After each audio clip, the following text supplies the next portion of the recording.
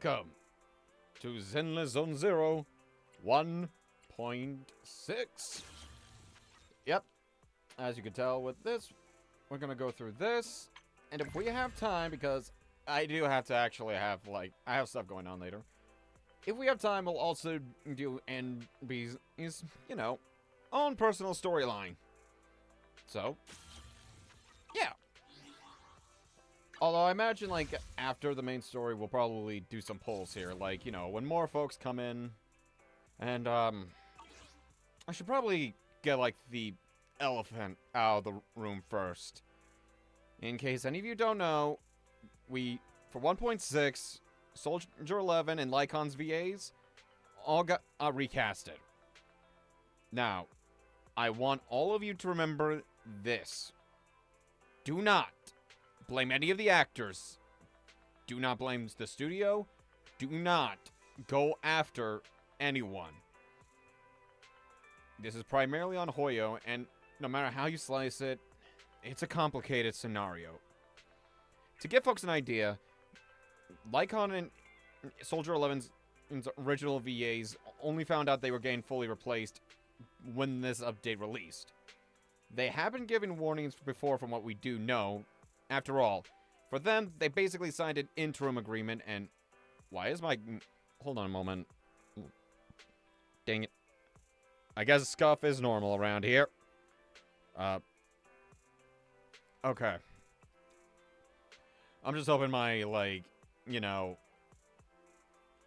my model isn't going, overly slow, but as I was trying to say, the actors didn't, essentially kind of are we don't have to work on certain projects without an interim agreement.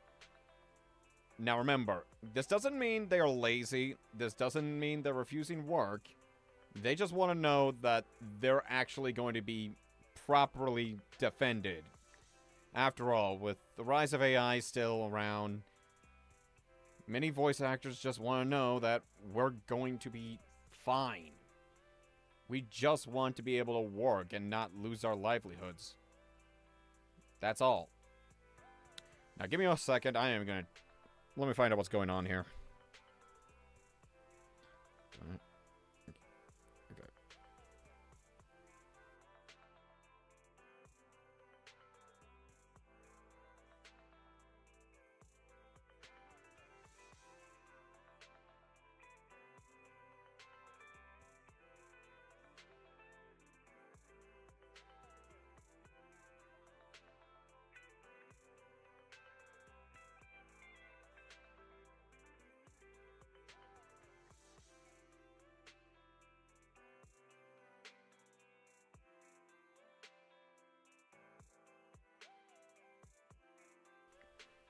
Alright. Okay. No more slowdowns here. Just wanted to make sure to get that out of the way. But now that I got that quick heavy thing out of the way, just remember, leave Sound Canes be and leave the VAs be, okay? Just leave them be. Thank you. Now, we'll jump right on in.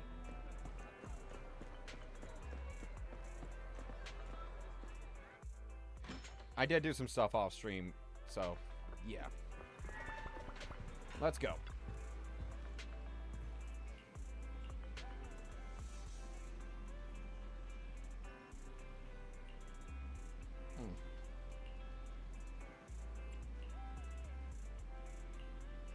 Huh.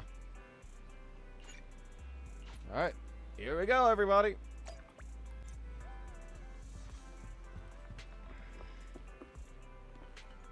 Ah, it's you. Apologies for the intrusion. I'm Hugo.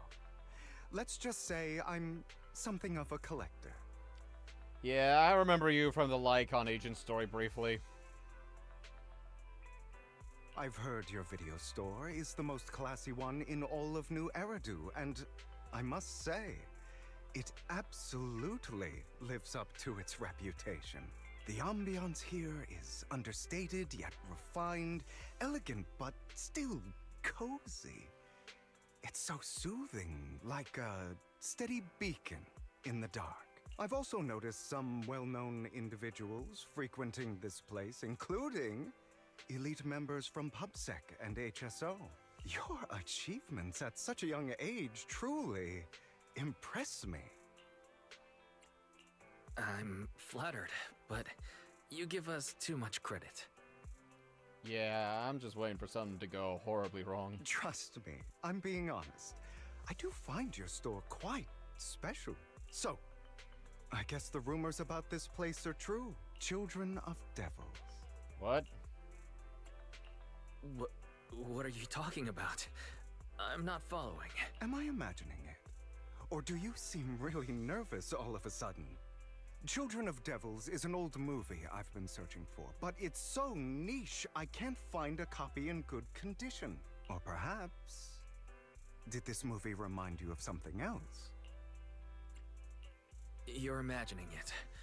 I'm just surprised there's a movie we haven't heard of. No worries. Like I said, this movie is rather niche. Despite the word devil in the title, it's actually about vampires. I'm sure you already know. Vampires were a popular fictional concept back in the old civilization. Typically, they are pale-skinned, well-dressed, exuding a mysterious and dangerous aura. But beneath their immaculate facade lie lethal fangs for draining human blood. Speaking from experience, I expect? Hey, I have played enough like Baldur's Gate and I've seen enough vampire stuff to really figure you out. Just don't tell me you sparkle. Because a real vampire doesn't sparkle.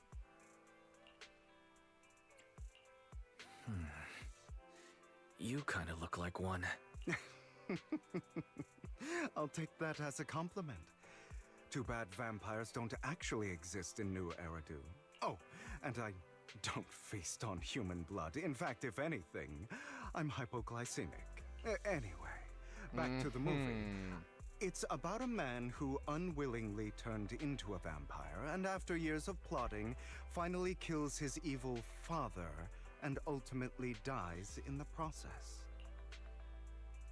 So, it's a tragic story. I actually think the ending is pretty good. At least he accomplished his goal, and death was just the price he was willing to pay. Well, it's a shame you don't have the videotape I'm looking for. I'll just grab a copy of every movie you currently have for rent. Oh. Oh. Well, I don't think they're gonna be, like, you know, missing out on anything for a while. No offense, but you're being overly generous. You don't have any hidden agenda, do you? I understand the skepticism, but I simply wanted to express my gratitude for discussing such a niche film with me. Your store is like a collector's gem in itself. Please, consider my payments here as an investment in a collector's prized find.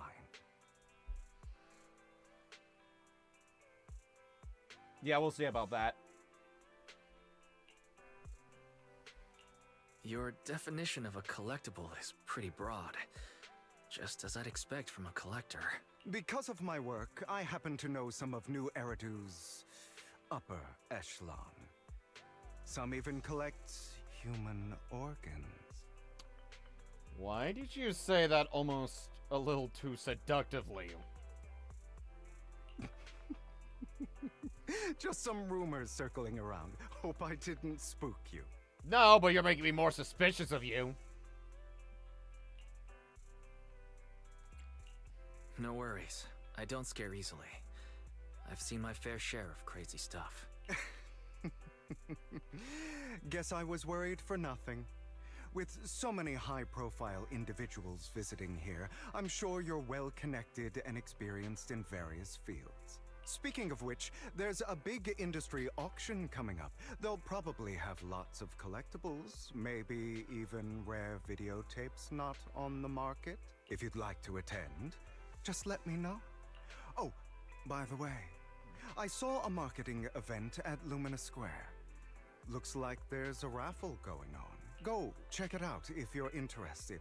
Maybe you'll stumble upon something exciting. Especially at a place so close to the upper class. After all, there are always secrets hiding behind the light. Well, that part is always true around these parts. Well, thanks for today. I'll take my leave for now. Until next time, my precious friends.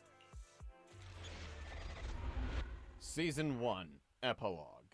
Bury your tears with the past. 8.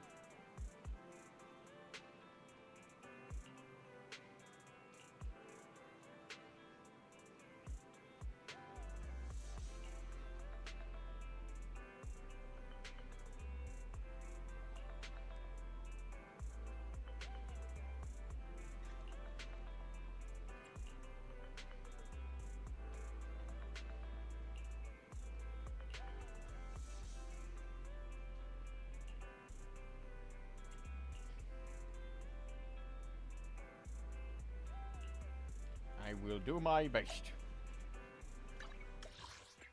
To Lumina Square! With a teleportation.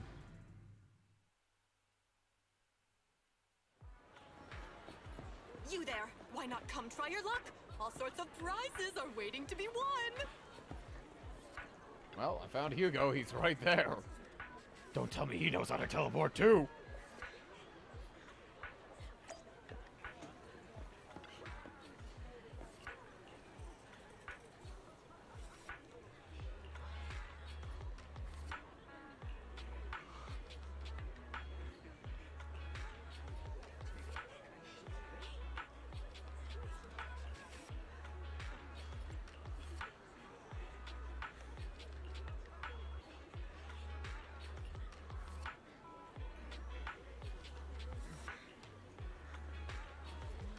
Okay, and... Do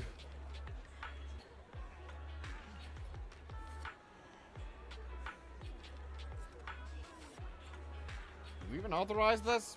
Like, you sure you're not just acting like a little spoiled brat?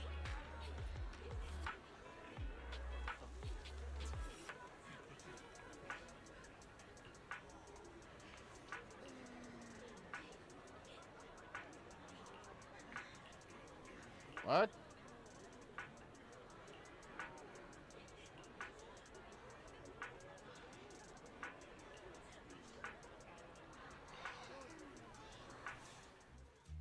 This guy seems arrogant.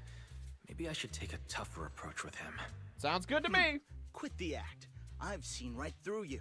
You may look harmless, but I know you have a secret identity. Your crafty skills have caused headaches for countless people. Not to mention, you're revered in your field. Everyone knows who you are. Your true identity is a member of the most infamous band of thieves in New Eridu, Mockingbird. Nonsense. I'm a law-abiding citizen and haven't done anything wrong. Yeah, you can't prove a damn thing. I'm just chilling all the time. Exactly. If you're so confident in your judgment, why not call PubSec?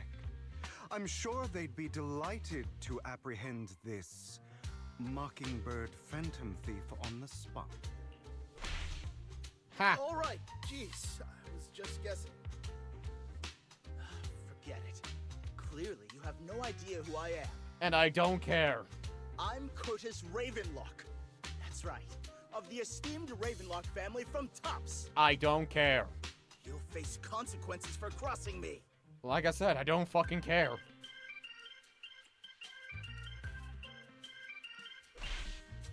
Oh no, I've upset a powerful man. I'm so scared. You're not going to silence me, are you? Don't be ridiculous. I wouldn't go that I was far. just trying to do that as a Just mocking keep thing. it in mind and know your place. A guy with such a massive ego probably can't pick up on subtle sarcasm. Yeah, you're right. I should have just been more upfront. You're an Anyway, idiot. You were the only one next to me when I lost my wallet. It has to be you. Just admit it. Listen, you can't just throw accusations around. You'll be held accountable for what you say. I did not steal your wallet. But if you insist that I did, let's go to PubSec together. Of course, if you can't prove it, I'll be pressing charges against you. Bitch. Press charges? That's a bit too extreme, don't you think? Looks like you found the right approach to deal with people like him. Yeah, people who are so arrogant and egotistical, usually, you hit them in their egos, and they will crumble. And if they still continue on, you keep doing it anyway. Why? Because eventually, their egos will fall apart, and they become a little blubbering mess, or they become rash. How do I know this? I don't really have one. I legit don't really have much like an ego, really. Like, I highly admit it. Like, if you ask me, I'm like one of the most, like, easy to mock folks possible. And I'll just take it on the cheek, really. Call me annoying? Yeah, probably. I mean, call me out and being, weirdo? Yeah. I mean, depends on your term. I'll still pretty much, like, defend myself if you're throwing out horrendous accusations. But if it's just something like, what is this guy and his weird voices? I'm a voice actor and a VTuber. I am both. In any case, my wallet is missing. It had a ton of Denny's, so someone's got to answer for that. No one's responsible for your wallet except you. Let's be real. You're just trying to shift the blame. You! No one's ever dared to speak to me like that before. Ha! Well, that's what I do, bitch! Also, I'm just drinking water. Clearly, your accusation is baseless, Mr. Ravenlock. Your outfit, while elegant, shows unironed creases and noticeable signs of wear. You've likely worn it for a long time. Plus, the wet ink on your cuffs suggests that you rushed straight here from your workplace. Likely so you wouldn't miss today's raffle. All in all, it's clear you're not well off and quite careless. Chances are you lost your wallet yourself, and it probably didn't hold much cash. Is that why you jumped to accuse others? Hoping to leverage your family name to make a quick Denny? Ah. That's utter nonsense! Regardless, you owe this person an apology. Damn it! You'll regret this. Just you wait! Yeah, sure. I really hate it when innocent people are wrongfully accused. But it's all over now. I hope it didn't ruin your mood. I still have some doubts. Did he really just drop his wallet? Regardless of what really happened, he got what he deserved. He should have known what would happen the moment he falsely accused you. People like that should have a taste of their own medicine. That sounds fair to me. Unfortunately, we don't usually see such fairness in our world, do we? Well, he's not wrong on that one. That's why sometimes I don't mind resorting to unconventional methods to right the wrongs. Well, I mean, there is a limit to unconventional methods to right wrongs. But sometimes, as long as it's not actively hurting people generally, sure, go ahead. You seem to be implying something. Don't tell me... A good movie never spoils its ending. But feel free to speculate. Anyway, it was nice running into you. Please, accept this raffle ticket to mark the occasion. May it keep you away from shady people and situations and bring you good fortune.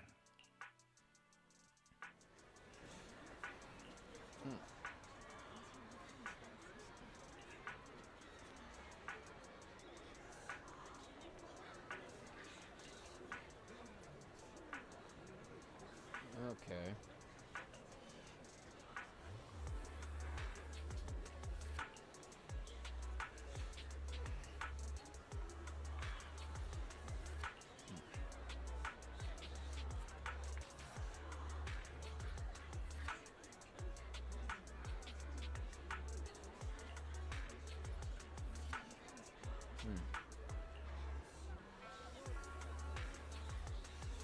I mean, I'm just sticking with like Bellabolic Industries, Victoria Housekeeping and such, so yeah.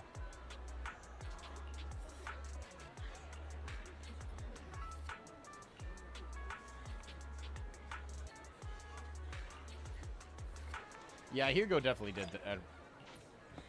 Okay, so Anyone else Hugo want to definitely did. redeem? So Hugo definitely stole the guy's wallet and then placed money around everyone else's pockets. I'm gonna still keep my eye on him because, after all, you can do some crazy good deeds, but there's always a little more to people.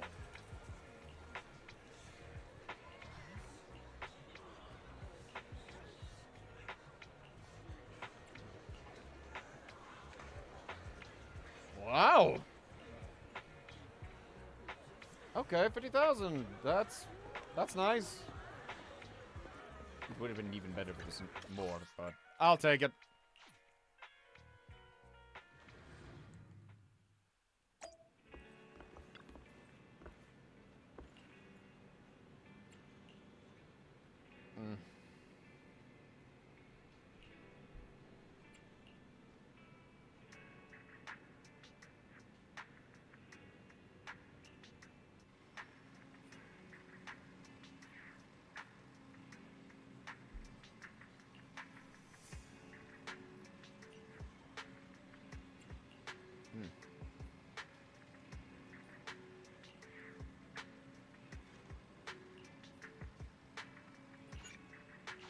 Yep. We're just going all in right now. There's the Lycon. Master Proxy, my apologies for disturbing you. Are you available at the moment? I have some important matters I'd like to discuss with you in person.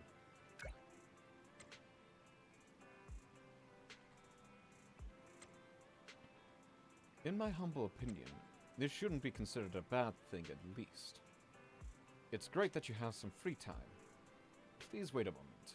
Ellen and I will visit the video store in 5 minutes.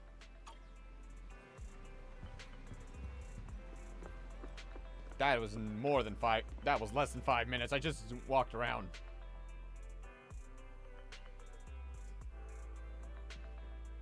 Oh?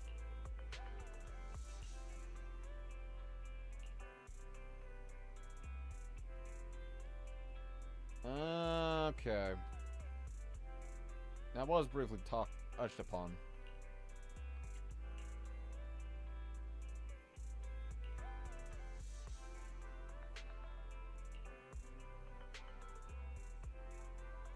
Well, it does make some sense, you know. After all, like, back in when we did first get introduced to him, when we were finishing up that, you know, which I believe would be Chapter 2, I want to say, is the right term. 2 or 3, you know? Either way, the chapter where he actually got introduced to Victoria Housekeeping, it did end with him, like, wondering if we knew much about the sacrifice, and whether or not we are to still be trusted. So, interesting, we'll get to know more.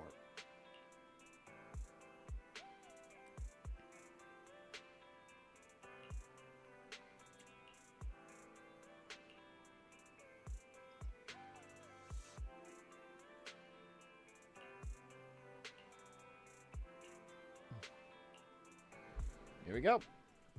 They're here with me now, sir. I'm glad to have the chance to speak with you, young'uns.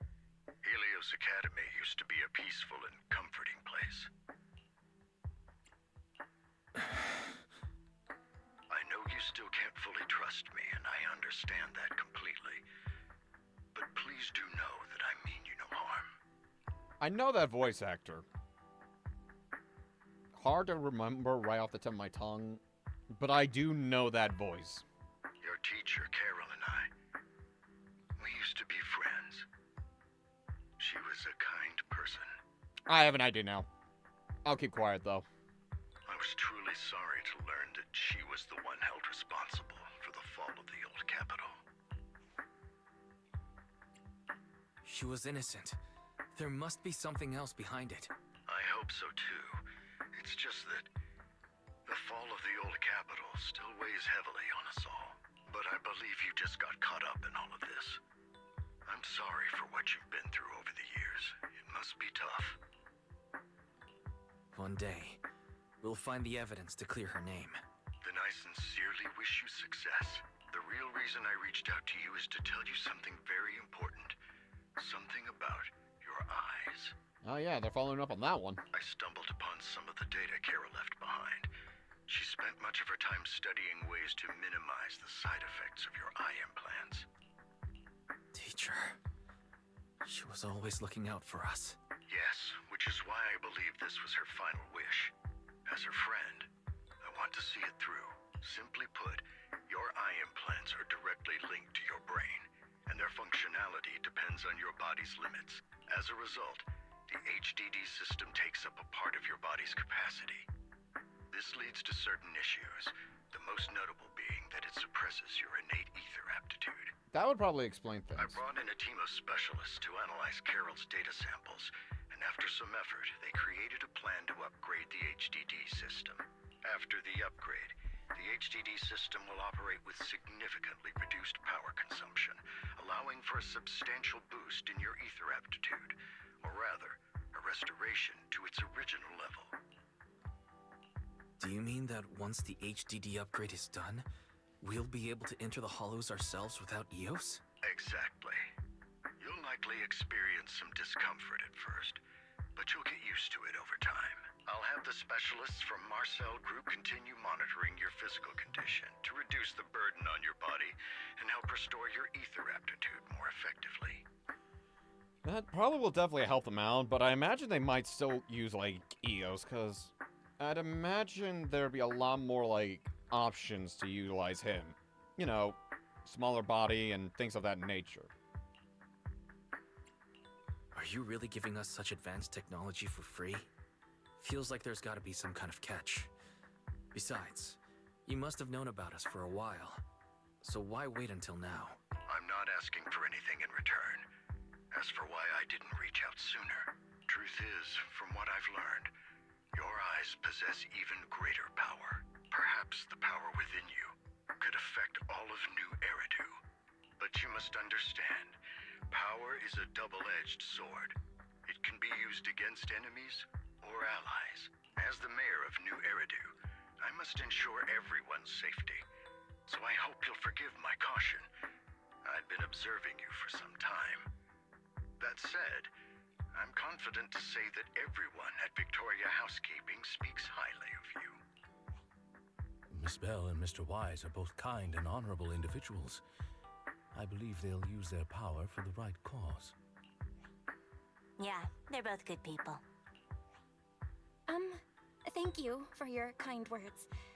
Even though we have no idea what this power is. You're not just making it up to get our hopes up, are you? Of course not. It's just that I don't have much information right now. I'll let you know as soon as I do. Well then, I'll let Lycon assist you with upgrading the HDD system. Rest assured he'll guide you through everything. You should be able to follow him with your knowledge. If you would follow me. Let me know. I do think the new VA works. I do miss the old one. So again, just leave the VAs be. Okay? Okay.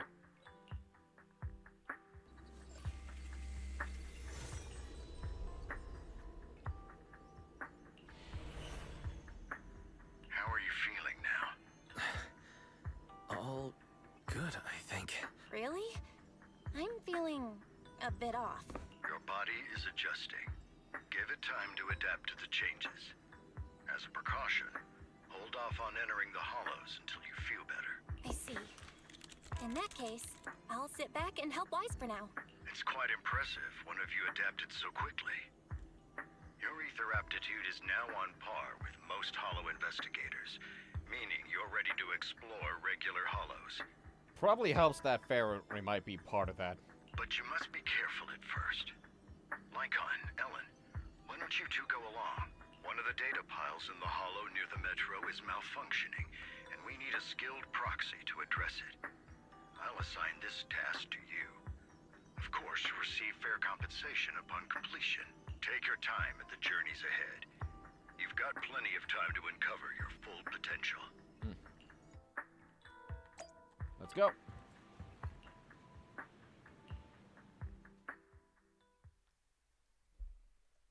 Vámonos.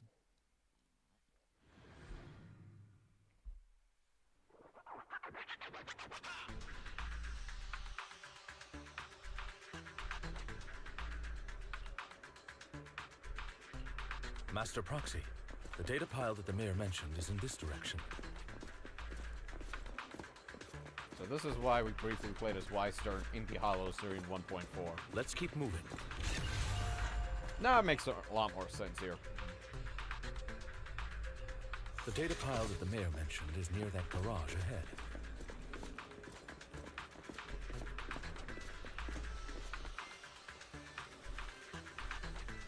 What a pain. There's nowhere else to go. We'll have to move the train.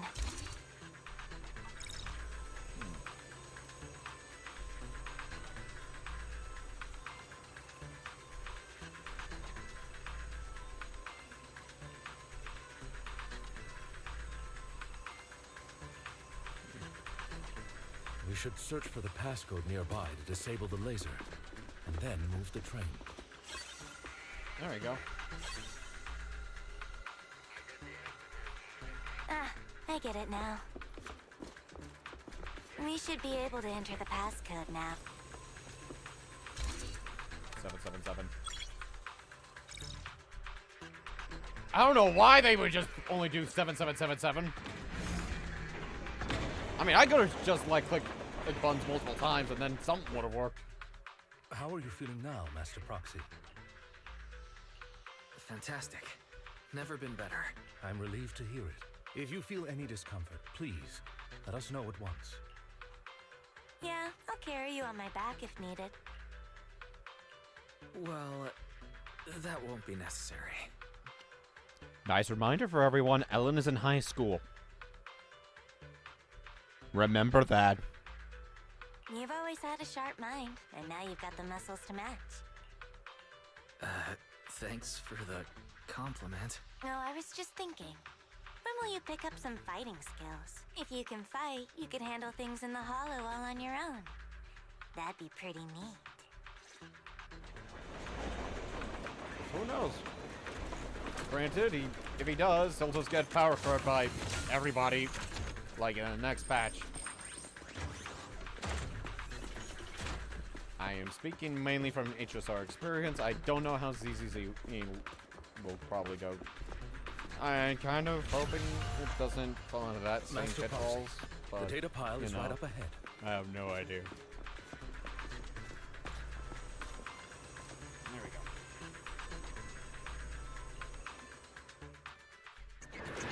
go. Worry not, Master Proxy. We'll ensure your safety.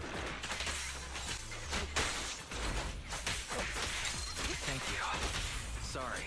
I still need you guys to protect me. Seems like I'll need to work harder.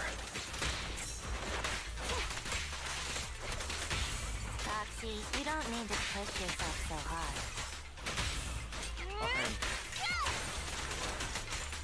Booyaka.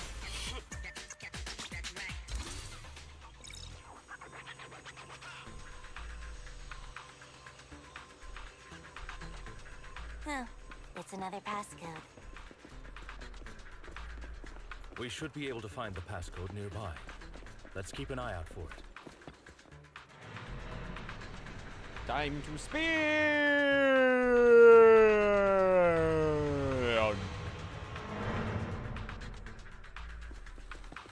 There we go. Maintaining the data piles in the hollows requires a proxy with the utmost professionalism.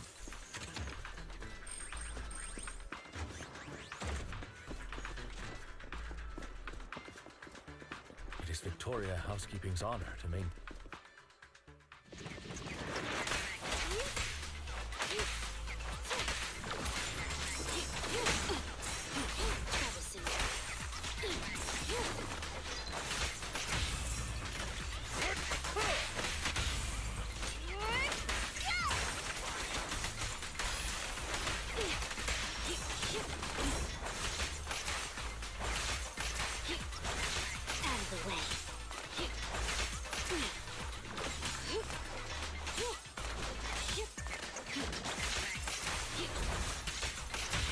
Got him.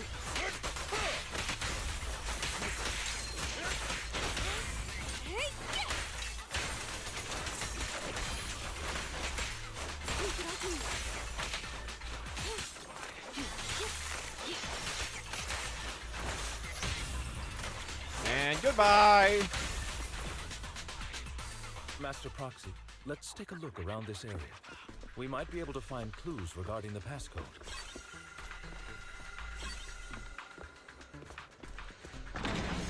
Zero. Proxy's moves seemed more fluid in that last battle.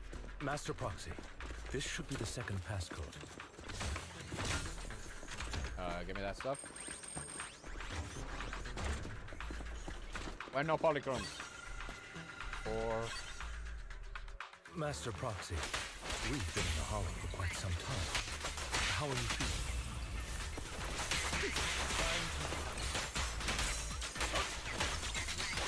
I feel fine. Nothing unusual, actually. Let's hurry it up. That's good to hear. After all, this is the first time you've entered the Hollow since the system upgrade. Best not to overdo it.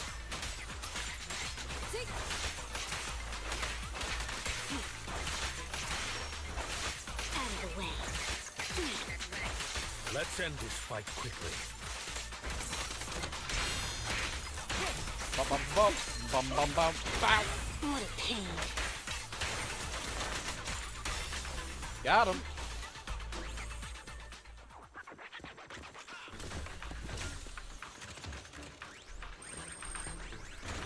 Thank you.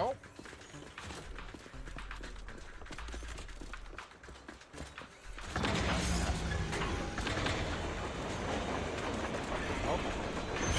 Give me that.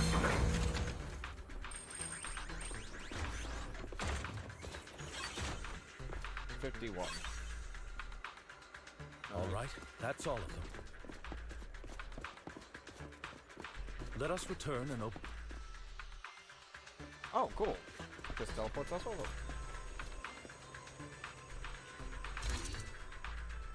Alright, 0, 4. Oh, that was it? Okay, I thought it was just gonna be a little more complicated, but alright, I guess just... That's it?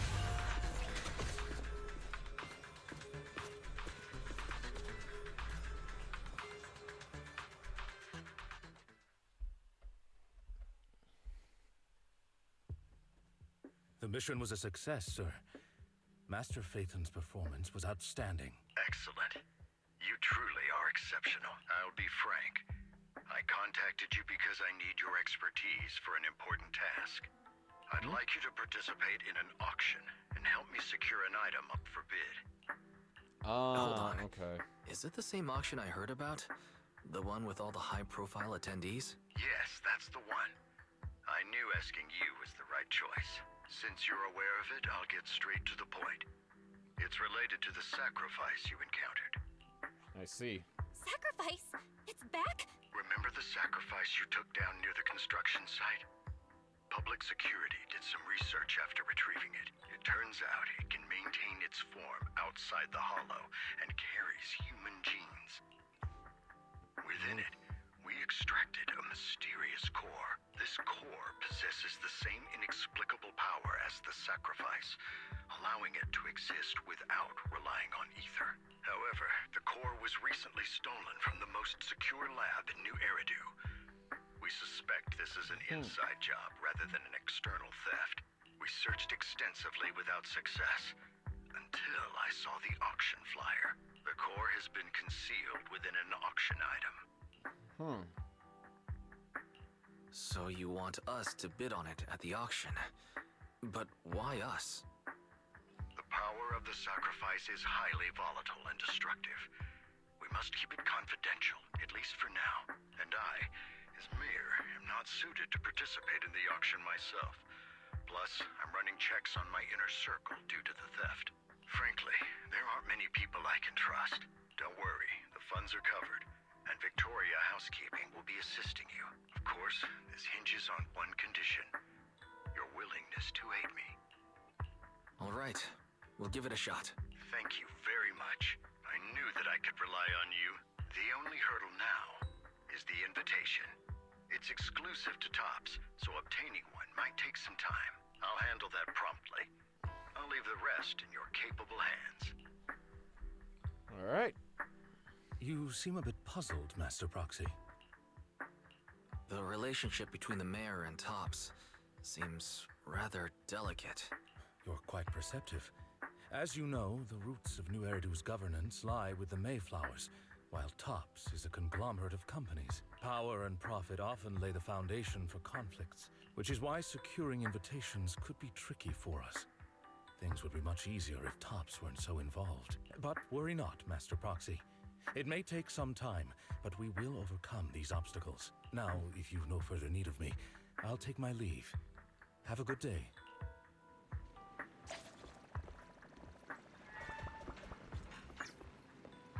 How much did I... A little bit. Cool. Didn't the collector Hugo mention if we wanted to attend the auction, we could give him a call? But he didn't leave us his contact information. Odd, right? If he wanted us to contact him, why not leave a number? Did he just forget? Maybe he left a puzzle for us to solve, like in the movies. You've been watching too many movies, Wise. We need to separate fiction from reality. Well, you never know. Come to think of it, Hugo did leave us a raffle ticket and said something weird. He said something cringy like, "There are always secrets hiding behind the light." Wait, don't tell me. I Wow. get it now. This guy watches way too many detective movies. Anyway, let's try contacting him. Aha, it's you! The manager of my favorite video store. Glad you've cracked my little puzzle. I've been waiting for you to contact me. I was worried I might have left a bad impression. Actually, I have a favor to ask. About the auction you mentioned. Could you secure 2 invitations for us? Ah, so you'd like to attend the auction? I'd love to assist, but unfortunately, I have some tasks at hand. But if you two can help me with my current task, I should be able to find time to get the invitations you need. What kind of task? Is it something I can handle? Nothing too dangerous, I hope. Don't worry, I would never put you in danger. Let's discuss the specifics in person. I'll wait for you at Do Gardening Shop in Lumina Square. I'm keeping myself on guard. I'm keeping myself on guard. You never know with these kind of folks. You've arrived, my friend. Punctual as... Yeah, I know how to teleport.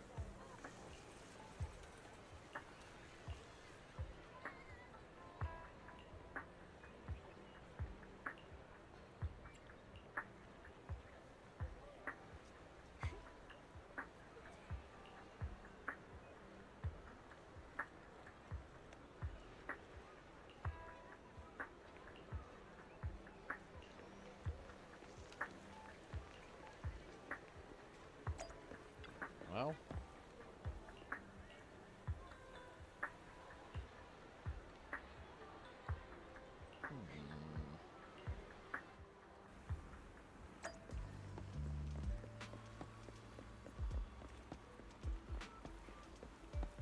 Oh, I thought I could go through here.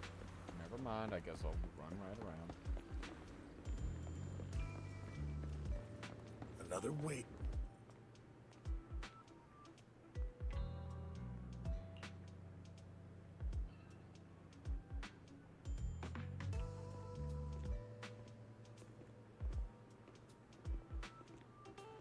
Sorry, the music is a little bit of a vibe right now.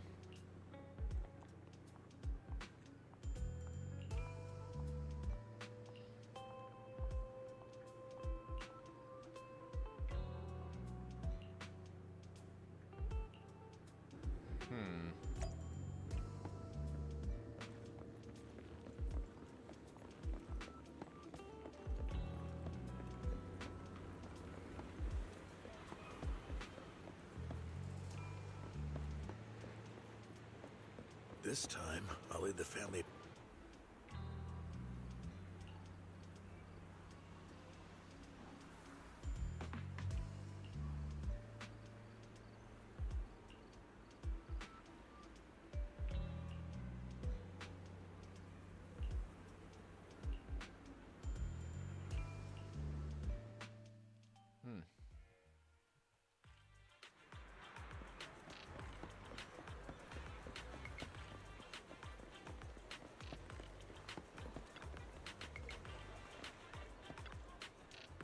Alright, I got the info. Good day, manager. Wonderful to see you again. You're as sophisticated and charming as always. About our previous discussion, I assume you've made some progress?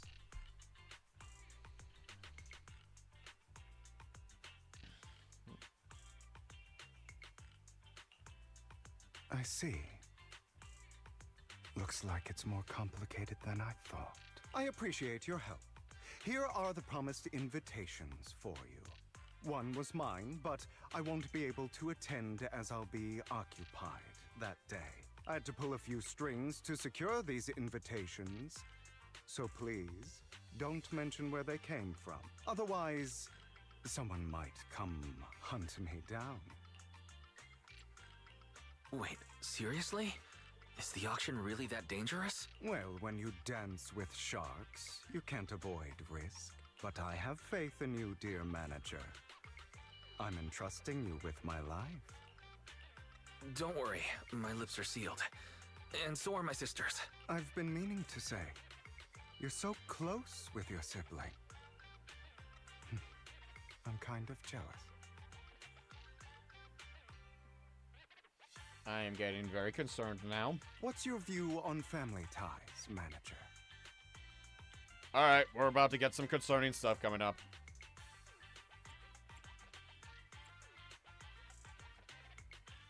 It's a bond you have to maintain carefully. Even as family, we might not fully know each other. For example, our... someone who was like a mother to us, loved us deeply, but also kept many things from us. Mother.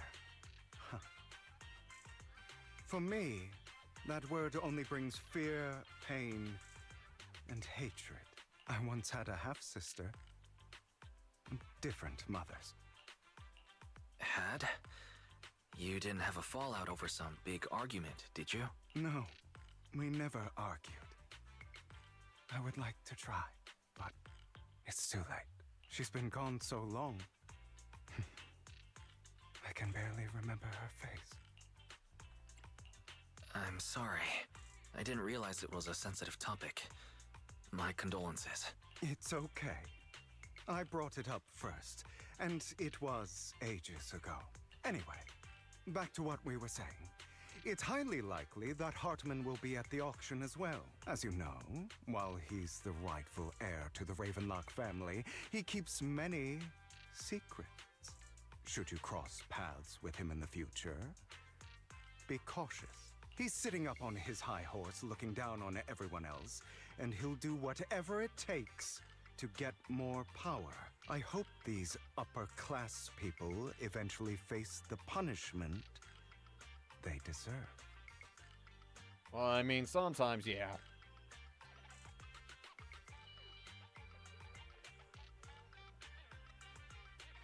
Well, I'm not gonna go into a long spiel. Like, I'm good. Too bad the scales of fate lean one way or another. Unless someone steps in to tip them back. I digress. That's all for today. I have some errands to attend to, so I'll take my leave. Have fun at the auction.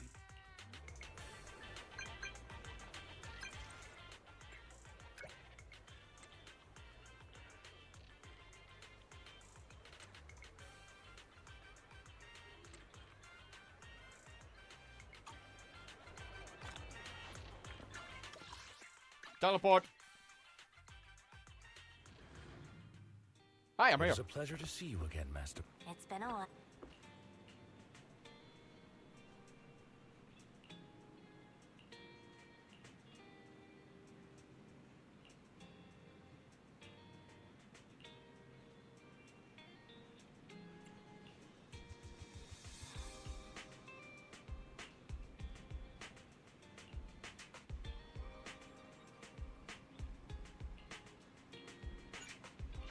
Here we go.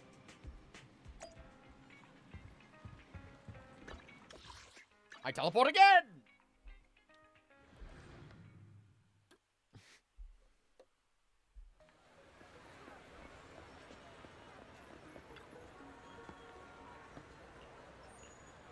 Sure.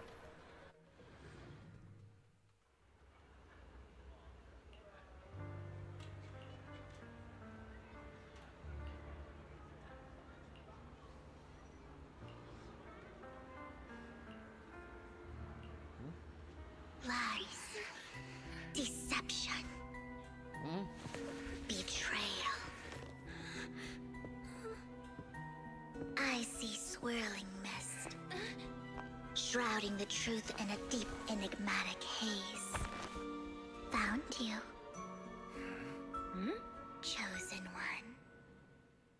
Chosen what now? I'm not in Star Wars! Oh, hey, light gun. Anyway, what? You are exactly as I thought you'd be. Chosen one? What's that? Sounds like something from a tacky novel that was popular a decade ago. Words can only convey so much, so it's understandable if what I say doesn't make sense to you now. But you'll know what I mean soon enough. Young lady, I know you might think I'm lying, but I'm telling the truth. That item was my late husband's keepsake, and I had to pawn it due to financial difficulties. But I can't bear to see it auctioned away to who knows where. I'd never be able to get it back. Please help me bid for it. There's a hidden flaw in that item. If you point it out during inspection, it will be withdrawn from the auction and returned to the pawn shop. That way you won't have to pay for it. In return, I'll offer you some compensation. It may not be much, but it's all I can manage. Please. Mom, please don't cry. Your story might be genuine, but your intention is not. Besides, this has nothing to do with me. Your misfortune is not my concern. Young lady, you don't look like you're struggling for money. How can you be so cold-hearted? I'm sure this refined individual here feels the same way. Huh? Are you referring to me? Yes, you! If you're willing, could you please... The auction is about to start. I'm not sure how you gained entry, but I'm sure you don't want to be driven out with your daughter. And you? Here's a little piece of advice. Don't let your sympathy easily sway you in an auction like this. Otherwise, you might get swindled. I'm Vivian, by the way. Pleasure to meet you. Hello. Dear guests, the auction will begin shortly. Please make your way. All right.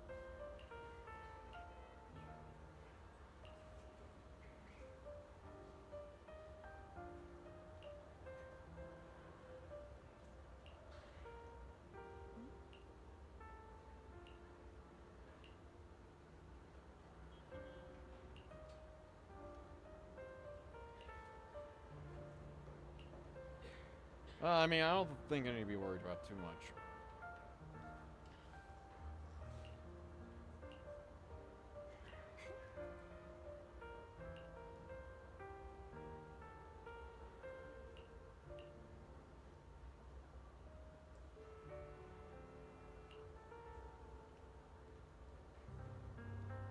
Okay.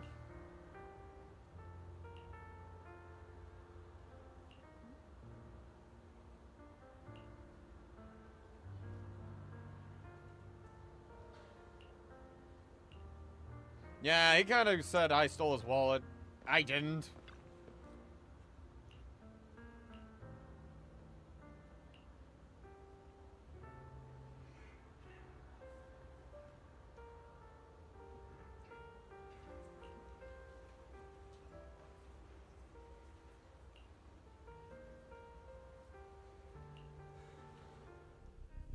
He may be from the Ravenlock family, but he's been entering the lottery in secret. His financial situation might not be too great right now. Ugh, what rotten luck. I didn't expect to see you here. I won't back down this time.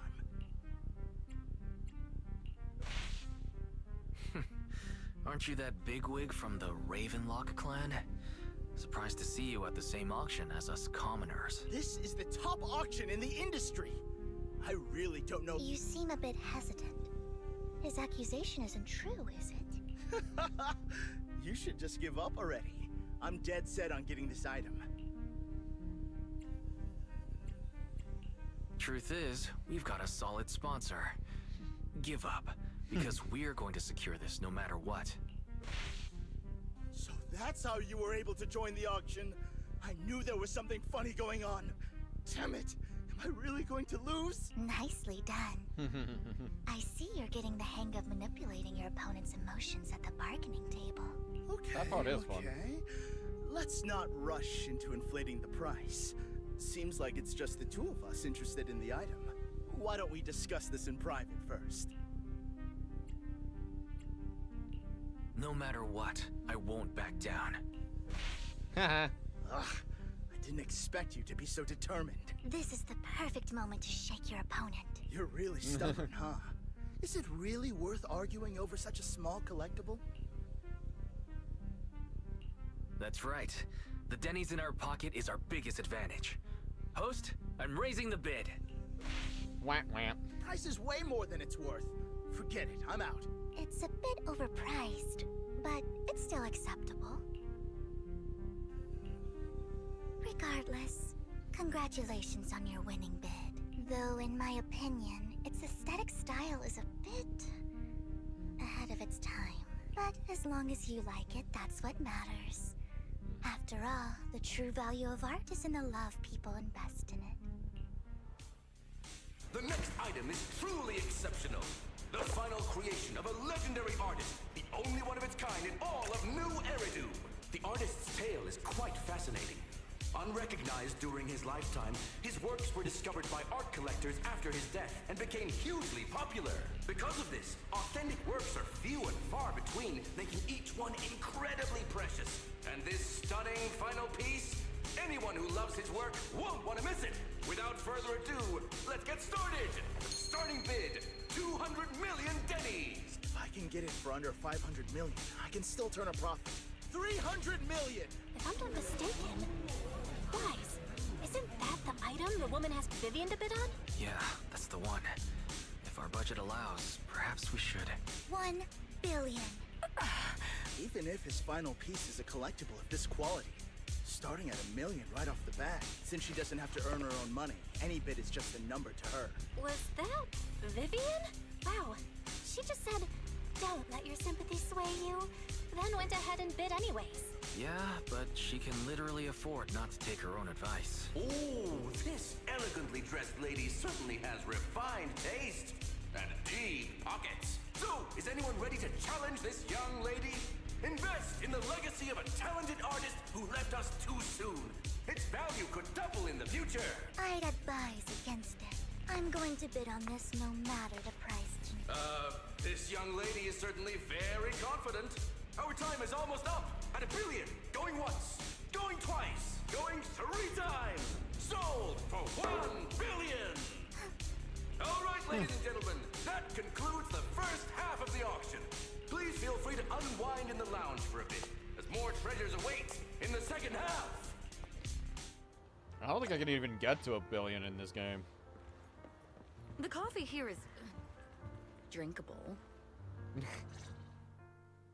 You have a strange look on your face. Despite her ruthless exterior, she's actually quite kind-hearted. Though you wouldn't dare think that, would you? How'd you know? How did you know? Looks like I hit the mark. Just to clarify, I didn't assist that woman out of kindness. Nor do I plan on giving up the item I just purchased, because it's nothing more than a common scam. Huh? A scam? So you're saying that woman is a fraudster? They'll tell you a tragic story, begging you to help bid on a collectible at a high price. They promise a reward and guarantee the item will be withdrawn from the auction, so you think you won't have to pay anything. But the reality is, once you bid, the deal is done. No going back. And you end up shelling out a hefty sum for something worthless. Huh. So why did you still bid on the item?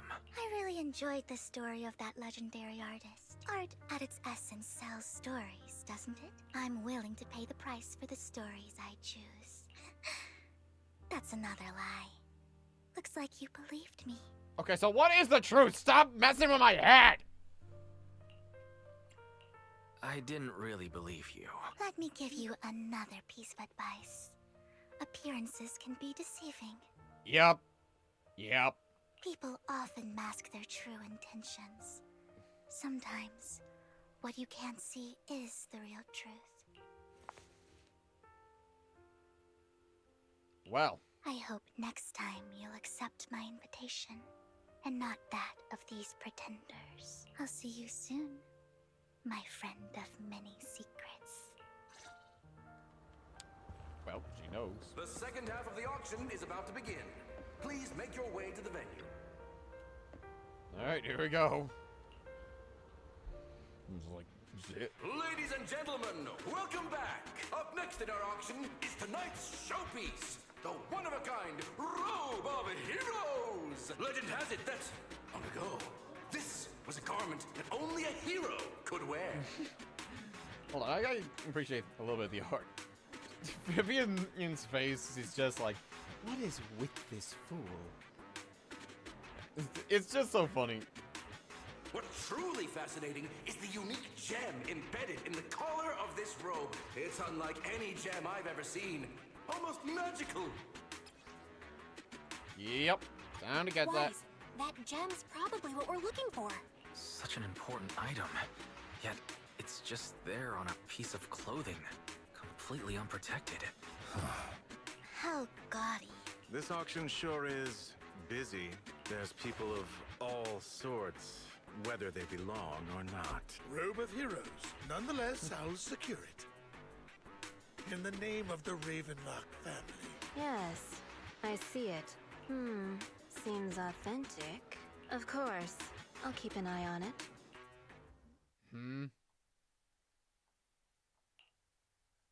I didn't expect this to drag on so long. I believe there is no meaning in continuing this senseless bidding war. Frankly, wasting time irks me more than squandering money. So, my friend, let's cut to the chase. What did you have in mind? This man is pretty shrewd. Maybe I should match his energy. Alright. All I want is that Robe of Heroes. What a pity. We both have our sights set on the same item. I'd suggest taking a less direct approach with someone like Hartman, lest he prey on your weaknesses. But I like being direct! There Alright. are more antiques in this auction than just the robe. Why rush into this? Fuck! I'm not a collector, so I'm not into In that case, how about we strike a deal? He called our bluff. The Ravenlock family always gets what they desire.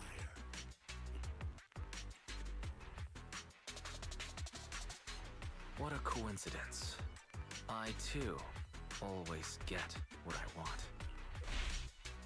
You're quite confident. You know when to stand your ground. Well done. My time is valuable, my friend.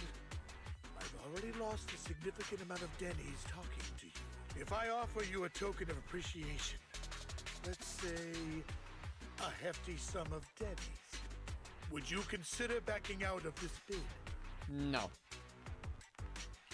In that case, if I were to give you a hefty sum of Denny's, would you back down? I fear my price is beyond your means. It's been a while since someone dared speak to me like that. All right, since I can't sway you, we'll have to settle this with our financial power. But let me be clear. No matter how high it goes, I won't back down. Drat. Though the mayor gave us a substantial amount of Denny's, I have a feeling it won't be enough to win against someone with this amount of financial power.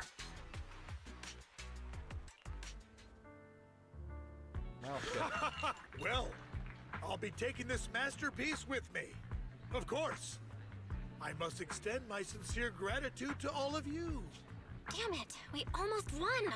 Ugh, Denny grabbing jerks. I got a message from Hugo. He wants us to look up?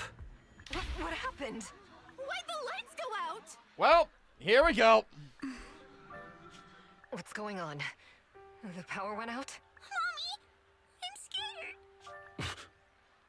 Ladies and gentlemen, welcome to tonight's auction.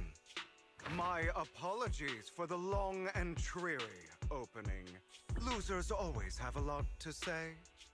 That guy looks familiar. Is that... What are you all standing around for? Someone deal with this intruder!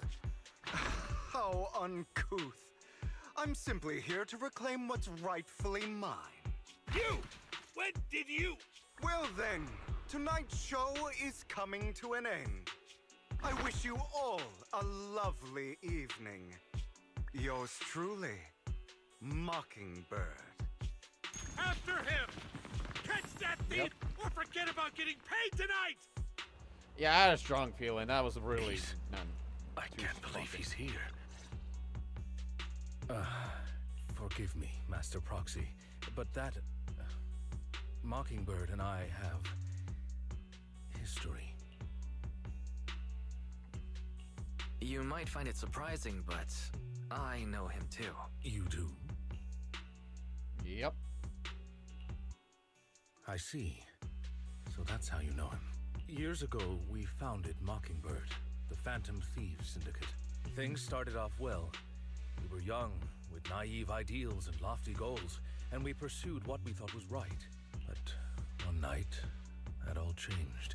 There may have been signs of what was to come, but no one noticed them at the time, or perhaps we chose to ignore them.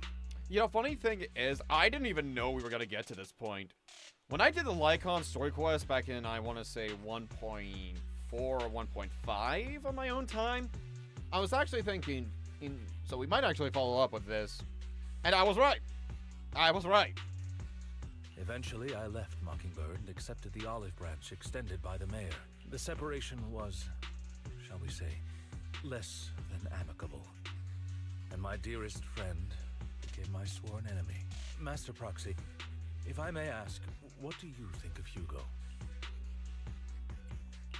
Though he helped us before, and he seems pretty nice, I can't help but feel something's off. He is a part of Mockingbird, after all. Mockingbird has changed from how we envisioned it.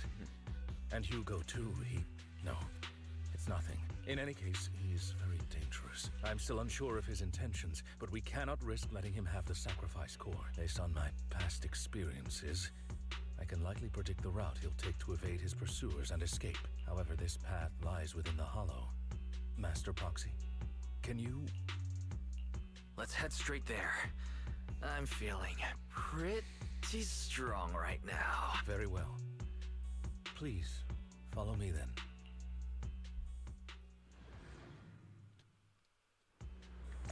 We move.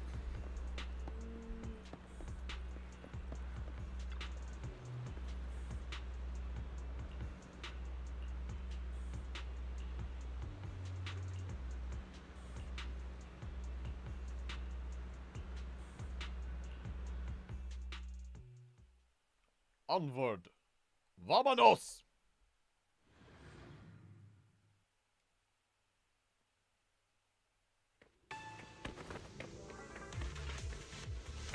Hugo, come back! As I thought, Hugo really is here. When we were still working together, he would often choose routes that were difficult to attack, yet easy to defend. Master Proxy, the layout of the fort is complex. Ethereals may jump out from any corner. I see.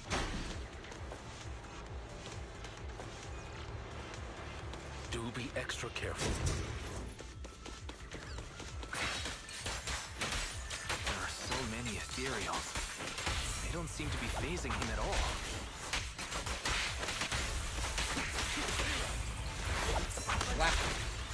Though I am loath to admit it, that man is quite form...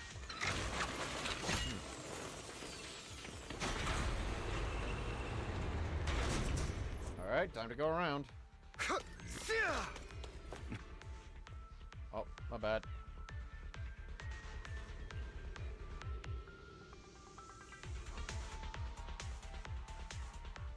Hey, Nori. We're currently in a main story bit, so no Nicole for a bit. But don't worry, I'll show her off to you. I'll show her off to you.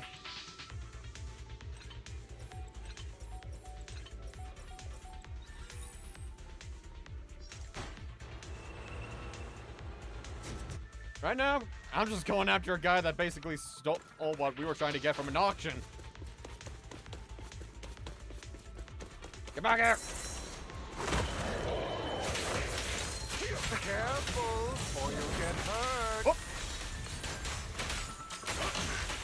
I'm not going to let you have your way. Okay, ow! Help me, I'm stuck! I'm getting... Proxy. That's one of Let me Hugo's out! weapons. Make sure to avoid it.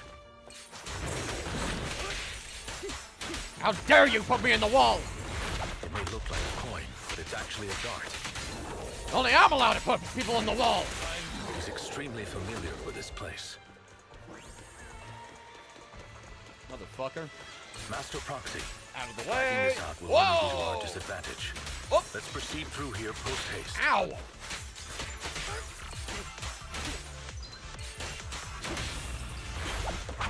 Slap him with some pancakes! Slap him with some pancakes! Stay calm now. The mechanism here isn't damaged. It's still functioning normally. Don't try to run away. Something's not right. It feels too easy, almost as if let us through on purpose. It's a trap!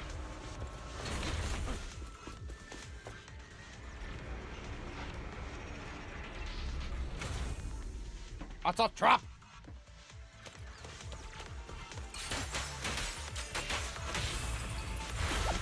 Hold on. Okay, cool. Stand still.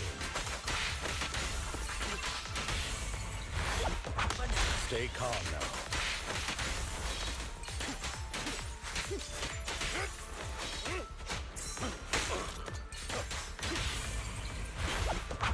Stand still. Got it.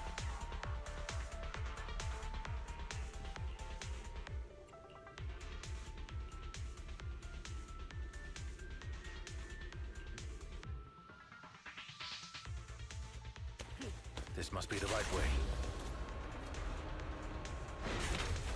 Not to worry, Master Proxy. We'll be able to catch up to him soon. Here we are. It should be this way.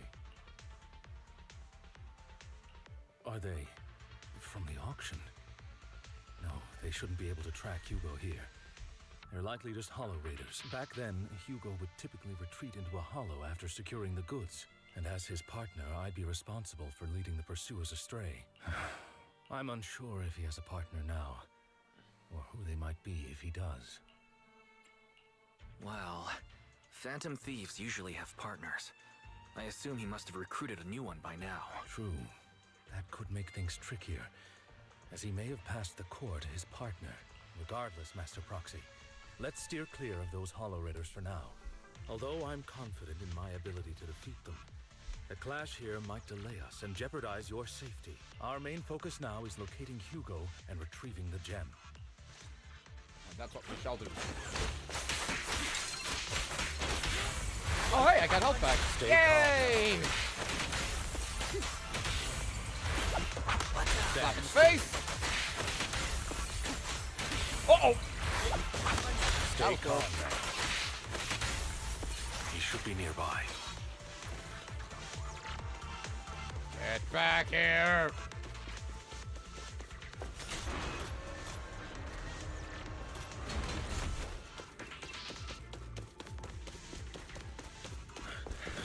Oh, cutscene. Here we go.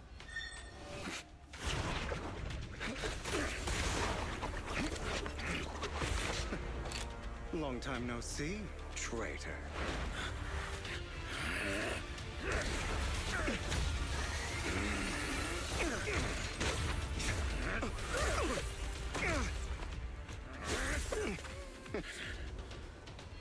It was you who broke the oath, not me.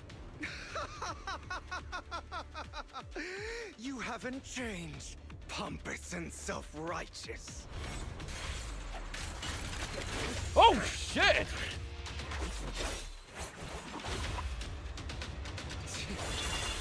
Oh, he got scythed. Oh, dear. You're beyond reason. Both of you, enough already!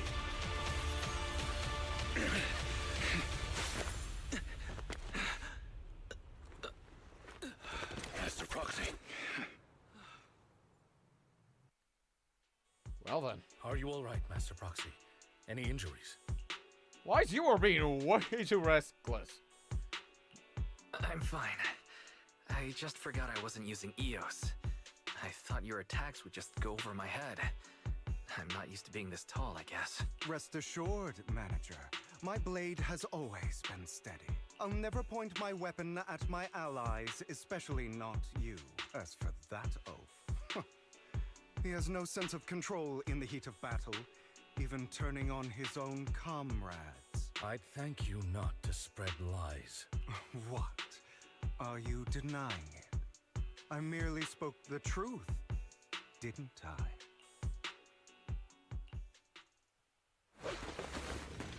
Uh-oh.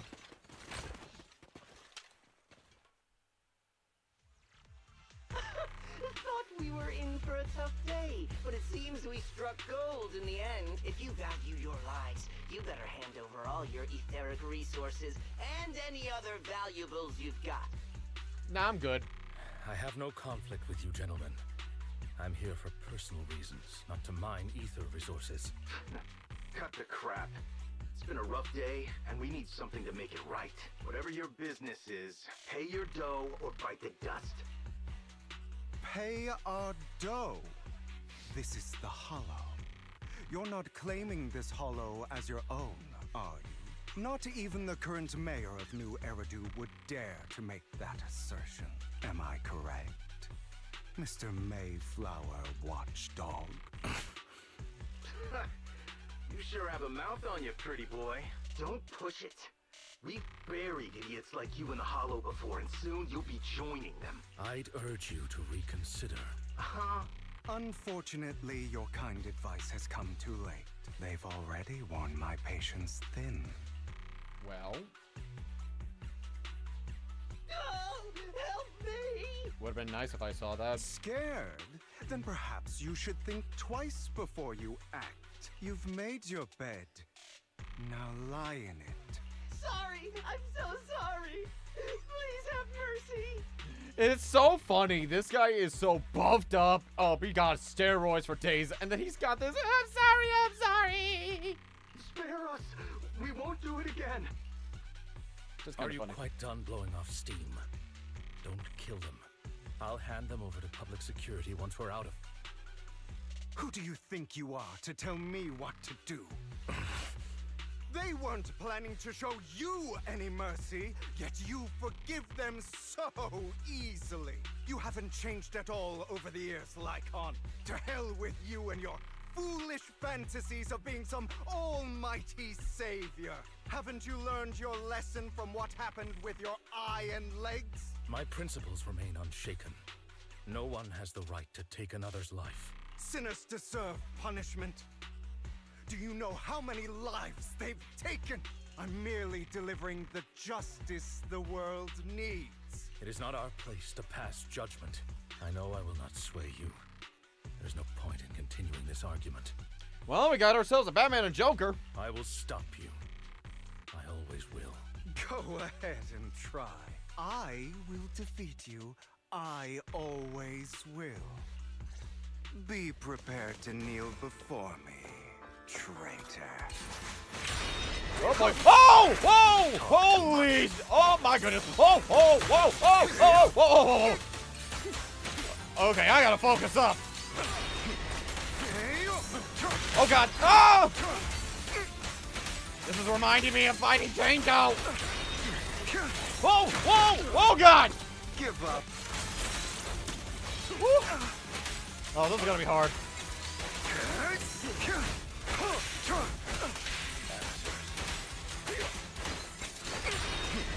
Whoa! Got him! Foxy, I'd advise against trusting anyone from the Mayflower family. Or their dog. Whoa! Do you two have to fight? Have you now? My apologies, dear manager. But I'm itching to teach him a lesson. Shut up!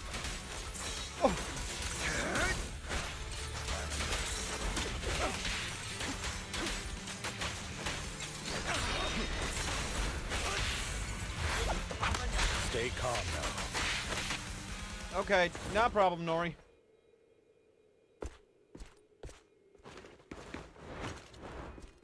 Well, he got away again.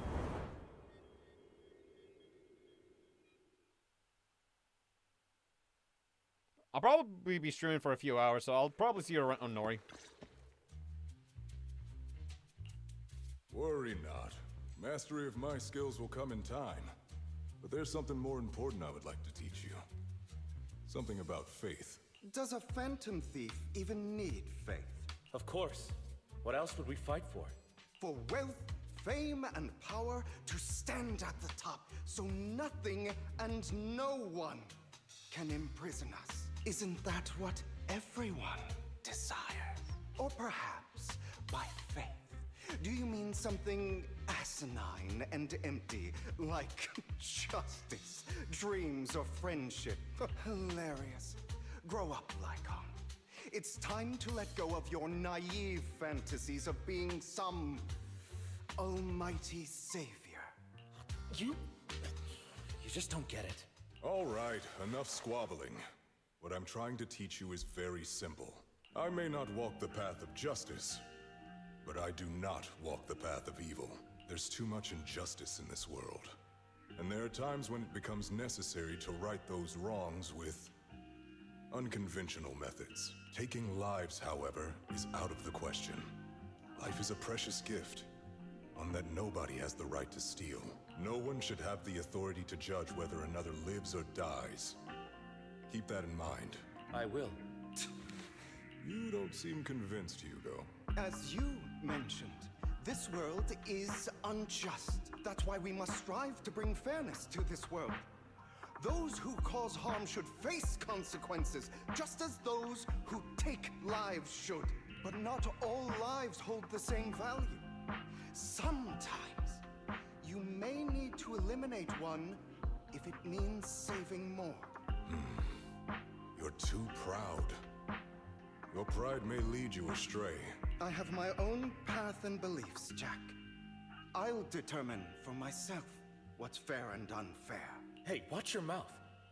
If it weren't for Jack, you'd be dead already. You're a smart kid, Hugo. Skilled too. You could easily take the life of a sinner. However, what if one day you found out you were wrong? What if that so-called sinner were innocent? Could you bring them back to life? I wouldn't make that mistake. To err is human. Everyone is bound to make mistakes. It's good you are open with your thoughts. I just don't want your troubled past to weigh you down, because your hatred doesn't define you. It only eats away at you. Are you okay, Lycon? You've been quiet for a while. My apologies, Master Proxy. I was just reminded of some past memories. Before Hugo and I founded Mockingbird, we had a mentor, Jack. He took us under his wing when we were in dire straits, imparting his skills and life lessons. But Hugo didn't agree with his viewpoints. Perhaps our paths were always fated to diverge. I've been curious for a while now. What caused you two to split? Mockingbird, faced numerous triumphs, but also setbacks, and one of them was a disastrous one. Hugo. You... Was this you? All this? So what if it was? Have you gone crazy? Have you been planning this all along? You'd bury all these lives in the name of vengeance? They deserve to die, especially my so-called father. I should have killed him a long time ago. Yeah. A really long time ago. Yeah, I had a feeling that whole, like, talking about that vampire thing was gonna be related to this. I had a feeling. You know what, Lycon? There's some people whose only purpose in life is to bring more suffering into this world. Sometimes murder is what brings justice back into this world. And for that, I must stain these hands in blood. Enough! I can't trust anything you say anymore. I'm leaving Mockingbird, now! Where are you going? Anywhere. Someone from the Mayflowers got in touch with me before. Are you mad? You know what those hypocrites in city administration are like. They're no different from tops. We fought them together all this time, and now you're leaving to serve as their lapdog. Are you going to turn your back on Mockingbird? Turn your back on me. The mayor is different from the others. But it doesn't matter. I'm not going to even try convincing you. As your friend, I'll give you one last piece of advice. Please, stop here. Otherwise, the day will come where your hatred and ambition will consume you. So I guess it was a future fight that caused the loss of the eye and leg. My apologies, Master Proxy, that you had to hear such an unpleasant tale. Hugo came from a powerful family, and his relationship with them was always strained, especially with his own father. So much so that Hugo wanted to personally put an end to him. After shouldering a mountain of injustice, Hugo ran away from home. That's when Jack and I met him, and that setback that Mockingbird suffered turned out to be intimately connected to his family. I had thought it was just a normal mission, when in fact he was plotting revenge. He took advantage of me and everyone else there. I do not mean to pass judgment on him and his decision, but I refuse to accept a partner who is willing to trample over other people's lives for their own desires. Yeah, that is the big thing. If you are to take revenge, you should make sure you realize it doesn't really mean much afterwards. And be careful, because if you're not, more people suffer. And it'll be because of you. Perhaps his family left a mark on him that continues to influence him to this day. In any case, Hugo still has the sacrifice core. We should contact the mayor to plan our next moves. A pleasure to speak with you again. Lycon has already filled me in on Mockingbird stealing the sacrifice core. I'll deal with it. Anything else we can do to help? I mean, we didn't manage to complete our mission. No. You've done well. It's just not appropriate for you to get involved in what's to come. We've been through far more dangerous situations. Plus, we've dealt with Mr. Mockingbird before, so maybe we could help you. Really, I appreciate your kindness. It's just... Very well. Seeing as you're all people I know I can trust, I'm going to be frank. Not long ago, I received a letter declaring criminal intent. Sir. Lycon, I know you don't want to place them in danger. I feel the same way. However, I believe they deserve to know the truth. That letter threatened to use a sacrifice to take vengeance against the entire city of New Eridu. What do you mean by vengeance? I believe the person, or the organization, who sent the letter is planning to use the sacrifice to mount a large-scale attack against the city. Everything we've uncovered so far seems to support this hypothesis. As you know, the sacrifice's true power is a mystery and cannot be controlled. If anyone attempts to use it as a weapon, this is no small issue. If this gets out, it'll send the public into a panic. Please promise me you'll keep things confidential. Then let us help out. We can do our part too. But, it's like I said before, it'll be too dangerous for you. Whichever way you look at it, you're still citizens of New Eridu, and as mayor, it's my duty to protect you. Plus, Carol would be furious with me if I put you in danger. If she were still around. Anyway, I'm not at liberty to discuss this matter any further. Please rest assured that we will handle things properly as the administrative authority of New Eridu. That's right.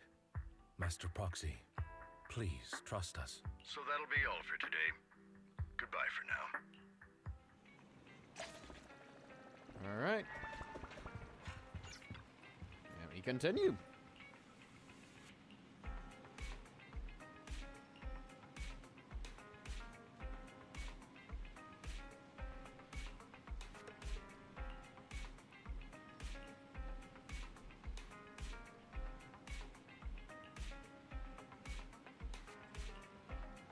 Bruh.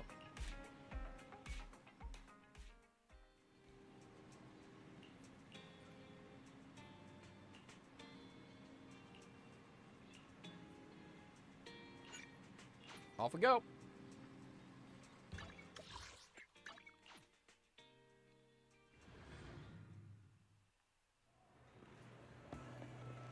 I'll have to work overtime to finish this mission report. You're Hey. here. Hey, G1. G1, my bad.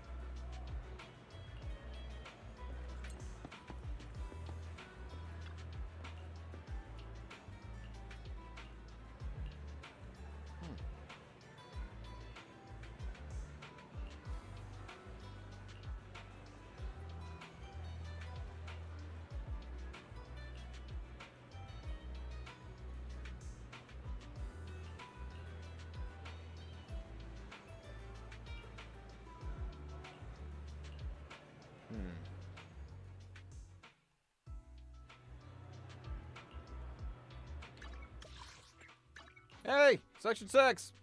You guys know anything?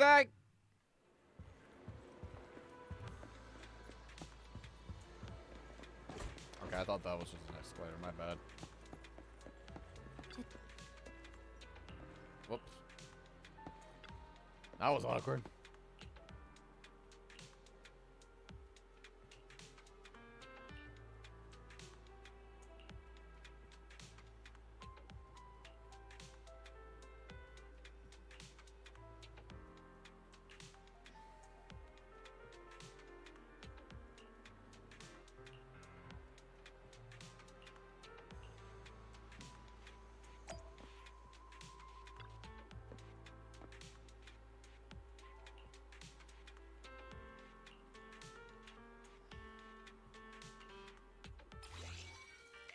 Alright, here we go. First time in the main story, we get to do this, I think. Or at least in a while. Because a lot of the time, we just wind up doing this during, like, side stuff and, you know, overworld.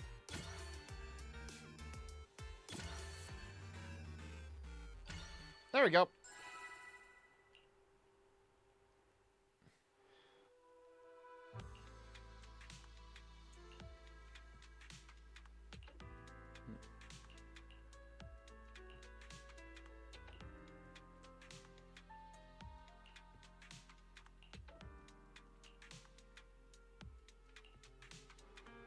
All right, let's hear it. All right, let's get started.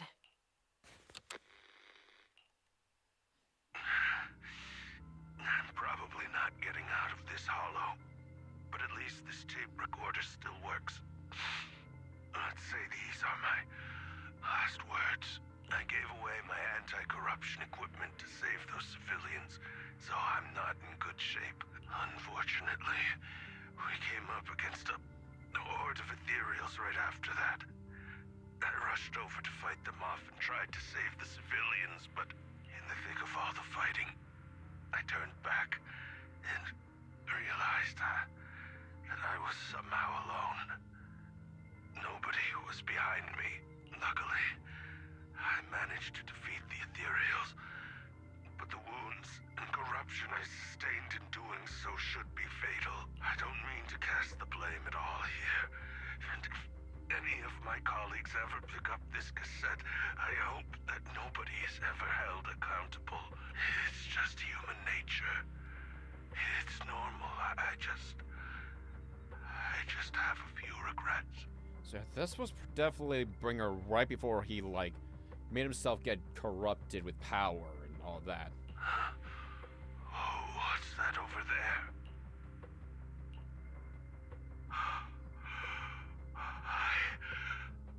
I've seen a miracle. Yes, that thing is right.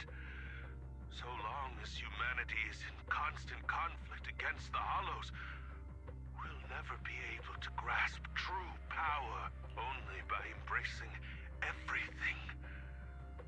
It's the only way. Only by embracing this power can everyone survive.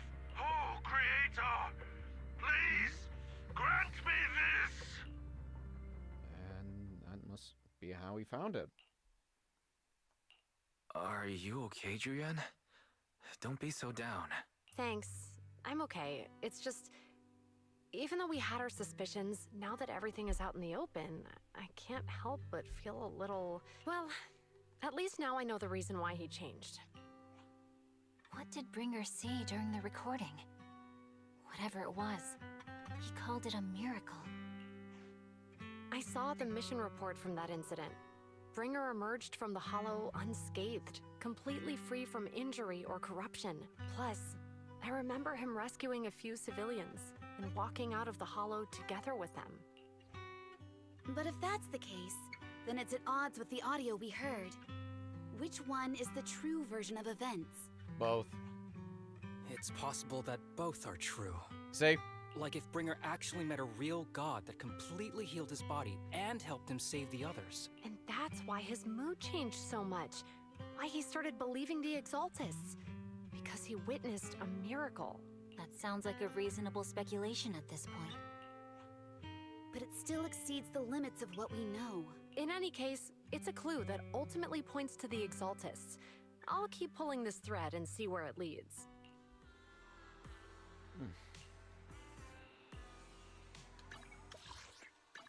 Yeah, the Exaltists are going to still be a large fight. And what are you doing here? I've been waiting for you for quite some time. We meet again, Master Proxy. I imagine you've already managed to gain some info from the conspirators about some people who wish to use sacrifice to launch an attack on New Eridu. So you know about that? I only just found out myself. Because I've been watching you this entire time. I know many things. But unlike those hypocrites, I'm willing to share info with you to show my sincere hopes of working together. I need to find Bringer's belongings. Bringer's belongings? Did he even leave anything behind? Oh, he did. I have complete confidence in my intelligence network. All the more reason for you to work with me. You've probably already guessed, but what Bringer left behind will be crucial for cracking the alleged sacrifice attack. Find it, and we'll finally know what they are after. Who do you mean by they? The Exaltists, of course. They're always lurking whenever something related to sacrifice comes up. Actually, the Exaltists and I, we have a bit of shared history. I'm going to make a guess here and say that Vivian and Hugo may know each other in some way. Remember, little sister that he could not really remember for so long. It's possible. I could be wrong, though. But no more than that until you officially agree to work with me. Alright, I agree to work with you. Splendid. I like people who don't mess around. By the way, might I ask, you're not proficient at in-hollow combat, are you? No, I can't fight. As I expected. Not to worry. You're an invaluable proxy. All I require is for you to guide me. I mean, not even my darling Lord Phaethon can fight in the hollows. What? Hang on. What did you just say? Your darling Lord Phaethon? That's right. The best proxy in all of New Eridu. Lord Phaethon.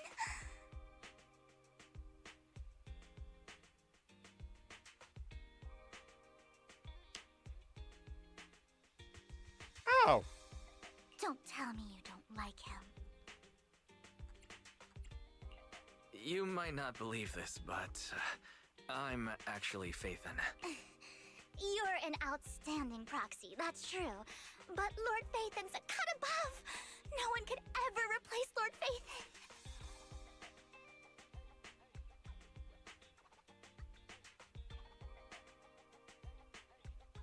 Don't look at me. I'm not here. I'm not here. But I know how you feel. You're actually one of Lord Phaethon's fans too, aren't you? So he's your biggest role model in life and you hope to become just like him, right?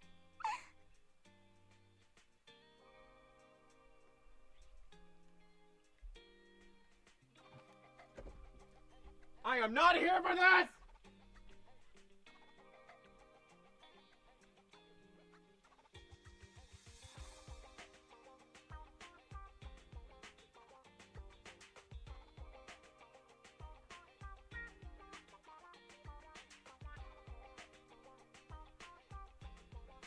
Here.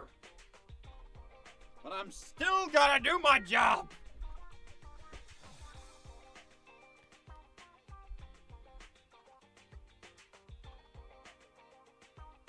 I hate it here.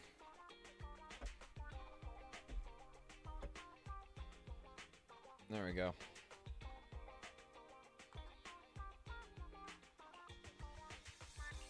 Fine, you're right. I'm actually a fan of Lord Phaethon. Then we're fellow fans! Wonderful. I feel so much closer to you now. I still need help.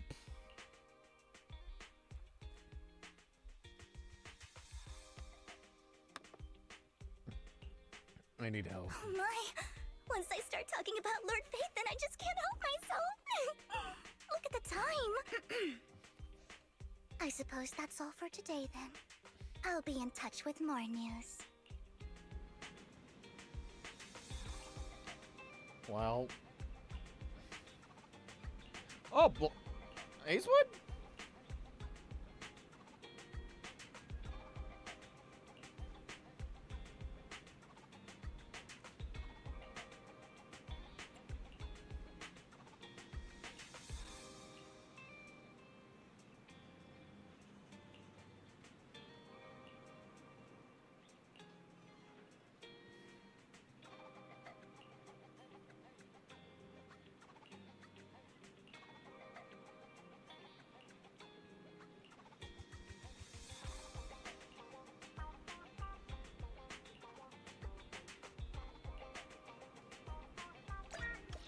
Alright, off we go.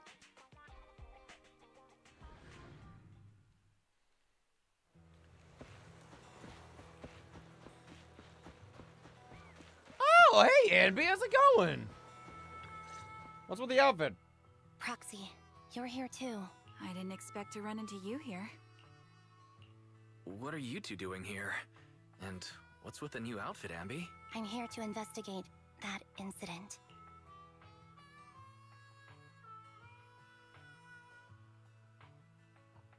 Oh. Well, I'll do that later.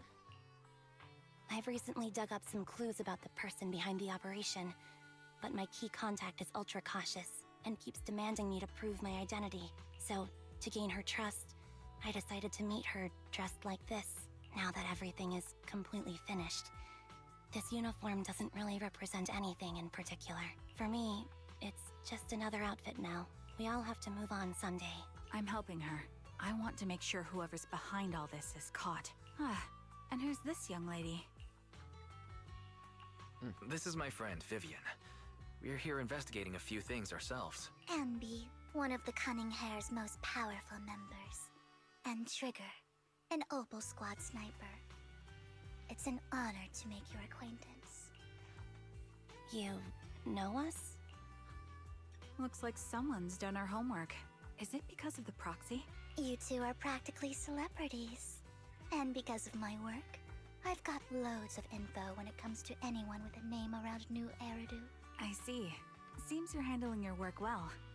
And yet she still doesn't believe that Phaethon is literally right in front of her. Let's prepare to enter the Hollow. Unless you have any further questions, we'll be taking our leave now. You're going into a hollow? Proxy, you plan on going in like that? Yeah, that's right. I've recovered quite a bit lately, so I don't need any protective equipment in the hollows. Huh. Aren't you that lady from before at the auction? Hello. I didn't expect to see you again, young lady. Oh boy.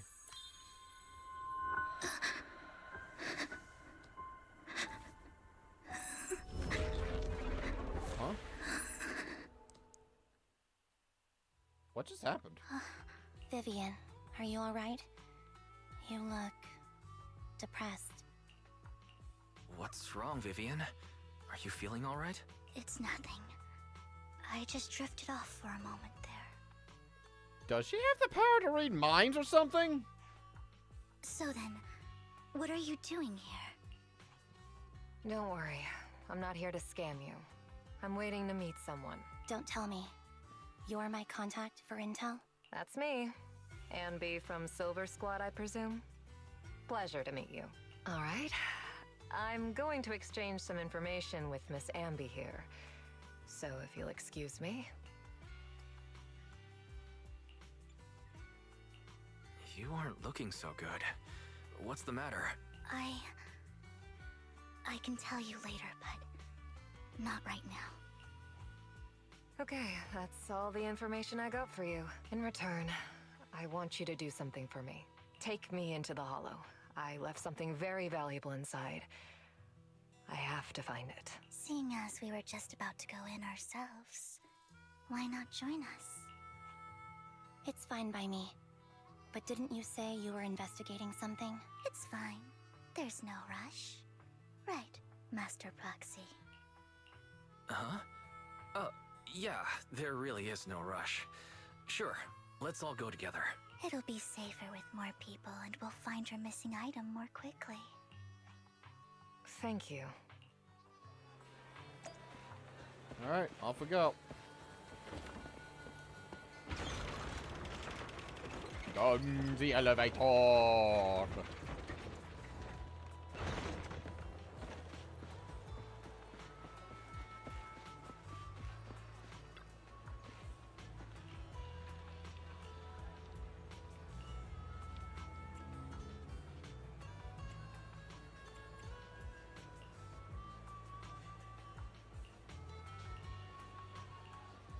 Well, you gotta tell me sooner or later.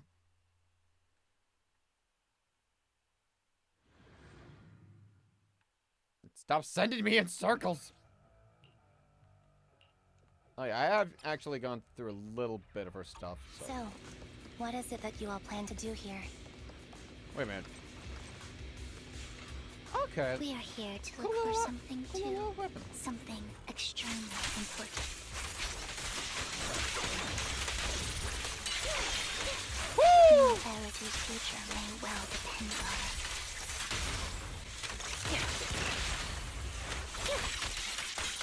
Woo!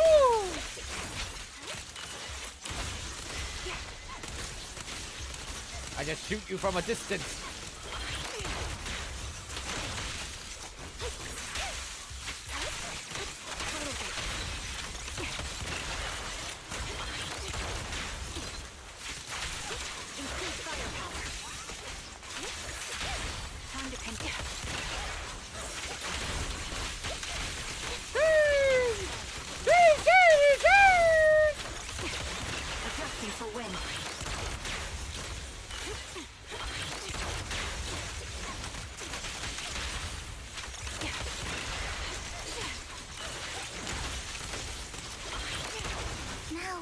my turn to ask questions. What exactly is it that you're investigating?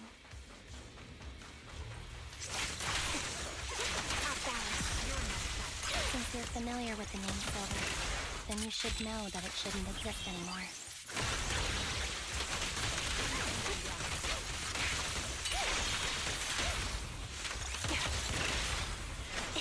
What I'm investigating has something to do with it. The melody of combat. Ether vision activated. Loyalty.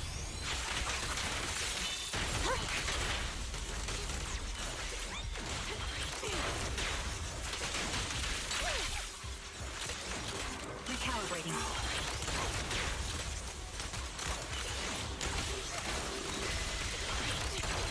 A perfect conduit. Now you pay. Classy.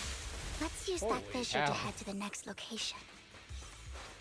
Well, holy hell, that's all I gotta say. Teleport! This is the place. So, what is it that you're looking for? A ring. I was excavating ether here before and accidentally lost it somewhere. Please, could you all help me find it? It has to be somewhere among all this stuff here. Sure, I'll start looking. I'll go with you. I'll stay here with her then. Thanks, but you don't have to worry about me. Go ahead and accompany the others. I'm sure it'll be faster that way. And sorry for wasting your time like this. I know it might sound strange, but I'll be so happy if my daughter grows up to be capable like you.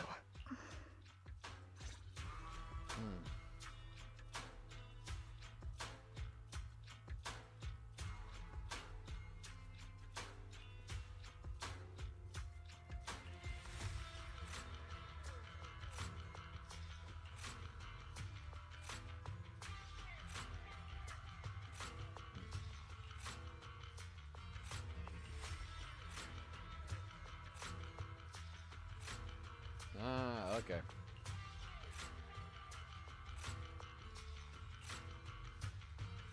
Ravenlock family? Okay, that makes sense. So the Ravenlock family will probably wind up being pretty much a part of the you know, Exilis. Exilis, my bad.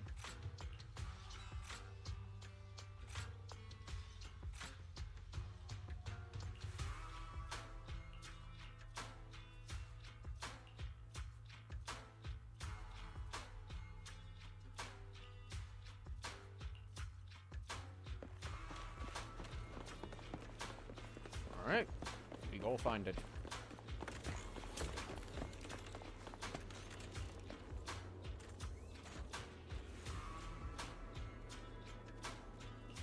There's leftover food here. I don't want to imagine what's inside the bag. Probably a rotten burger. Neither do I.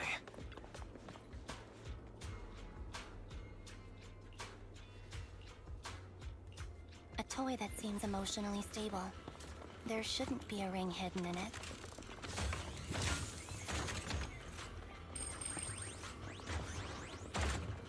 It's pretty cute.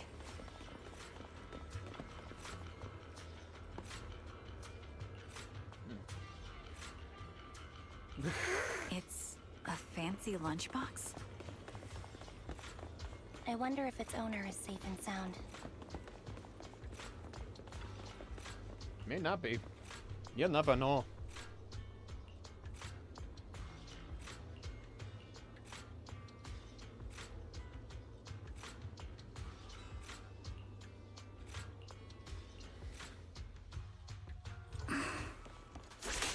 What's wrong, Vivian? You seem worried for a while now.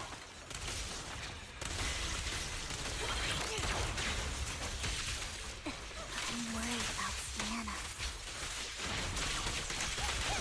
The location should still be safe. Ether vision activated. I hope so.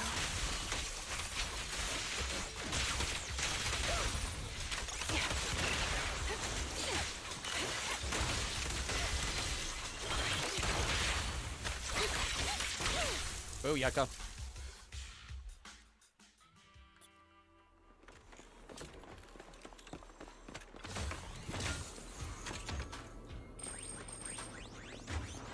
There we go. And all. Oh. Her vital signs are gone. What happened? I guess this was her final scam. There's one thing I must remind you. Your time is running out. Oh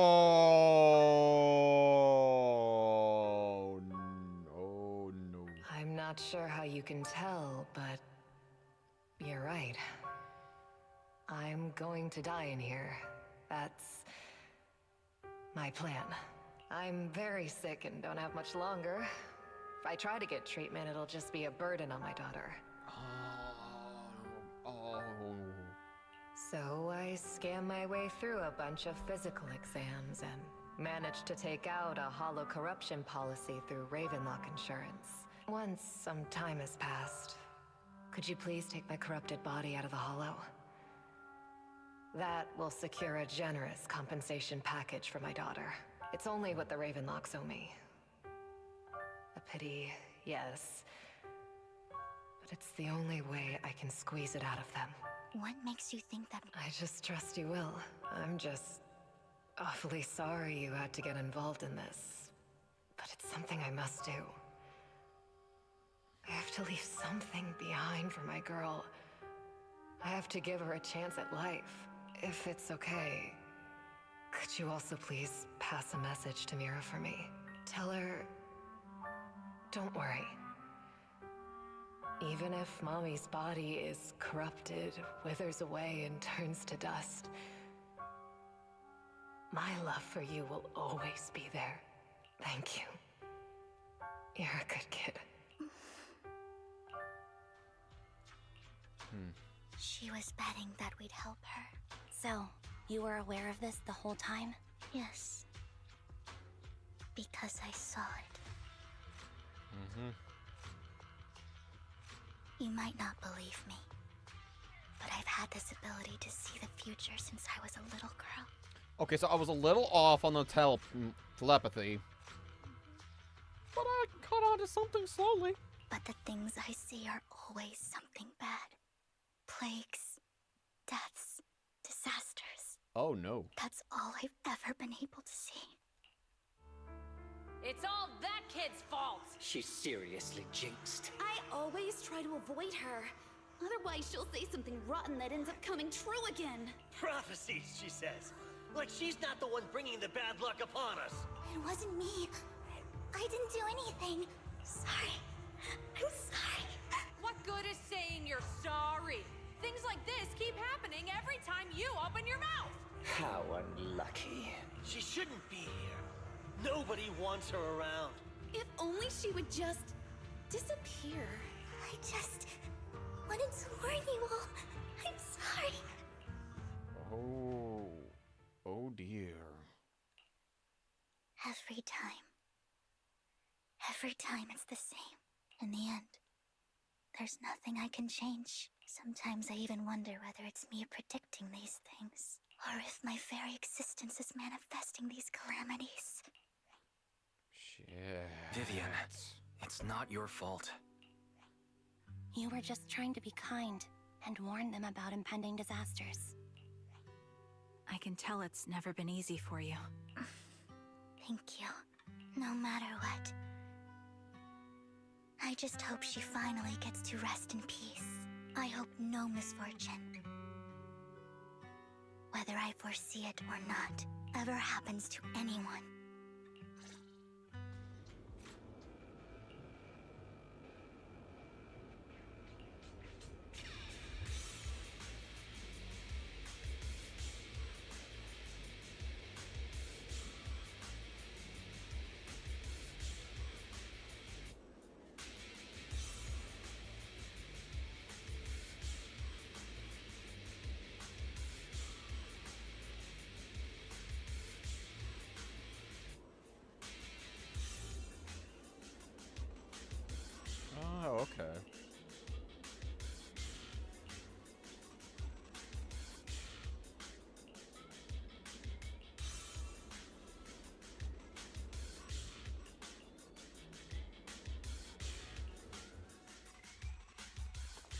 Proxy, do you believe that the future can be changed? Yep. In my memories, this has happened countless times already. Adjusting for wind. I only see misfortunes. Why can't I even have a sliver of happiness?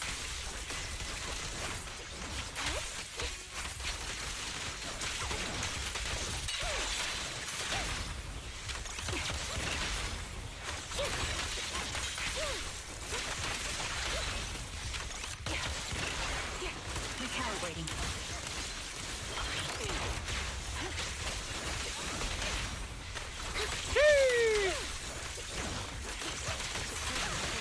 Proxy, the fissure that we're looking for is up ahead.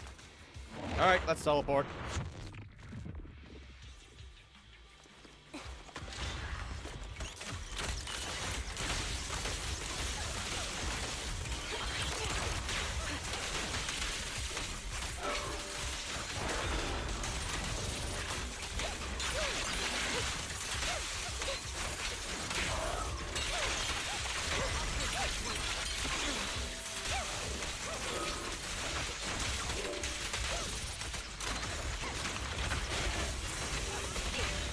This bullet will reach its mark.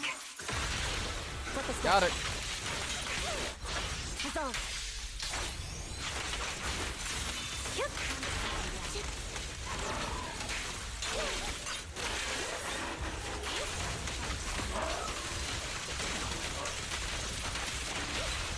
Got it.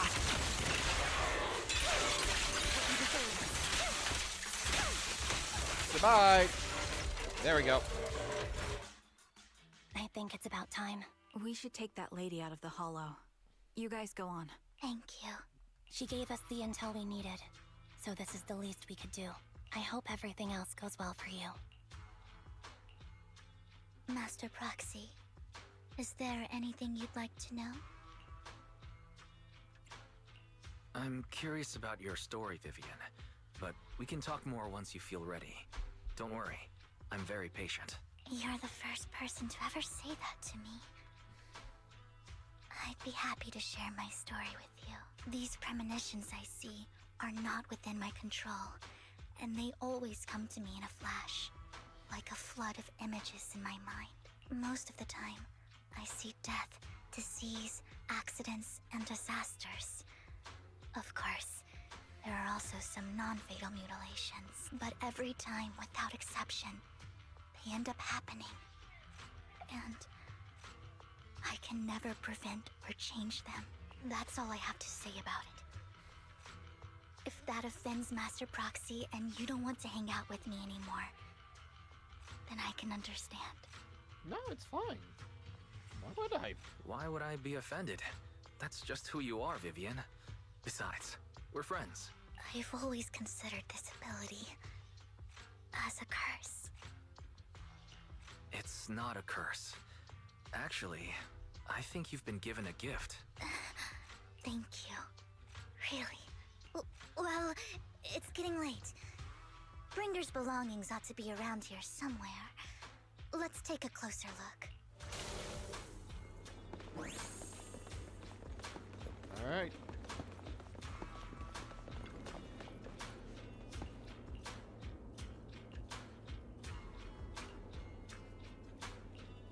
Looks like it isn't in here. It'll be around here somewhere. Probably in the most least suspicious spot possible.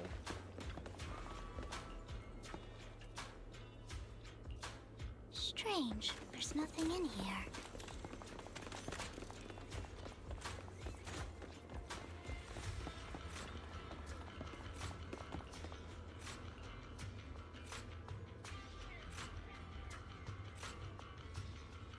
Ah, there it is.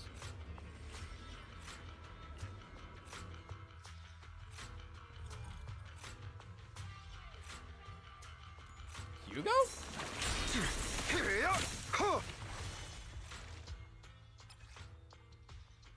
This is it.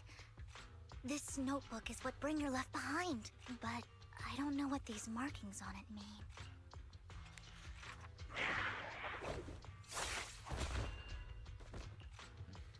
Well, hello, Master Proxy. It's been a while. Oh, don't give me that scandalized look. I did just save your lives. I would have protected the proxy even if you hadn't appeared. I'm sure of it, but I happen to be in the area. Worry not, dear companion. I have complete confidence in your strength. Hang on. Did you say companion? So you two know each other? Apologies. I didn't have a chance to mention it before. I'm actually part of the Phantom Thief Syndicate, Mockingbird. That's right. I was only able to slip in during the auction thanks to some help from Vivian backstage. Yeah, that actually makes a lot of sense now. I was on point with the whole there could be a partner thing. I really should have just had my mind just, you know, race along like a hamster wheel to really piece that one together, to be honest. So the whole time you were only bidding on the collections so you could get backstage and tamper with things? I warned you before. You can't rely on appearances. Don't worry, Master Proxy. We don't have any ulterior motives here. As you've probably heard, Mockingbird is a renowned Phantom Thieves syndicate in New Eridu that, despite its longevity, has managed to maintain the secrecy of its members' identities to this day. So, disclosing our identities to you is essentially the highest sign of good faith that a Mockingbird Phantom Thief can show. But Lycon said that you're very dangerous, and we should be careful. Then I imagine he's also told you about some of our past. And I'm sure you know that in a complex situation like ours, you shouldn't listen to either side over the other. Mockingbird's purpose is very simple, really. To form long-standing and cooperative relationships with outstanding proxies like yourself. We need your abilities. Before you make any decisions, please allow me to briefly explain the concept behind the Mockingbird Syndicate. We all know there isn't anything in this world that's fair. A prime example being the uneven distribution of wealth. Okay, that part's fair. People from tops splurge on luxurious collectibles, while the poor have to gamble with their own lives just to get by. Of course, besides wealth, there's also an unequal distribution in this world of happiness and suffering, hope and despair, love and hate. It's all just so unfair. Somebody has to do something to tilt the balance of the scales. And thus Mockingbird was born. We take from those who have far more than they deserve and give it to those who deserve to have more. Yeah, so they are essentially a Robin Hood. Probably a little darker one, but a Robin Hood. If you ask me, that's enough to be considered a form of justice. Well, alright, let me put this into my own perspective here. So, I kind of agree. Like, there is a definite worth of, like, a lot of people are always suffering. However, I do have to establish that Hugo's methods so far can seem a bit daunting. Going after the higher your ends isn't, like, immoral. However, you do have to be careful with how many people you hurt along the way. But the general idea of, like, being able to give people a better chance, yeah, I can kind of agree with that. And I can kind of honestly understand the Robin Hood method, really. So, for this, I'm going to say I agree. Alright, that makes sense. I can agree with that. Thank you. I knew if anyone, you'd understand. However, aside from these philosophical considerations, we also have a crisis on our hands to deal with. As you know, the Exaltists are plotting to use the power of sacrifice to launch an attack on all of New Eridu. We can provide you with all the latest intel, just like that notebook you found. Something those pompous housekeepers would never be willing to do. And the most crucial part of this whole game, the sacrifice core, is currently in my possession. I think that makes this a highly competitive deal. We share the same goal for the moment, stopping the impending disaster from playing out. I need some time to think about it. How about this?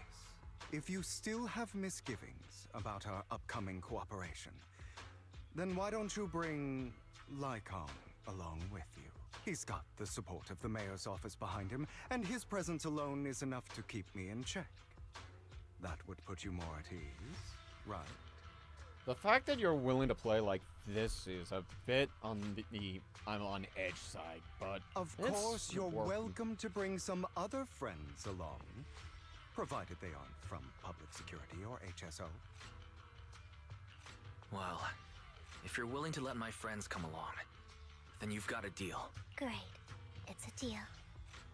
By the way, Proxy, this is for you.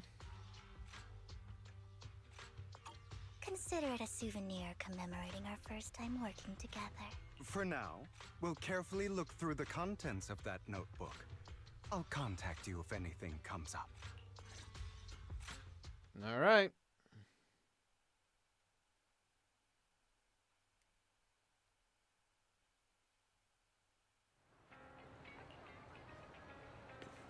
Wait, what?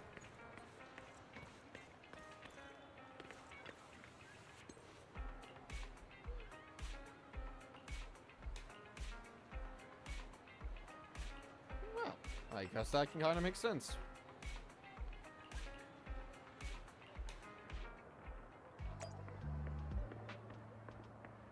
Oh, okay.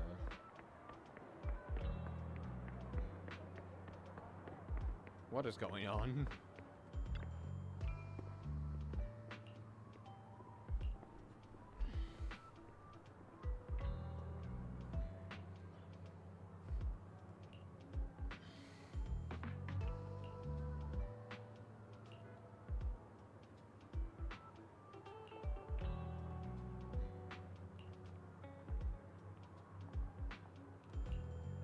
I see.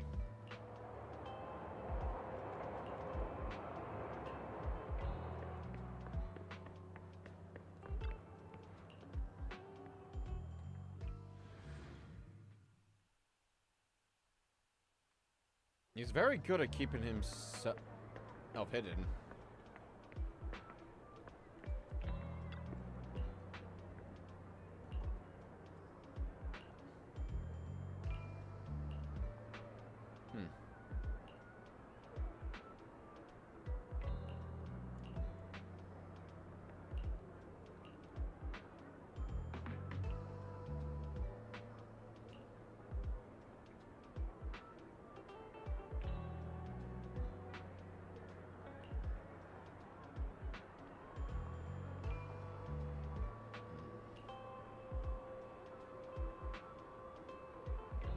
Oh dear.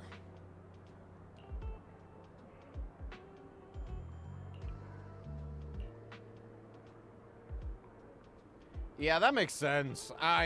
You know what? Them being a part of the Exaltus, yeah, I kinda did say that earlier.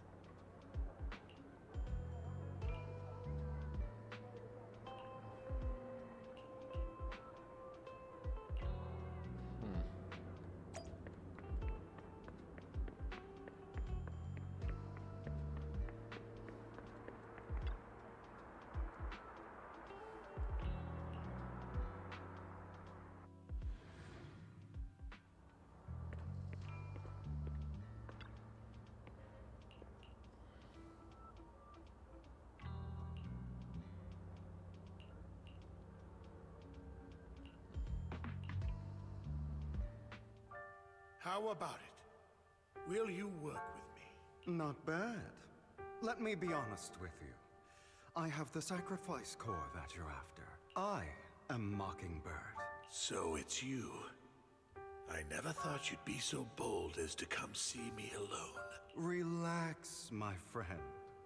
As you know, if I can sneak into such a heavily guarded auction, then naturally, I can just as easily slip away right now. I'm here with the sincere intention to seek cooperation. I can give you that sacrifice core. And what do you want in return? Wealth, glory, power. The things everyone else in the world wants, I want them too. And I'm confident that as the current heir to the Ravenlock family, those are all things you can give me. Then you've certainly come to the right place. My family is working on a big project. If things come to fruition, Ravenlock's status in Tops will significantly improve. At which point, I'll be sure to leave a spot for you. Naturally, as an outsider, you're precluded from handling any of our core business. But profits from the scraps alone will be enough to set you up for life. Mr. Hartman, I think you've misunderstood me. I have no intention of joining the Ravenlock family. In fact, I have an art gallery under my name that does pretty well for itself. I was hoping you could recommend me for Tops. You want to join Tops? That's easier said than done. Even for a family like ours, it would still require significant effort and... Just answer me yes or no. I don't think either of us can afford to waste time. I understand. Yes, you have my word. But in exchange, you'll have to give me the sacrifice core first. I'm sorry, but I'm afraid I can't. I've already hidden it somewhere safe, a place nobody else but me knows. You don't want to put all your chips on the table when dealing with Tops. I know that far too well. Then that means I also need to keep an eye out when working with the infamous Mockingbird, right? Mr. Hartman, I should remind you that I stand before you undisguised. Coming from a phantom thief who's never publicly revealed his identity, shouldn't that be sufficient assurance? If I betray you, then you merely need to lift a finger to wipe me from the face of this world. You do make a valid point there. In that case, you have a deal. I appreciate your trust. Why don't we celebrate our new partnership with a toast?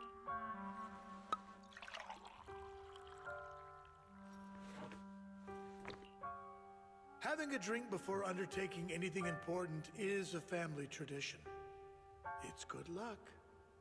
Yeah, I already know it's all just a bunch of trickery. Don't mind me. As an outsider, it's a real honor. By the way, you aren't the only member of your organization, are you? Shouldn't all your companions agree to this deal first? You don't have to worry about that. I'll make sure she agrees. Otherwise, I'll get rid of her too. Seems you'll do whatever it takes to get things done.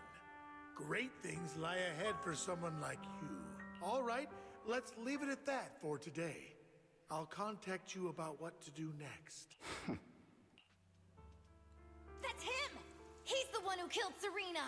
She was the only one who was ever any good to him, right? That's how he repays her? That's why they say once a mongrel, always a mongrel. Just look into his eyes. Father! We have to punish him! Serena had been ranking ahead of him. Hugo must have poisoned her water so he could pass her. Pure evil. Typical for an impure bloodline. He should have been kicked out ages ago. Hugo, did you do all this? Yes, it was me. I killed her. He admitted it! Father, he must be expelled. He has no right to live under the same roof as us. Why don't we reunite him with Serena then? Nobody would ever know. Hugo, well done. My children, how many times have I told you before? In this world, only the most ruthless, cruel, and unscrupulous of people ever make it to the top. Like Hugo here. who is willing to murder his only true loved one without a second thought. Only someone with the means and the gumption to do that is qualified to be my heir. But I... It's all over now, and the results are obvious. The winner of this month's assessment is Hugo. As for the rest of you, go to the usual place for the punishment you deserve. Father! Before this, I was number one. As I've told you before, there's only room for one winner in this family. You're still a loser, even if it's by the smallest margin. And there's no reason for a loser to exist. This is so fucked up. This is all for your own good. Do you understand? Go on now. Receive your punishment for the sake of the family. You know, I'm kind of glad Hugo did kill him. Yes, I understand. I'm sorry. That really brought up some unpleasant memories. It won't be long. Soon, it'll all be over. Sheesh.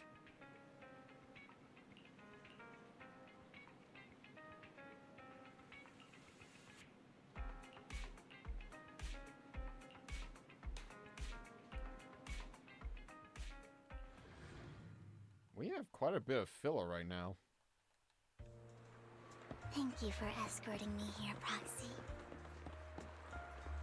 Not saying it's bad, I'm just saying. Today was quite eventful. You're a child that only brings misfortune. People have been saying that about me for a long time.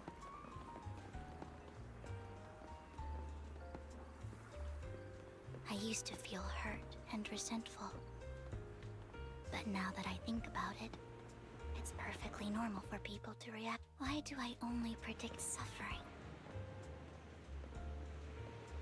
If I could predict happy things, joyful things, would people like me a little more?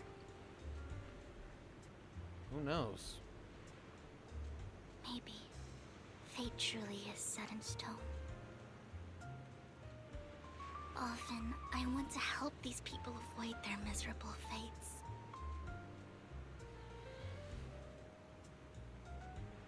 For a time, I even thought that I was successful, that I could change people's destiny.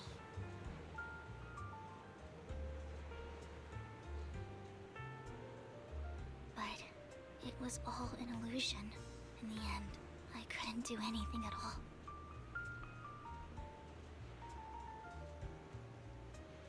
So, I was really happy when you said that my abilities weren't a curse, but a gift.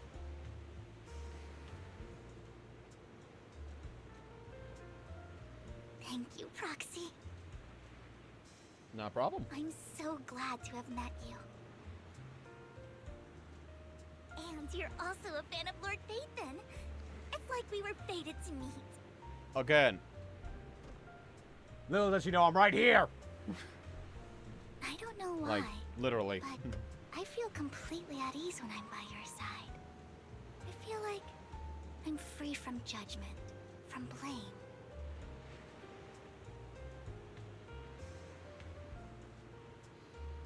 Like, I don't need to worry about anything, and can just be my own true self.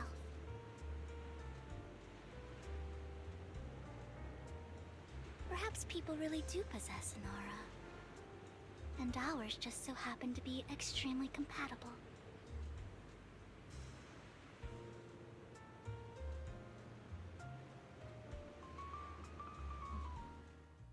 By the way, you asked me before about Hugo. I don't really know much about him. He rarely ever talks about his past, but judging from his eye colors, you can guess he's probably the bastard son of a renowned family. I think his mother was very worried about his different colored eyes, and even wanted to get rid of him at one point. But then his family offered a huge price and bought him off his mother for some reason.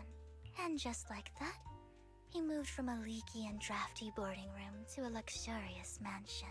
But he's also mentioned that the extravagant home is actually like hell for him. I think it's probably because the family treats him terribly. I digress. He ran away and ended up meeting Lycon and his master. After that, they formed Mockingbird together and experienced a rare period of happiness. Until Lycon's betrayal. So, what's your take on Hugo? I imagine I would still be wandering around now if I had never met him. To me, Hugo is just like an older brother. Well, I'm not gonna take that one because, you know, adopted kind of vibes, you know. I've always felt as though he's carrying some heavy burden with him. But that's a secret he's kept to himself. Something he'll never tell me. Sometimes when I look into his eyes, I can feel that he's really struggling with something. Even though he may say some extreme things, Hugo really isn't a bad person. Yeah, honestly, real talk, he's probably more like an anti-hero, kind of. At least for now, he could prove himself to be more anti-villain. We'll have to see. I think one day he'll tell me his secret. Until then, I just have to wait. Wait and trust him. So he hasn't told you about the fact that he pretty much murdered, like, his entire family then.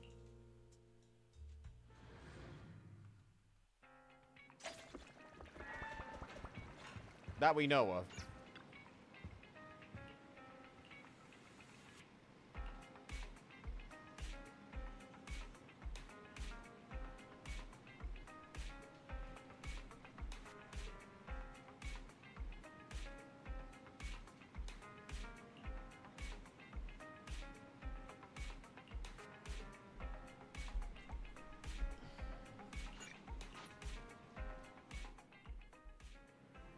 Here we go.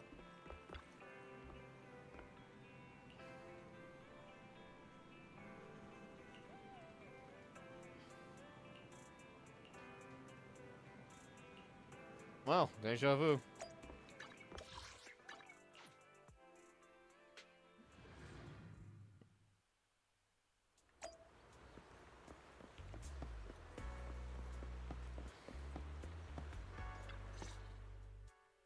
It appears we're the first to arrive. I thought we were running late. This might sound weird, but it's nice to think about getting to work with you from now on. I don't really know why that makes me feel so happy. Oh, it's because we're fellow fans! Anyone who likes Lord Phaethon can't be a bad guy.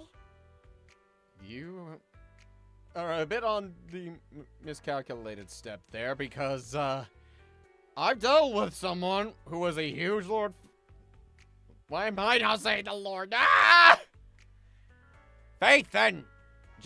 I'm saying Phaethon. A guy that was a huge Phaethon fan, but he was also kind of crazy. You're right. Of course, Lord Phaethon is the greatest there will ever be, but you're definitely the best proxy I've ever met in person. Hugo told me before that you're really skilled, and he said we'd get along great. I never expected he'd be so right. Oh, by the way, would you like to come by my place if you have time later?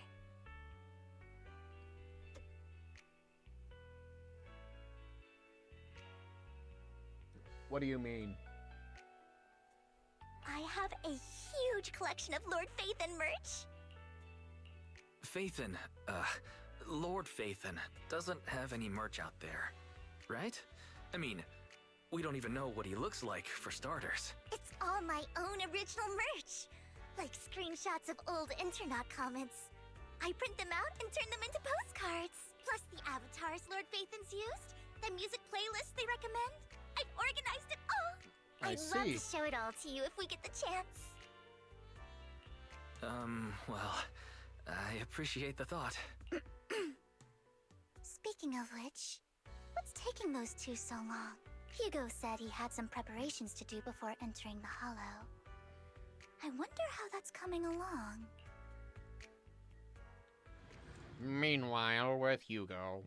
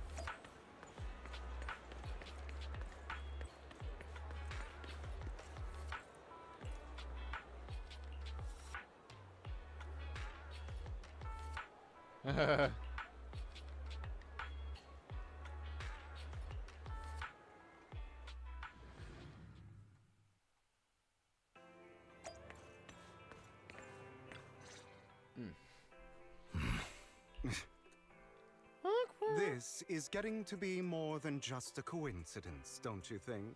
Or perhaps you are actually stalking me. If I was stalking you, you wouldn't ever know. Overconfident as always. You haven't changed at all. We just make it a habit to check the state of our weapons prior to combat. Thanks for that little reminder.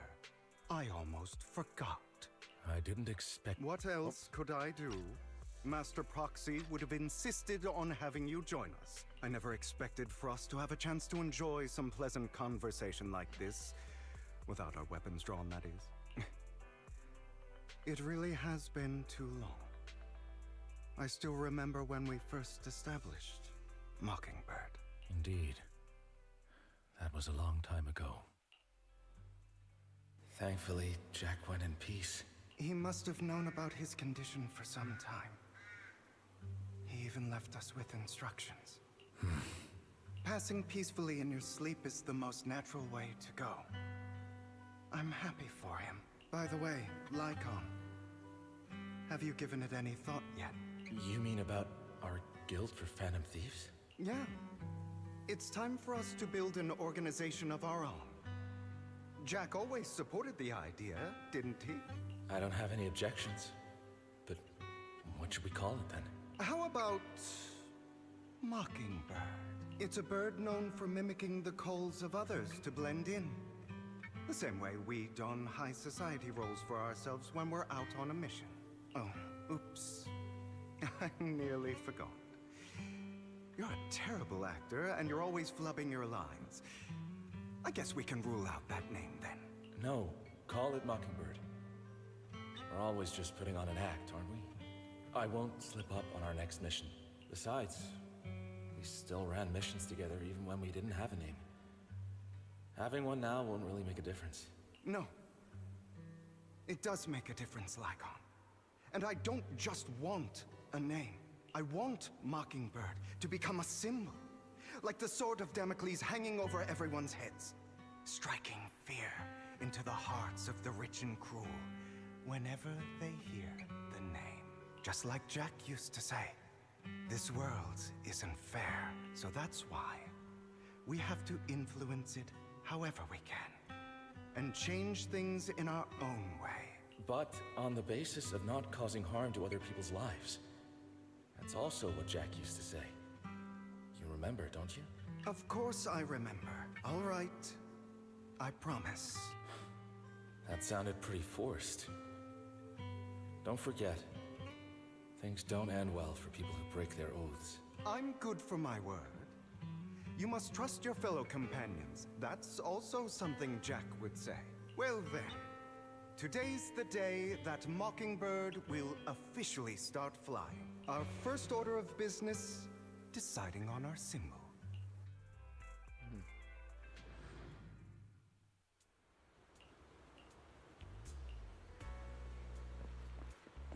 Alright, here we go. Looks like we're all here. Hugo, you're late again. Mm-hmm.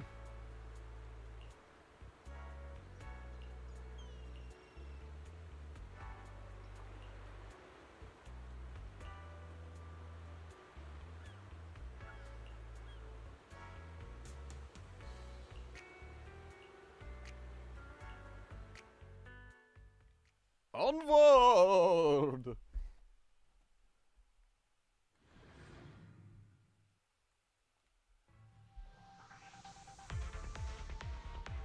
I didn't expect the coordinates in Bringer's notes to lead here.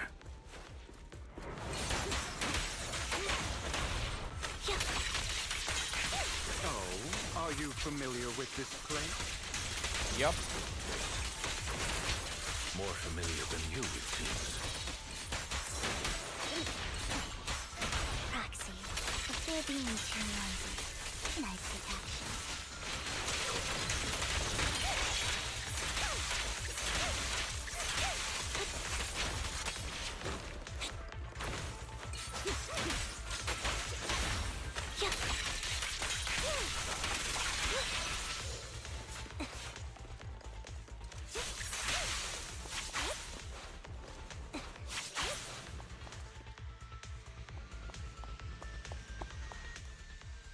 I don't enjoy obstacles in my path. The generator room should be nearby. Over here. Master Proxy, I hate to be the bearer of bad news, but there's something wrong with the circuit. It seems to be blocked. Don't tell me. Victoria Housekeeping's high and mighty attendants can't even fix a simple circuit. I can fix it, but I'll need a circuit diagram before I can do anything. I've seen diagrams for this type of circuit before. It's a pity that we're unable to connect to the outside world from inside the hollow. Just leave that problem to me. Wise, I just sent an image of a circuit diagram to you. Have a look. Thank you very much, Master Proxy. Now then, let's start repairing this circuit. Alright, here we go.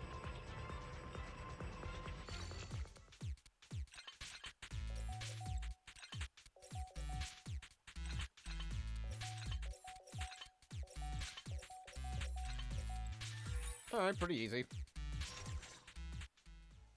The circuit is fixed. We should now be able to open that door. Wait up. Wait a second. Something just doesn't add up. It's all coming together now. Communicating with the outside world from within a hollow. And getting that circuit diagram. In theory, there's only one person who could ever do that. Could it be your Lord Phaethon? I literally told you! I told you when you laughed it off! There's no way. But then again, only Phaethon could have done that. I mean, you're an incredible proxy, sure. And you're a good person. But could you really be Lord Phaethon? Yeah. That's me. I'm Phaethon. Sorry, I just never had the opportunity to tell you. You're lying, Wise! We literally said it and she didn't believe us! Unbelievable. Lord Phaethon, I've been your biggest fan for years now. Goodness me. Lord Phaethon was right in front of me all along, and I had no idea. This is like a dream. Could you...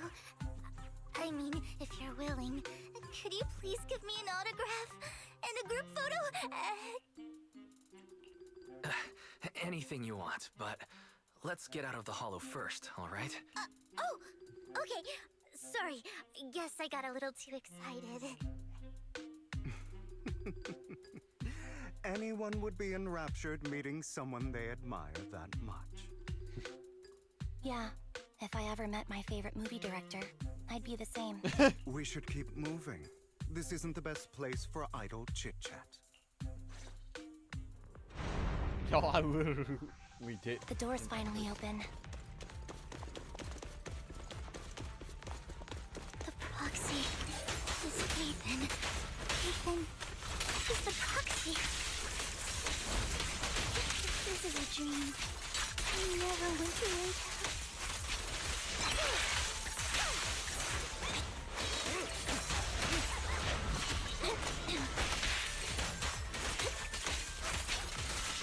I'll just keep pressing and squaring. Got him. The fissure over there should lead to our destination. Ah!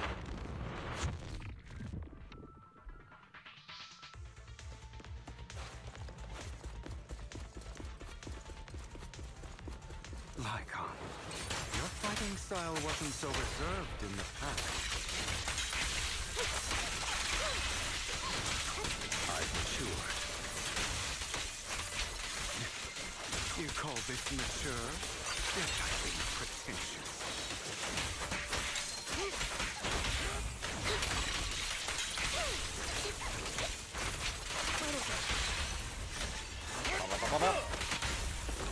Got it. A difficult foe, that one. Let us leave this place at once. Ensuring Master Proxy's safety is our highest priority.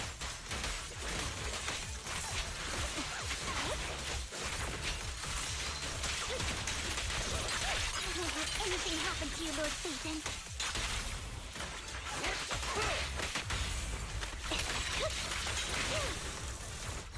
I won't back down.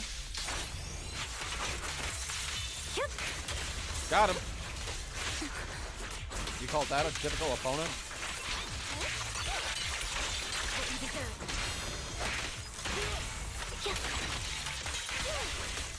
Lord Phaethon, how are you feeling? Are you tired? Do you need a break? Some food? Water? Bruh. Thank you for your concern. I'm fine. Bruh.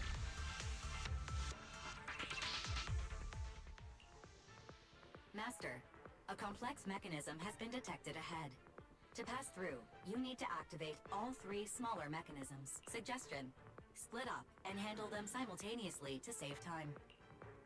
So, we have to head to 3 different places to crack this thing. Huh? We're splitting into 3 groups? In that case, I'll protect you, Master Proxy. I can take care of one myself. Alright. That leaves the last one to me, then. You should go with Hugo. What's that supposed to mean? We get along just fine, don't we, Miss Cunninghair? I don't know what's going on with you two, but you've been bickering the whole time. It's annoying. Okay, that was good, Anby. That was good. This is a good chance for you guys to build some rapport. Anby's got a point. Hugo, just go with Lycon.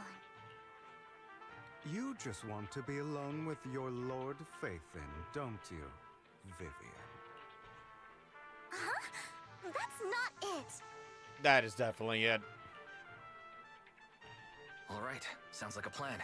It's all decided then. If Master Proxy says so, then sure. But, Lycon, you better not slow me down. I really want to recommend you two some movies for a crash course on teamwork. Yeah.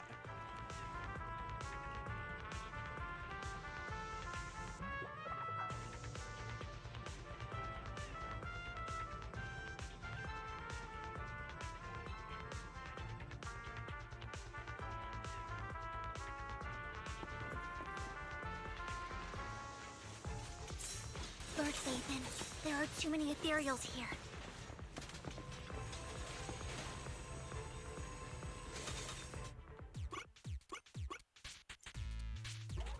Oh, my bad.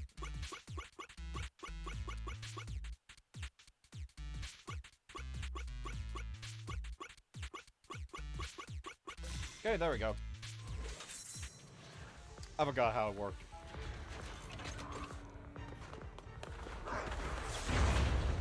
Bye-bye. Hey! Hey! Let us out! Let us in! No.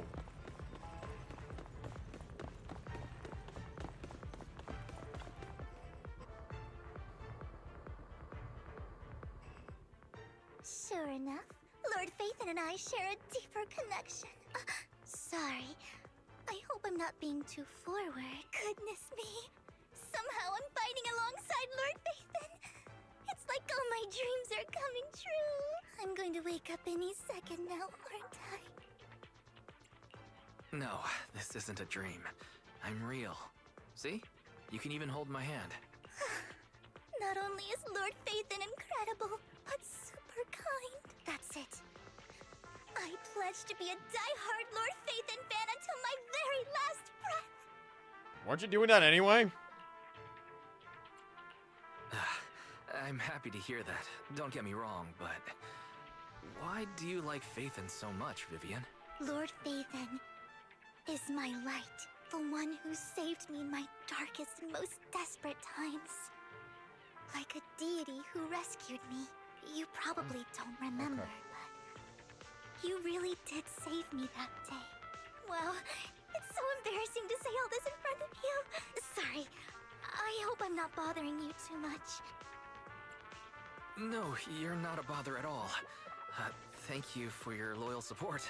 I should be the one thanking you. Just being able to see Lord Phaethon makes me the luckiest person in the whole world. Sorry to keep babbling like this. I wonder how the others are doing. I'm sure Anby will be able to manage. She's great at this kind of stuff, but as for Hugo and Lycon, let's just hope they don't get into a fight with each other. Yeah, it's possible.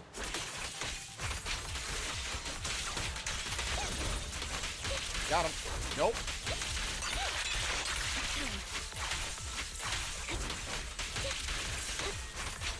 Ow! God damn it.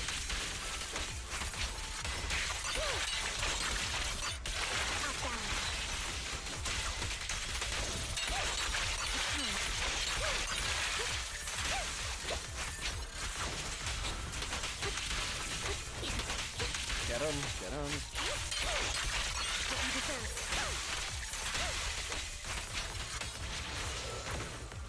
There we go.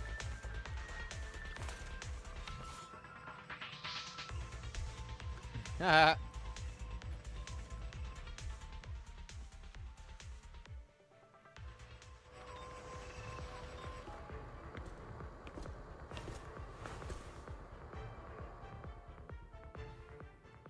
So, we have to cooperate to solve this problem. That's a real shame. I have no intention of arguing with you right now. Master Proxy and Miss Vivian are elsewhere, and we must rendezvous with them post-haste. What a coincidence. That's exactly what I was thinking. Just this once, we should trust each other.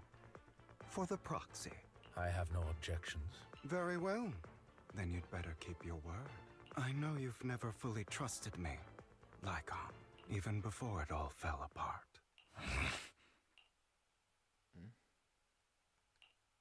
You wanted to speak to me alone? I know you and Hugo are as thick as thieves and don't hide anything from one another. But you can't tell him what I'm about to tell you. Did something happen with him? Hugo is an intelligent and gifted child. He learns everything I teach with ease. In time, he'll grow beyond me. Reach a place where people will marvel and look up to him as a beacon. Yeah. As much as I hate to admit it, he always picks things up just a teeny bit quicker than me. But none of that matters, because I can overpower him easy. I don't think being gifted is a good thing for him. What do you mean? He bears a dark and painful past.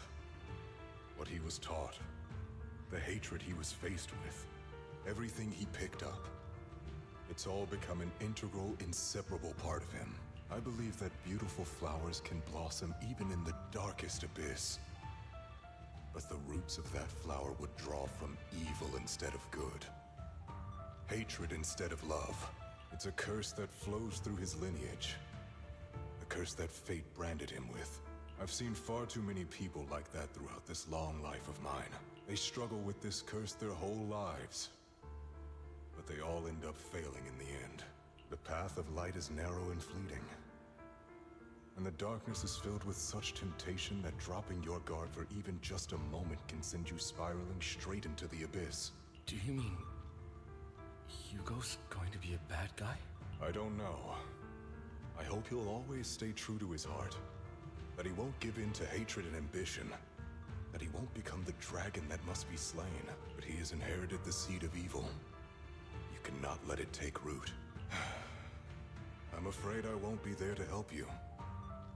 There's not much life left in this old body of mine. So then, Lycon, promise me now, you must hold his chain tight. to restrain him, to stop him, and when necessary, to choke him.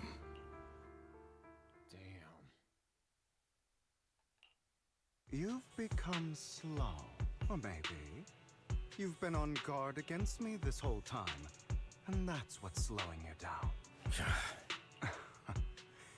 Looks like I was right. Lycon. I hope you're aware that the one who betrayed Mockingbird and went to work for the Mayflowers was you. Not me. I would never betray my companion. I don't wish to repeat myself, but you should not break our oath. That's the path I've chosen, and I'm going to stick to it. But you know that path will lead you the wrong way. Who are you to lecture me about right and wrong? I believe any path that makes you feel pain must be the wrong one. Your disgusting sympathies make me sick, Lycon. There's only ever been one person who can kill me or save me, and that is me.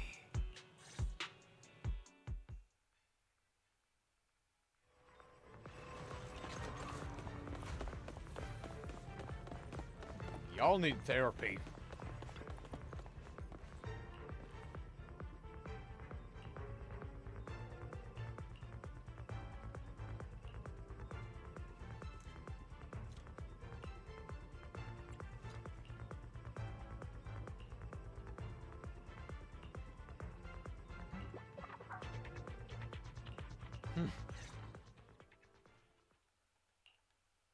That was loud.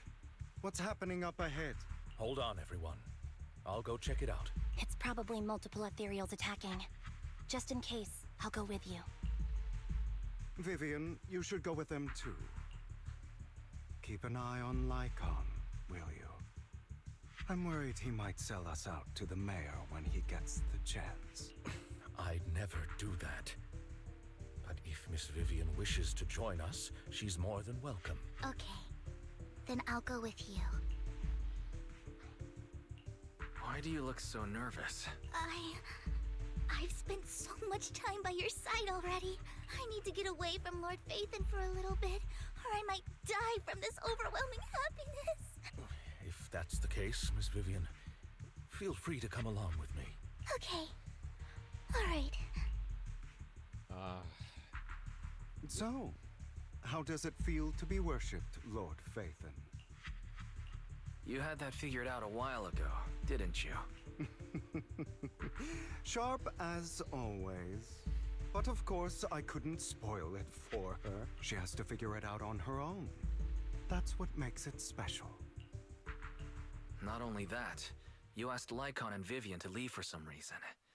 Is there something you'd like to say to me? I can't keep anything from you, can I? I've always treated Vivian like my own little sister. Maybe it's just a coincidence, but she looks a lot like Serena. I think I mentioned it before. Serena was my half-sister. She passed away a long time ago. Vivian really likes you, whether you're Phaethon or just wise. Of course, I also have a lot of respect for someone like you. Strong, fair, and genuinely kind. So I hope... I beg you, please keep her safe. Hang on. What's that supposed to mean? Think of it as the last bit of conscience I have left. A kid as pure as her. She should stay alongside someone who walks in the light. Like you. Not even Vivian can agree with all my beliefs. One day we'll go our separate ways. Your beliefs? What do you mean exactly? You probably heard from Lycon. We swore an oath when we started Mockingbird. We swore to use our own hands to right the wrongs in this world. But never, under any circumstances, would we take another human life. I stayed true to my words. Until my father, a man I hated, stood right before me. I could have ended his life easily, but I hesitated. I remembered that damned oath and their repeated attempts to convince me I didn't do it. Because of that, innocent people died. All because of him. If I'd killed him first, then none of those tragedies would have happened. People like him don't deserve to live. After that, I realized sometimes taking one life really can save countless others. I understand where you're coming from. I knew you'd understand. Vivian has a good heart. I don't want her to get her hands dirty, but you know how it is. In this world, someone has to be the bad guy. So, I want to apologize to you. Why apologize all of a sudden? You're incredibly strong, kind, capable, and really, really lucky. The world needs more people like you. Remember that revenge movie I told you about, Children of Devils? I still haven't found it, but I came across another videotape with the same name. Turns out, in that story, the Children of Devils are actually the Children of Gods. Sorry for rambling. Hope you don't mind. They should be back soon. Please, look after Vivian for me. Meanwhile.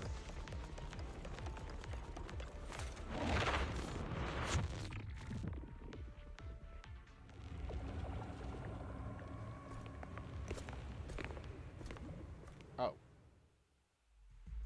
What is this? It looks like a cocoon. Careful, everyone. If I'm not mistaken, that's a sacrifice in there. It appears to be in hibernation. We don't know when it'll wake up. If it does wake up, we'll be in serious trouble. Wait, those spots Bringer marked in his notebook. Are you saying each one might have a sacrifice like this? That means there must be at least a dozen of them. And that's only counting the ones we know so far. These sacrifices may still be hibernating, but the fact that there are so many of them out there is terrifying. The Exaltists must have a way to revive them, and that's not all. These sacrifices can exist outside the Hollows. If they make their way into populated areas... I'm afraid it will lead to a catastrophic disaster likened to the fall of the old capital. That's almost certainly what they meant by vengeance against all New Eridu. Let's find a way to get rid of these sacrifices. We can't let the Exaltists have them. Thank you for helping me find this sacrifice. But sorry, kids. You won't be the ones to keep it. It's that annoying old man. Why is he here? I'd advise you to choose your words wisely, young lady. You're from the Ravenlock family. So it was you. That face. Oh, I know you. I heard about what happened to your friend. Truly unfortunate. If only she'd been smarter. It seems your goal was this sacrifice all along. You've been tailing us, haven't you? Keeping your distance so that I wouldn't notice. As expected of a wolf Thyran, you are very perceptive. That's right.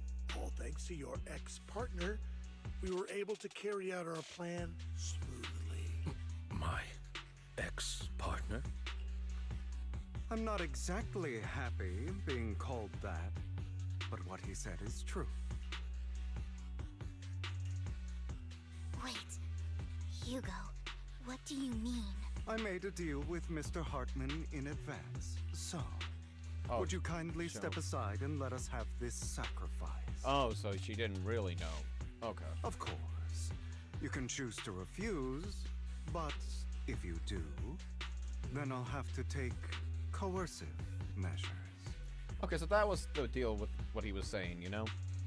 This is basically him going, like, I'm going to make myself into the villain, give Vivian a better life, and yeah, also stop the sacrifice. What did you offer him? Everything we know about the sacrifices plus the core itself. But why? It's simple. I want to climb higher. Mr. Hartman offered me a chance to join Tops. Who could say no to that? No. Impossible. You promised to help me investigate the Exaltists. You told me the whole point of Mockingbird was to do anything it takes to bring a little justice to this world. Was all of that just a lie? You're just too gullible, Vivian. I also told you, everybody lies. To hide their true intentions, people lie so smoothly, they don't even bat an eye. You... What a wonderful show of betrayal and backstabbing! Bravo! I've got no interest in your little feud. But would you all be so kind as to step aside? My men still have some delicate handiwork to do. To extract that sacrifice behind you. Over my dead body.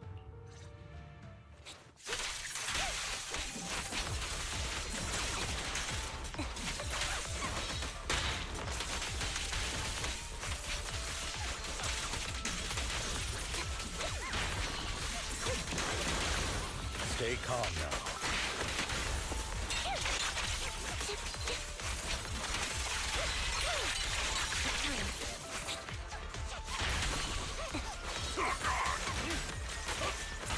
I've heard the conduit. Got him.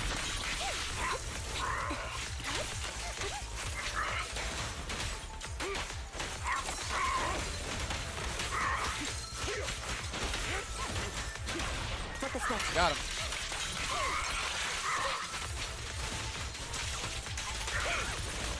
Infinite basic.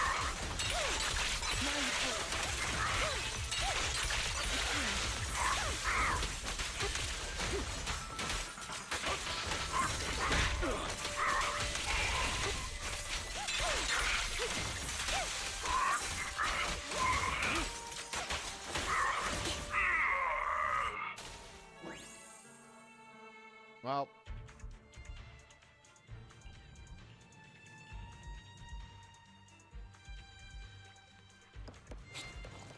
Out of the way.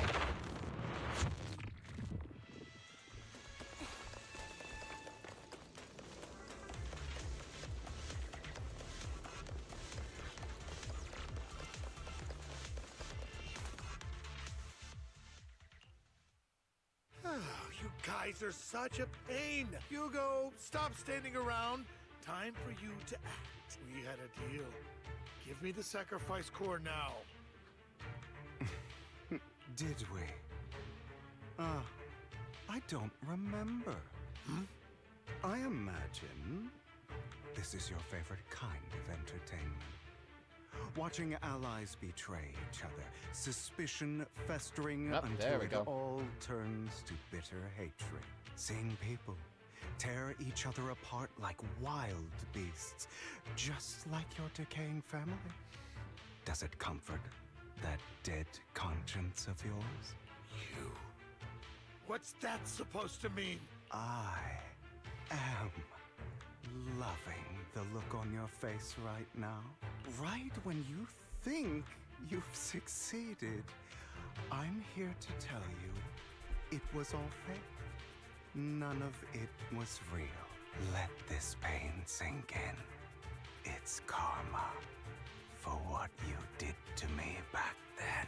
You're insane. I have no idea what you're talking about.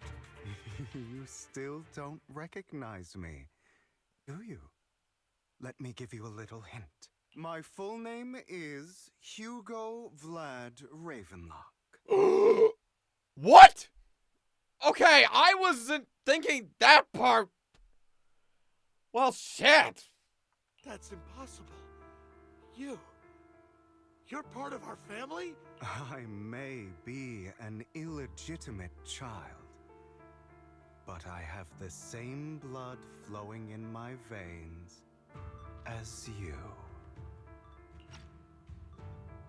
Okay, real talk, I didn't expect that. I was not thinking that. I thought it was just a case of like, you know, just part of another family, and you know what? Actually makes sense now, yeah. I know you. You're that bastard of his. Damn it. I could have sworn you were already. My dear uncle. You were never worthy of your position. You have no claim to the Ravenlock lineage. You may have killed all of my father's other children, but sorry to disappoint. I'm still alive. Wait. So did Hugo... Okay, so Hugo never killed the other children. Was he just framed? I am the true heir to the Ravenlock family. You're a bastard. You have no right to inherit the family. That's not for you to decide. Master Edmund is very supportive of my claim. Edmund? That's impossible. You weaseled your way into Top's inner circle? Master Edmund doesn't care who achieves his goal. In other words, he'd happily let me take over the Ravenlock family, as long as I'm more competent than you. This can't be! You don't know the family's real secret! I know a lot more than you think, including everything that you've done. Just give up. You never even stood a chance. Damn it. This was all fake, right? You were just putting on an act to fool this old man, right? I actually fell for it. Don't do that again. Wait for it. At least give us a heads up next time. Vivian, everything I did was to rightfully inherit the Ravenlock family. That part is true. Now, I'm going to kill this man who stole what was never his. I'll make sure he can never be a threat again. You can't kill him. We still need information from him on the sacrifices and the Exaltists. You must be misunderstanding something, Lycon. Just like you chose the mayor, I chose Tops. At least for now, Tops has the same interests as me. I'm not going to harm my own self-interests. Be it intel on the sacrifices or the core itself. I'm handing everything over to Master Edmund. Why? I just want to take back what's mine. If fate is not willing to give me justice, then I'll just have to seize it with my own hands. Stealing, robbing, lying, or betraying. I'll do whatever it takes. Anti-villain. Anti-villain to villain. Even if it means selling your soul to the devil? You know about the power struggle between Tops and City Hall. Those elites at Tops would be only too happy to see the Exaltists plotting a grand attack on New Eridu using sacrifices. That would severely harm the Mayflower's reputation and approval rating in New Eridu. And that's exactly what Tops wants to see. If that happens, countless people will die. I'm sorry it has to be this way, but I have to do this. I'm going to get everything Master Edmund wants. Inherit the Ravenlock name, climb to the top. And then I'll be able to change everything for good. For a permanent and absolute victory. We must endure the pain of cutting away rotten flesh. And persevere through the darkest hour. Before dawn, someone has to do it. Hugo, it's not too late for you to stop. You can still walk away from this. This is the path I've chosen. Without power, resources, or strength, we can't do anything. Mockingbird is the perfect example. All the talk about using our power to tip the scales of justice and hover over them like the sword of Damocles. It's just a delusion. In their eyes, we're nothing but annoying gnats. Mockingbird has never really changed anything, or saved anyone. Never in the past, not now, and never will in the future. None of it matters. But even so, you shouldn't become the kind of person you hate. Sorry, Proxy. I know what you're trying to say, but this isn't some children's story of a dragon slayer becoming an evil dragon. Sometimes, to slay the dragon, you must first become one. With sharp claws, rending fangs, and strength enough to destroy anything. So I will bloody my hands. I will carry the weight of my sins. I will become the abyss.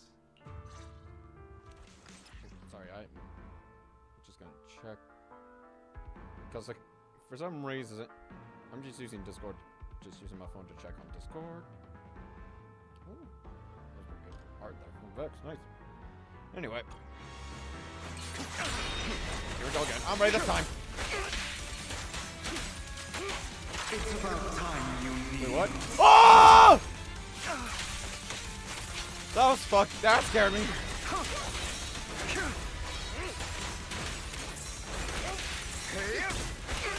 That legitimately scared me.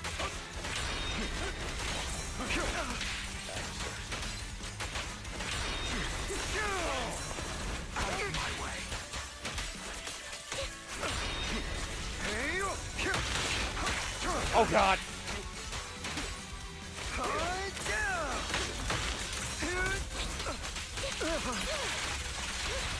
Damn silly.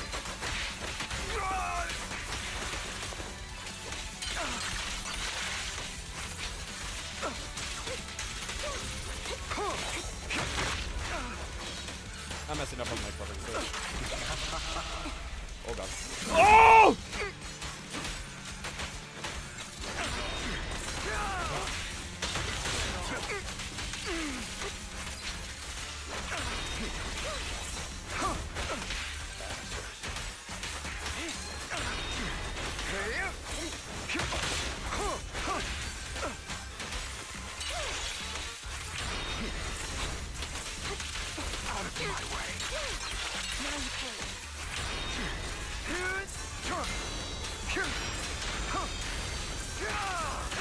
Got him.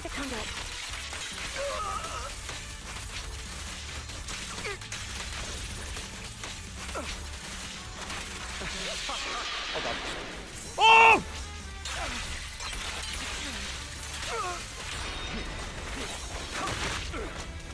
Give up. I'll eliminate any obstacle.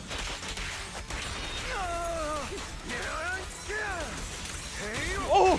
Oh, that was close.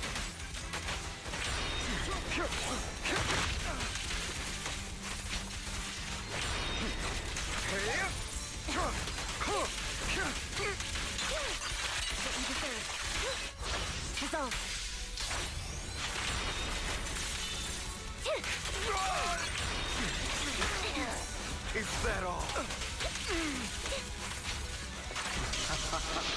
Oh no. Oh, oh, oh!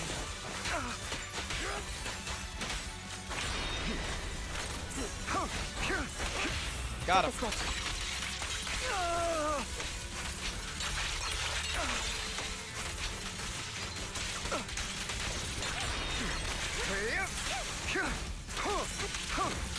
And finish it off with an icon. There we go. All right, you got me. But too bad. I have my own methods. What are you doing? Well, Go, Shin. make your choice. The sacrifice core, or your precious Faithin. I know you took it. Don't forget, I'm the one who taught you that. Okay, the core is yours. Just leave Lord Faithin alone. What a shame. Did you really think? That's right. This is the real me. What's the matter? Thinking of killing me? Didn't you say all life is precious? Drop your foolish facade. I knew it. You... He has inherited the seed of evil. Do not let it take root. When the time comes, You must be the one.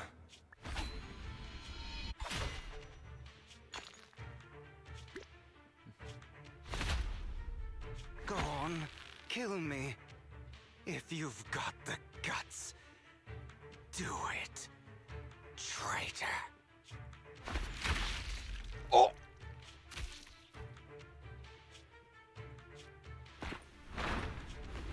Oh, shit. Master Proxy, are you okay? Are you hurt? Don't worry. I'm fine. I just didn't expect things to turn out like this. Lord Bathan, I'm sorry. I had no idea Hugo would do that to you. I'm so sorry. Judging from how we've interacted before, Hugo didn't seem like the reckless type. I feel like there's more to this than meets the eye.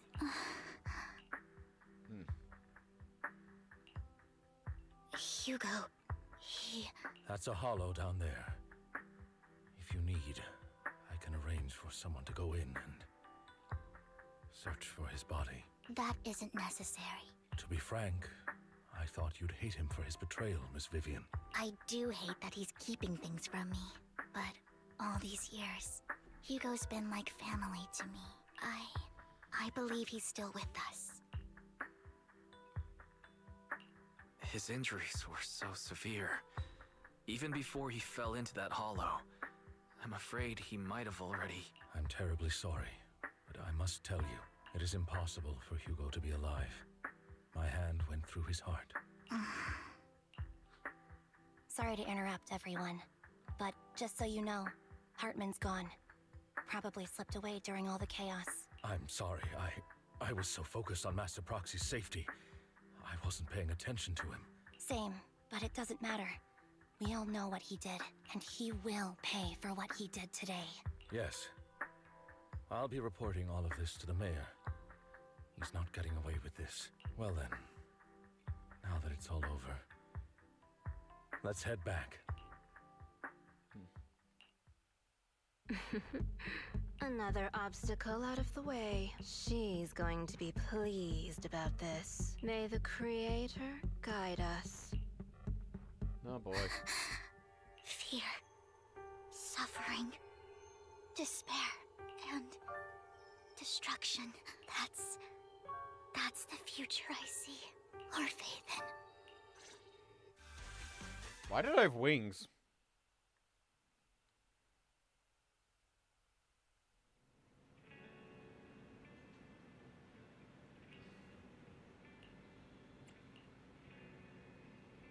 Yeah, I'm sorry.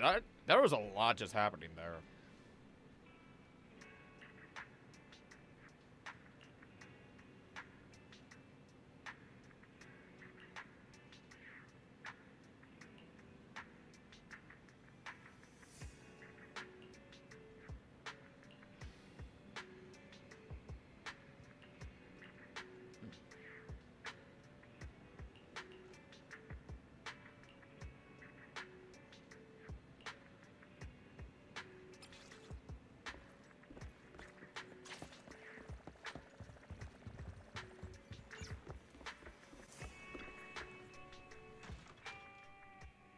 Didn't mean for that.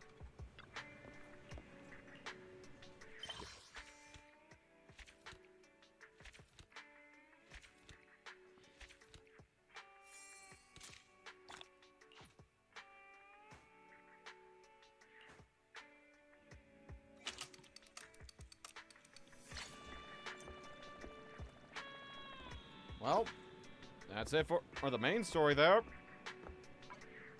That was pretty solid.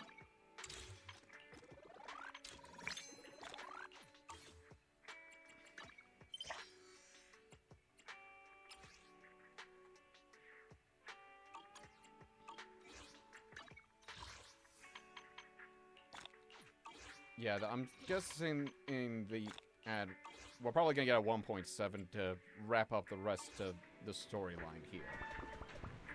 Regardless, we got one last thing to finish it up, which is, of course, the Anby storyline. I just got back from Waterfall Soup. What happened? Did something come up with General Chop? No, nothing really. It might not even be a big deal. It's just... General Chop mentioned that Soldier 11 hasn't come to eat noodles at the shop for some time now. We haven't heard from her for a while either. Maybe she's been busy with something lately. You know, like a mission. On a mission? But even then, she'd still try to reply to messages from you.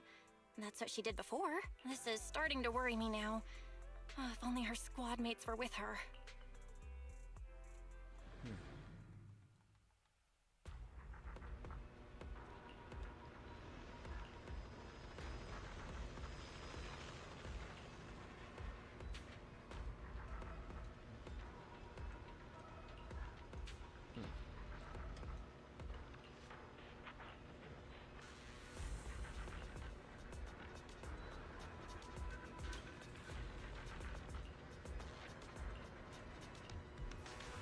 Alright, here we go.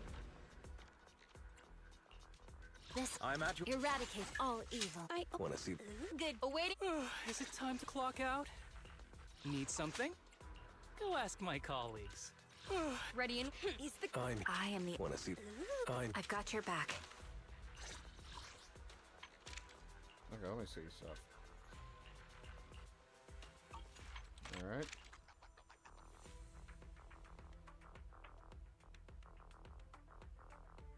Oh, okay.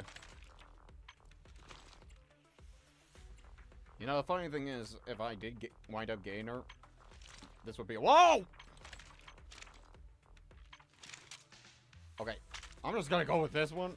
That setup would be the stuff I'd go for her. Let me know. I ain't saying no to that nice body. But still, that just came out of nowhere, so... I am the. This. I shall... What? I'm here. A mission? Good. He's the asset. Let's head made ring. I'll follow your instructions. Okay, let's see. Alright. This should be fine, because I think I know that Anby, it looks like, is probably going to join here. What else do you think was a locked off position? We've arrived at the coordinates Ray provided. She's so kind.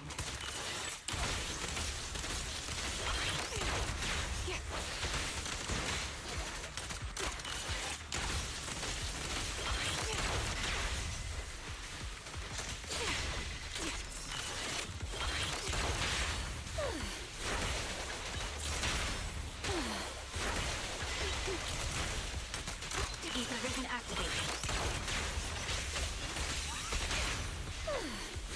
Get him?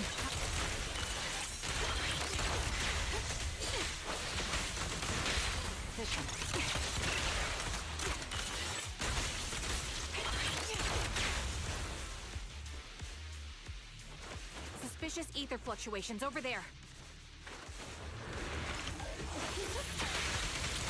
Recalibrating.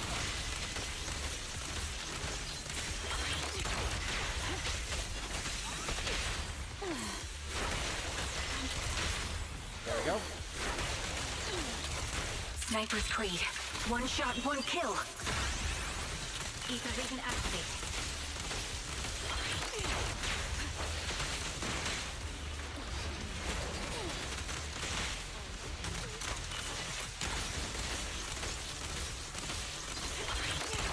The melody of combat.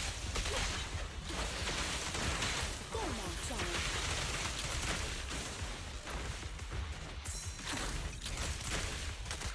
Recalibrating.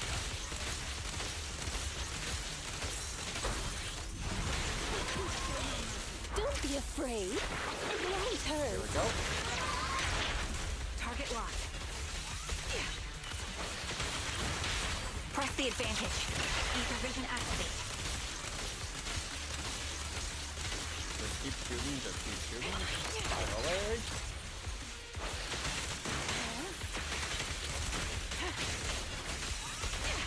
My bullets are one with the wind. Got him. I found you to put ready. Recalibrating. Well, this is gonna take a while to kill him.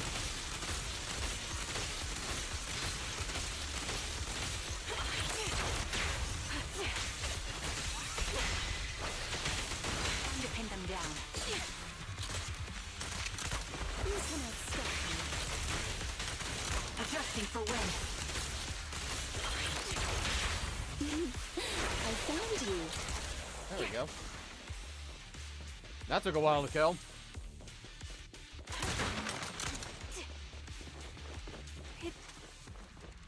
Yes?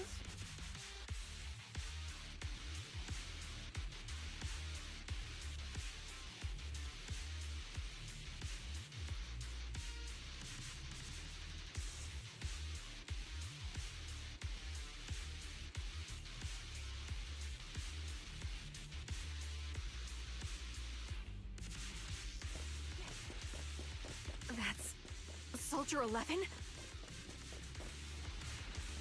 Oh. Take out that sniper. I won't let you take her.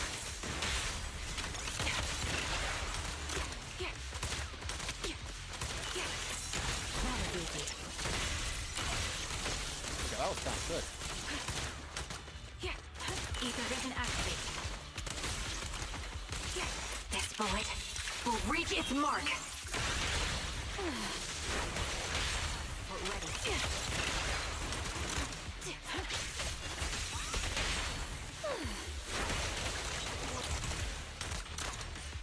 Kindly fall into despair. Got you. You're in my sights.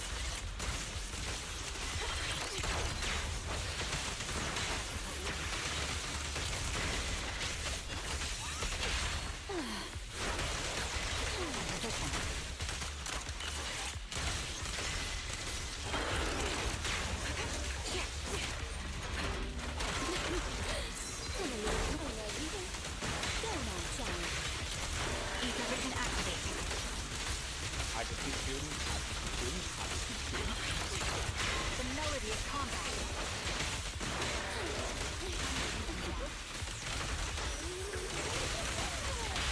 The target's exposed. My Got him. bullets are one with the wind.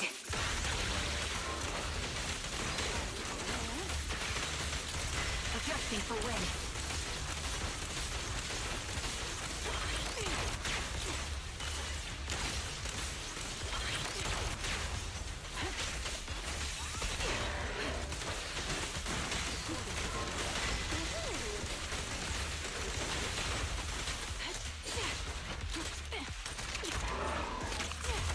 Recalibrating. Got him. Press the advantage. Stand! Let's not disappoint our customers.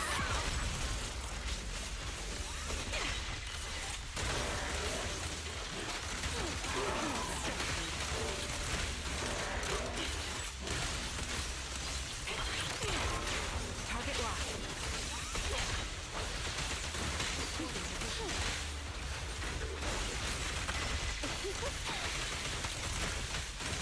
Recalibrating.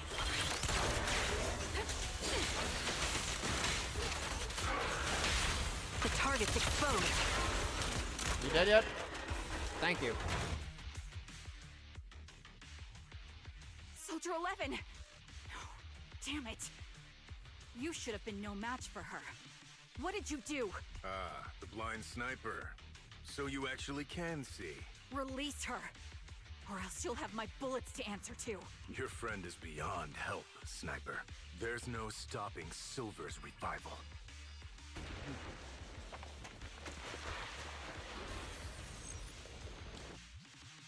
Damn you. Silver's revival. What did he mean by that?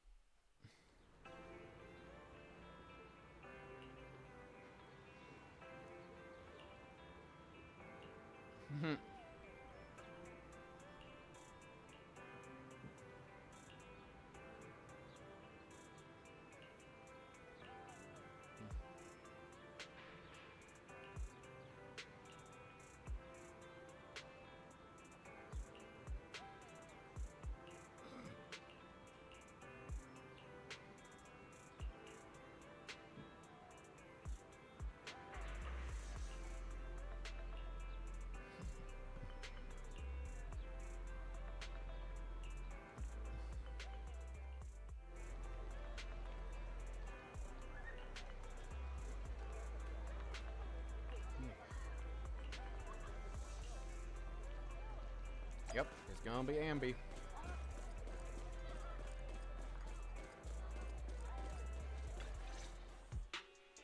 Hello. Is it you? The one who contacted me on Internaut? Yep. I gotta go back. Hello. Yep. Oh, the burger. Sorry, I was starving, so I already finished it. Thanks for coming to meet me. Long story short, we need to stop Silver from coming back. By the way, what was your name again? I hadn't introduced myself. I'm still unsure if I can trust you. Oh. Don't take it personally. I'm always cautious with people I've just met, especially someone from Internaut who claims to have intel without any solid proof. But I have to admit, you do seem kind of familiar. Even though I can't see your face, you somehow remind me of a friend. A friend who's in danger. I actually really do like, real quick, I'm sorry I'm not focusing on the story for a bit for a sec. I actually kind of like that her blindfold actually has like the different colors to signify her emotions. They've taken her, haven't they? Wait, how much do you actually know? I'm just as clueless as you about what's happening, but you might have heard of me. I'm Anby, the former captain of Silver Company. So, you're... Yeah, that's me. I'm the one who died in Soldier 11's place. So you should get why I feel responsible for her. Would you understand if I say I'm still not completely convinced? No worries. I've dealt with even more skeptical people before. Trust isn't gained on words alone. So how about we meet inside the hollow? Inside the hollow? I'm not the best with words. Showing you through my actions might be more convincing. You just need to see me in battle.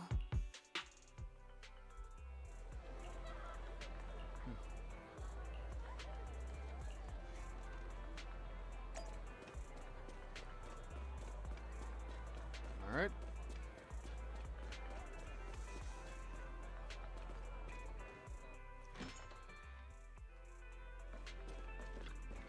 Yo.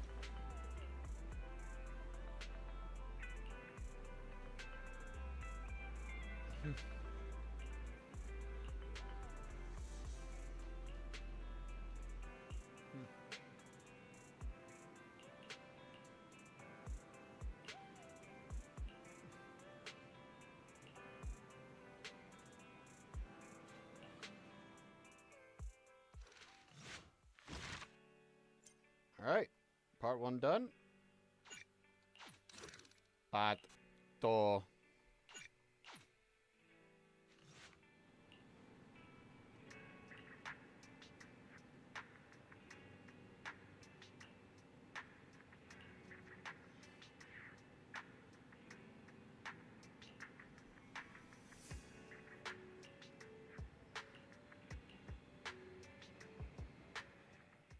Here we go.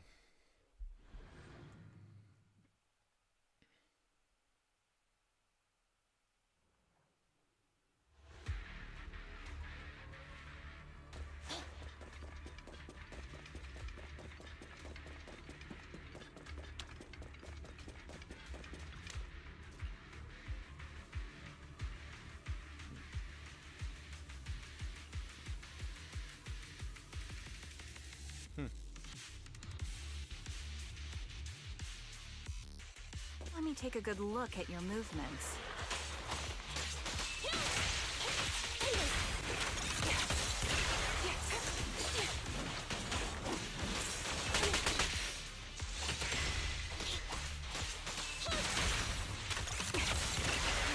Recalibrating.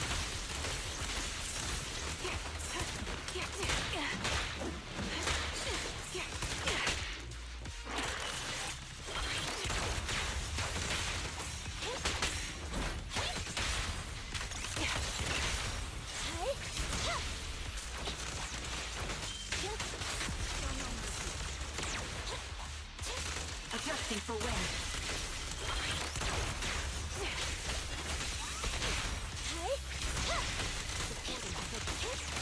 Unfortunately, the enemy is too weak.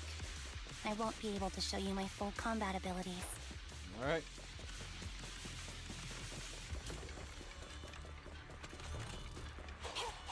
You don't strike me as the type of person who'd say something like that.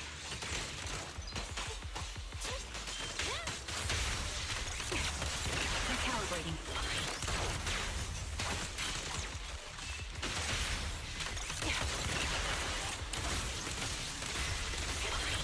Got him. I see now. There's no mistaking it. You really are that Anby. A person's fighting style is a raw response in life and death situations. It can't be easily faked like a resume or some other physical token. You and Soldier 11, the way you fight and use ether, it's nearly identical. Incredible. We're sisters. Assuming that sisters means replicas from the same blueprint, that is. So the rumors circulating in the military about Silver Company, they're really true? How much have you heard? Only that Silver Company no longer exists. But biologically creating soldiers in mass quantities, how could that even be possible? From what I know, besides intelligent constructs, everyone is born biologically. Delivered by storks, so they say. So, making one isn't much different from making 100. Was that supposed to be a joke? Yeah. My jokes never really hit the mark. Sorry about that. No. I'm the one who should be saying sorry. I was just astonished. I never thought the military had this level of technology. If they could mass-produce soldiers, then why would they still... I understand. If they could use replicas as cannon fodder, then why still risk human lives? That's what you're thinking. I was trying to say it in a more... diplomatic way. It's okay. I won't take offense. Not over this. They'd probably say the reason is because replicas are simply too expensive. While a Silver Company soldier could change the game, it costs nearly as much as training a top-tier general and paying their fees and pension for their family. The real cost isn't in creating the mind or body, but in replicating the subject's unique physical abilities, mental aptitude, and reflexes. And what's even more costly is that, for reasons that were not fully understood when the research was halted, these unique qualities couldn't be fully replicated in mass production. As for the inferior ones, they were deemed as disposable. Anby, that's not what I meant. Yeah, I'm sure you didn't. But there's always someone who does mean that. There's always someone with an agenda, trying to use us. Maybe that's why Silver Company fell. I won't forgive those people. Any of them. However, the downfall itself isn't entirely a bad thing. With Silver Company gone, their evil technology was lost with it. Or so I thought. Until now. Silver's revival. So you're saying someone has resurrected that technology? Soldier 11's abduction seems linked to this. I have to admit, your theory has some merit, but as far as I know, all the data from that time was erased. Could it be the Defense Force? Hold on. Something doesn't add up. What are you thinking about? If they truly wanted to secretly revive this technology, they wouldn't need to take Soldier 11 at all. I know my squad mate. All it would take is an order from up top, and she'd put herself on the operating table without a peep. Really? So, that's how she is now. She's the model example of a loyal soldier. Isn't that how you remember Soldier 11? No. I never knew a Soldier 11 in the past. Only... How could this be happening? There shouldn't be so many ethereals here. I recognize this formation. We once used it to battle ethereals. What? It's another legacy of Silver Company. Back then, we had a brilliant sister who excelled in strategy over combat. Let's handle this. The person we're after must be behind it. TWCA Type 3. Is that the name of that formation? Eliminating target. Target locked.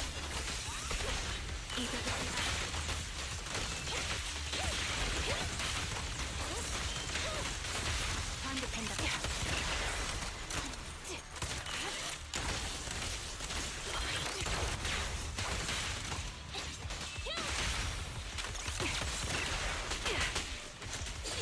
Recalibrating.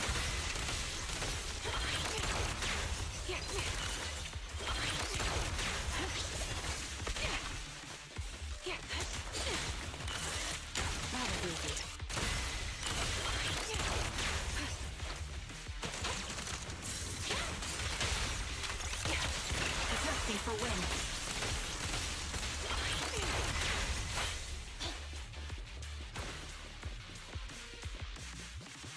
This feels familiar. I don't like it. Ether isn't not one for nostalgia. I'm starting to understand you more now. Target confirmed. Go. Sniper's Creed. One shot, one kill.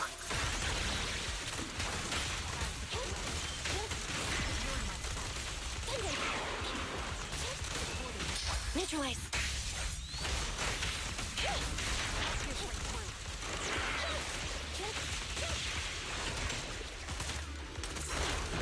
Recalibrating.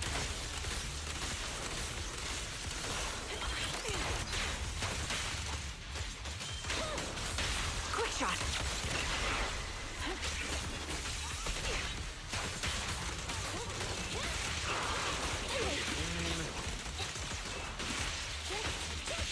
Ether vision activate.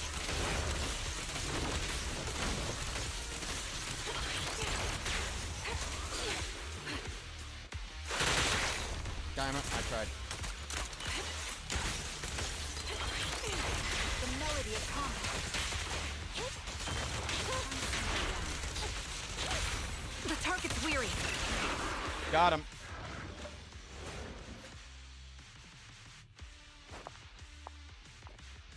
Up, there's another Anby lookalike. Anby, what is that? That's the old Silver Squad uniform. Off we go.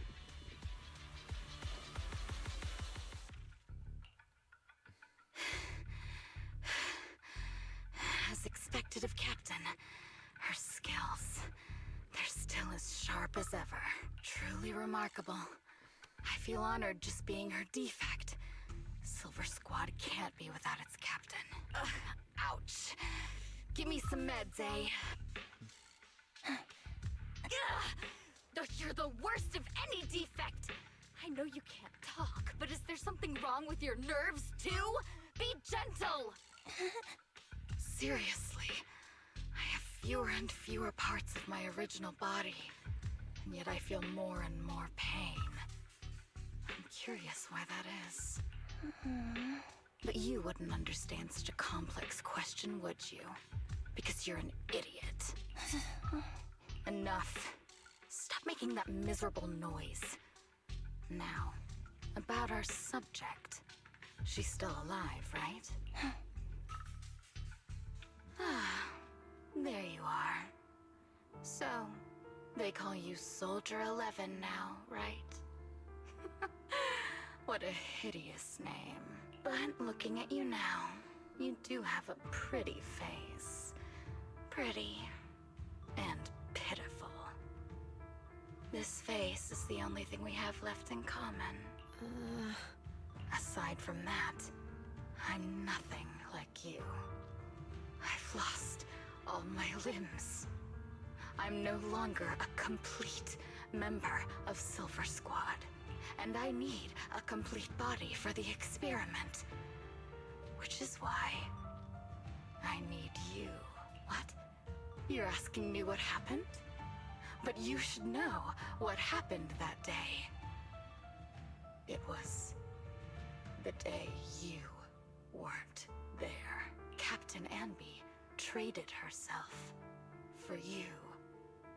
Even with her incredible strength, she could only save one of us. But why did it have to be you? Why not me?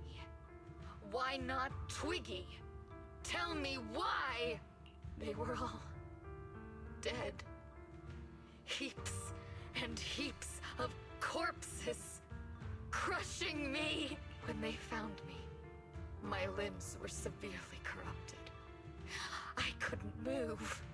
I couldn't fight back. I used to be a soldier, ready to defend this city. But that day, I was... Hey, what do you think you're doing? You startled me.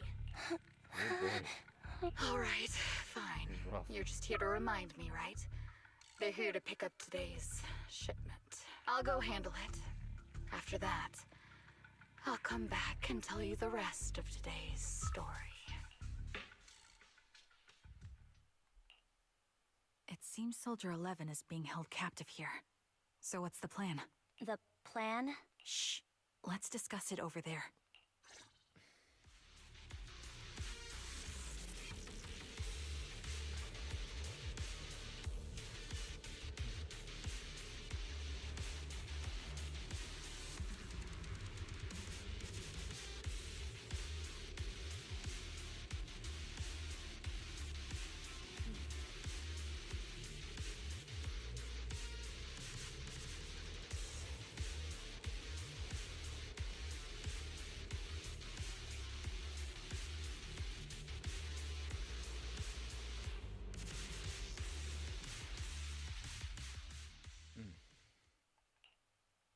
This place is cold. I sense the frigid air from outside.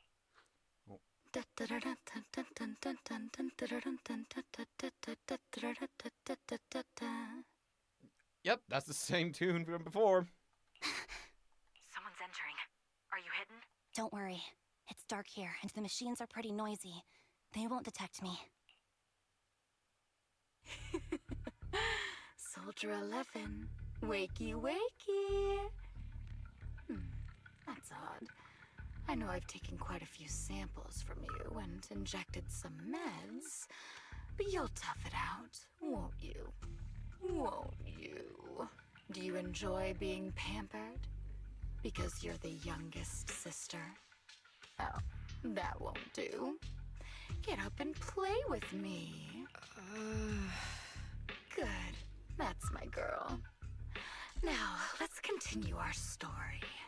Where was I? Ah, yes. About how some kind scavengers found me without limbs. Such kind-hearted folks. They sold me. And unfortunately, my ignorant new owner couldn't see any use for a limbless worm like me. So I was sold off again. I was treated like merchandise on the black market. Sold alongside gangster stuff and modded bamboo. That's when I realized we Silver Company soldiers weren't any different from bamboo. Just made of flesh and blood. The only real distinction is we feel more pain. And that's when I met her. She bought me as a trophy girl. Cut me open and operated on me, checking my internal organs by hand. Anesthesia doesn't work on us. You know that, right? So it hurt. It hurt like hell. Then, out of the blue, she smiled at me. Looking back now, I think she must have noticed something unusual about my body. She told me that she was once a military doctor, but was discharged, and now worked as a rogue doctor. She was familiar with everything about Silver Company, and was willing to help me. So, I underwent surgery and received mechanical prosthetics. Nothing too fancy. I don't think I'll ever use them for combat, but they serve their purpose, helping me stand and do calculations. My true value lies in my memory. You see, my brain is the only thing that has remained intact. Thus, I remember everything. I remember our home, and the time spent with our sisters. I remember that as long as we fought alongside our captain, we were considered the most powerful fighting force. I remember assisting in their research and using my own 2 hands to welcome new sisters into this world. That rogue doctor used her connections to get me some incomplete research data. Using my fragmented memories combined with that data, I was able to piece things together. And now, I've nearly revived the technology of Silver Company. Fortunately, Oh, boy. I've remembered. I've survived and can recall our past. And now, reforming Silver Squad is my mission. Because this is my home. Our home. So, do you like my plan, Captain Anby? When did you notice me? My little puppy spotted you a while ago, and I instructed her to raise the alarm. You know, Captain, I'm actually glad you're here. I've been thinking that we need to talk. Give her back, and then we'll talk. If you want her, come get her yourself. Trigger! Say no more. I've got it. This bullet will reach its mark. Fire away.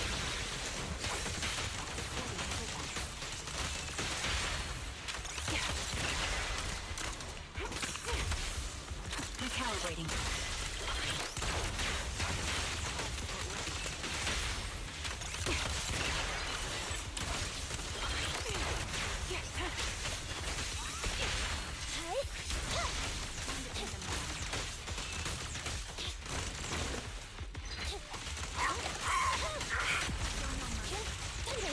Fracture! Take this. Quick shot. Adjusting for wind.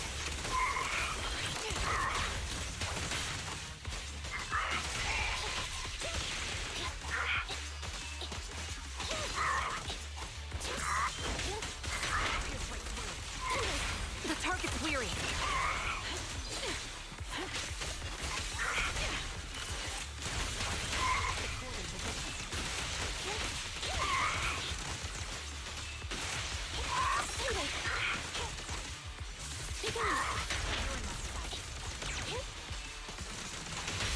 Quick Got him. shot. Sniper's Creed. One shot, one kill. Got him. Run away! That's the Captain Anby I know. Cleaning your knives with the filthy blood of this scum suits you. Don't give me that, idiot. Now you're worried about whose side I'm on? Our side, of course. I created you, so you never saw Captain Anby in her prime. After everything I've been through, I thought I would have forgotten. But I still remember. So, have you ditched the uniform, Captain? Twiggy. I'd keep it as pajamas if I were you. It's nice to reminisce about the days of glory and agony, isn't it? I never knew you were still alive, Twiggy. Yeah, I was always the worst at fighting. But I survived. It's only natural for you not to expect that, Captain. You're not as terrible a fighter as you think. Your sharp mind makes up for it. Yes, you said something similar before. I'll never forget that. You persuaded them to keep me, and you encouraged me to acknowledge my true value. You're right. I am valuable. I understand that all too well now. Trash may perish easily, but not me. I'm valuable. Precious, even. There's always someone who sees value in me. Just like you did before. Sometimes I wonder if I were just an ordinary citizen in New Eridu and not part of Silver Squad, maybe I could have become a researcher at the White Star Institute, studying deep topics like 3 forms of etheric manifestation in specific hollows. Sure, I might be sharp, but there are different kinds of smart. Growing up in Silver Squad, I had no street smarts. Competing for profit, seeing through lies, and striving for a better life with limited resources. These I had to learn the hard way, year after year. You've been through a lot. Is that why you're doing this now? I don't need a reason. At least not one to convince you. The only person I've needed to convince is my backer. You know better than anyone. Silver Company was an evil undertaking. That technology should never resurface. Evil? Are you suggesting that you, I, and our sisters were all evil? We are evil incarnate. So, we should all just be destroyed? No, but we should not continue in our evil. Oh, I see. That's very enlightening, Captain.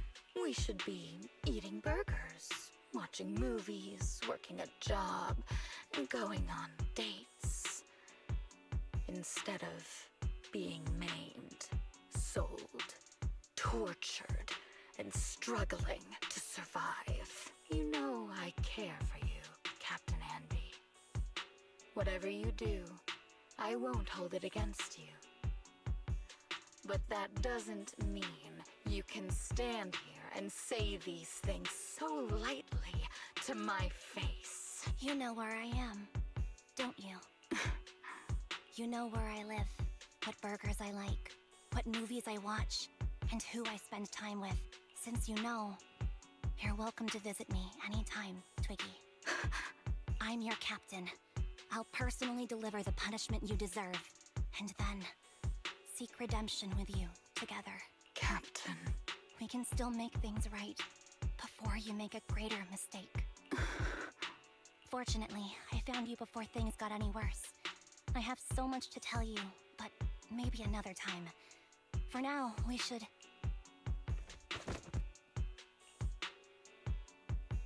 Oh. All right, I'm returning your favorite girl. Now we're even, Anby.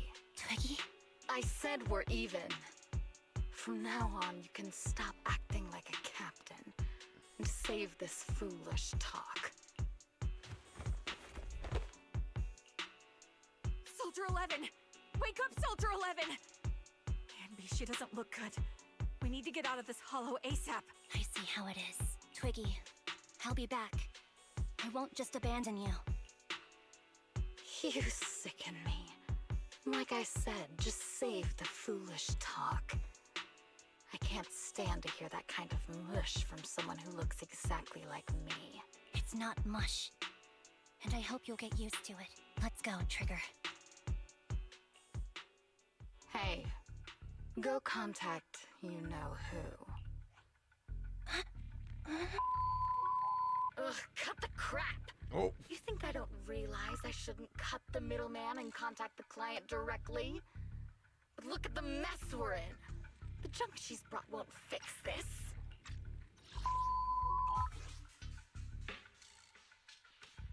Who taught you that language, young lady? Our best shot is exploiting Anby's inner weakness. She's let go of her most lethal weapon, her daring and ruthless fighting style. Now she's like a hired gun with a family to feed, focused on surviving to get the paycheck. I can handle her if we exploit that. But I need to keep everything in check, or else all my efforts so far will have been... You've been diligent, little Twiggy. Stop calling me that. As you know, your research is crucial. You're just like me. We're here to foster hope. Our work is the only cause worth fighting for in this world. Of course, I understand. Sometimes, when hope is scarce, certain issues can only be resolved with sheer violence. The stuff I mentioned last time is ready. Send some of your people to retrieve it. It's not exactly new Eridu tech, so use it carefully.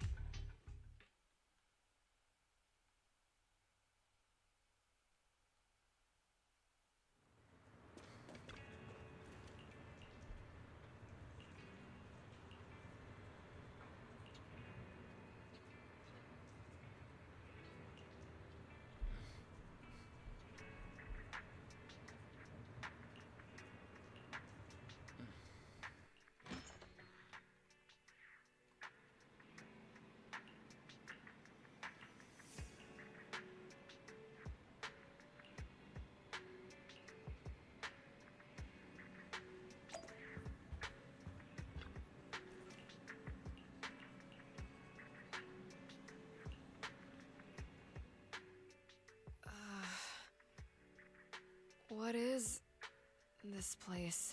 And who am I? You're awake, Harin. Great, you're awake. That's her name? I've been worried about you, Soldier 11. Soldier 11? Is that my name?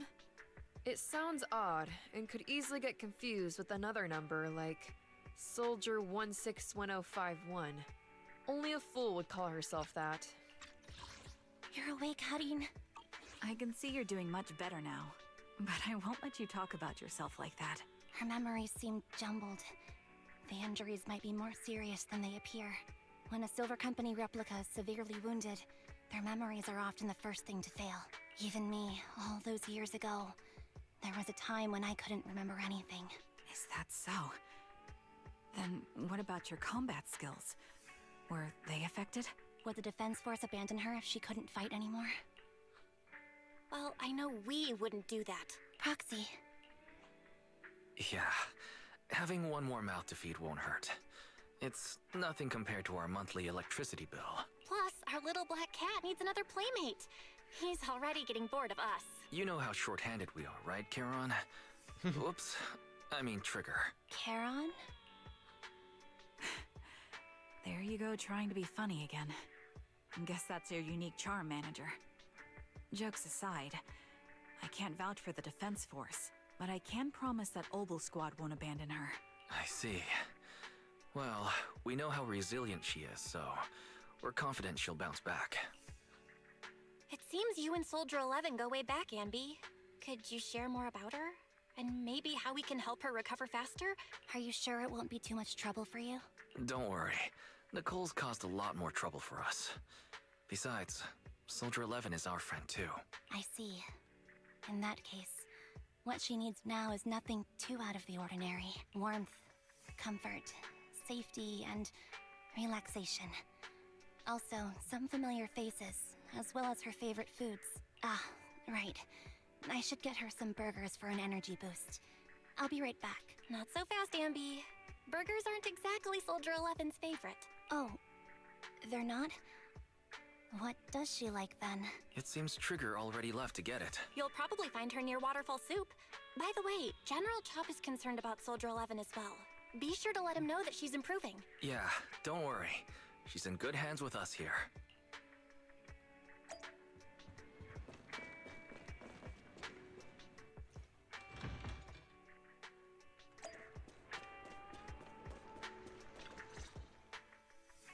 I got Soldier 11's favorite spicy noodles from that enthusiastic chef. I couldn't see if the noodles look spicy, but just the steam from the chili peppers alone is making me cry. So, spicy noodles is her thing. I had no idea. Well, that's the Soldier 11 I know.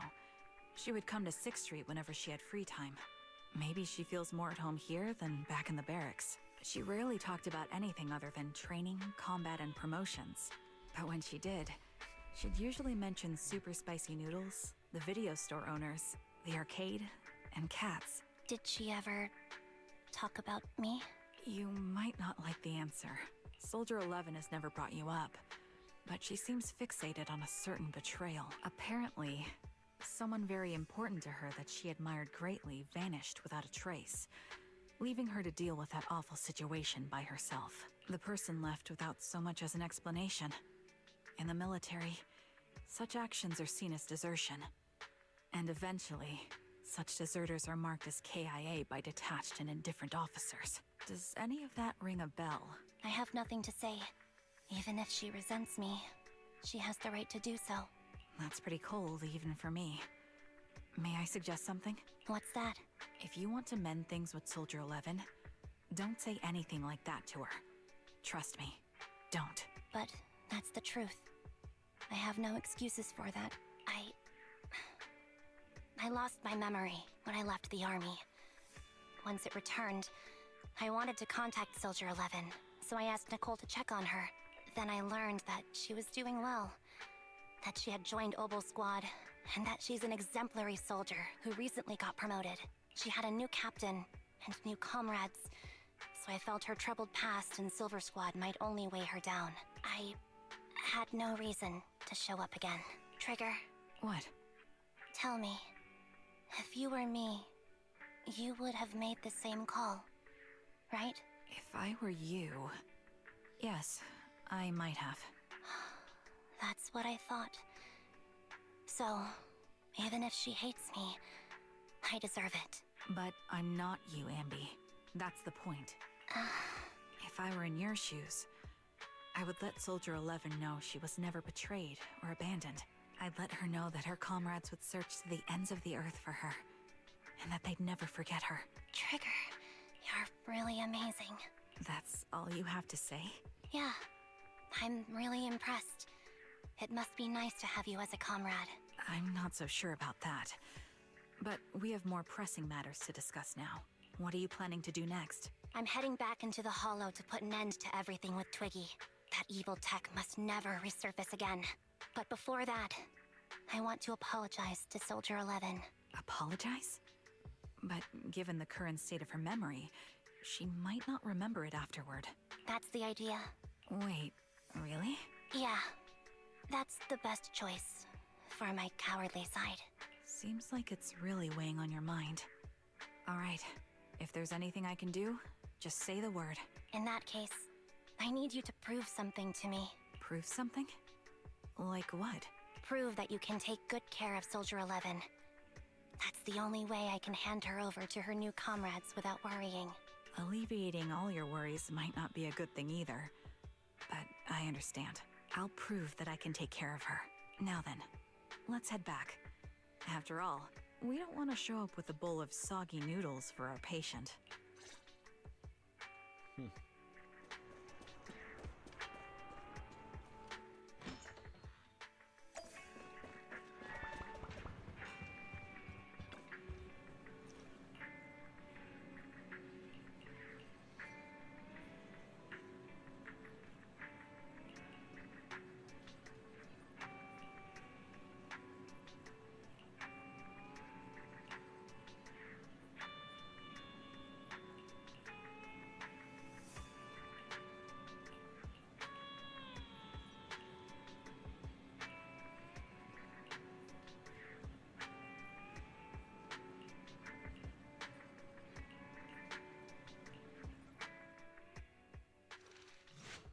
Well, it's sort of a date.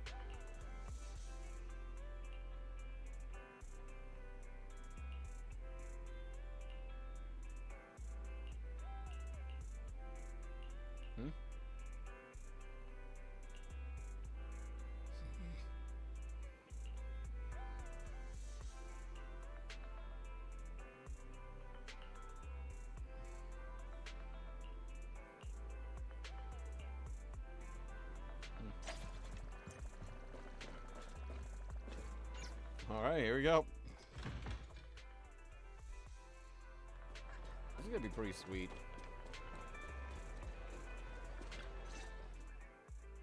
Nicole?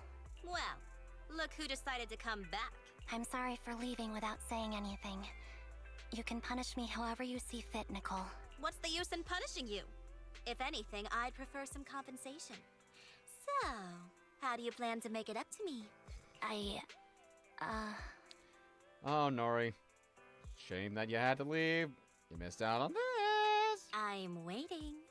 I'll give up my favorite burger. From now on, I'll eat noodles every day. Hey, that's more like compensating General Chop than me. That won't cut it, huh? Then I won't try to squeeze in between you and Nekomata when we watch movies. Come on. Nekomata's usually the one who's squeezing in between you and me. Show me some sincerity here. I see. Okay. I'll forfeit my paychecks from now on. Oh? Yes, and I'll persuade Billy to give up his pay too. Is that good enough for you? Wait a sec. Are you trying to tarnish our reputation as an honest business? Forget it. You owe me big. I'll tell you what I need from you later. Nicole. Fine. Forget it. Just spare me that pitiful look. Listen, Anby. It doesn't matter who you were or what mess you've gotten into. The cunning hairs doesn't need to be a burden to you. We don't need you to shield us, and we won't intrude when you need space. You're not the only one here with a troubled past. I just wish you'd trust me more. Otherwise, I feel like I'm a total failure. Sorry. I won't try to justify what I did. I shouldn't have run off on my own.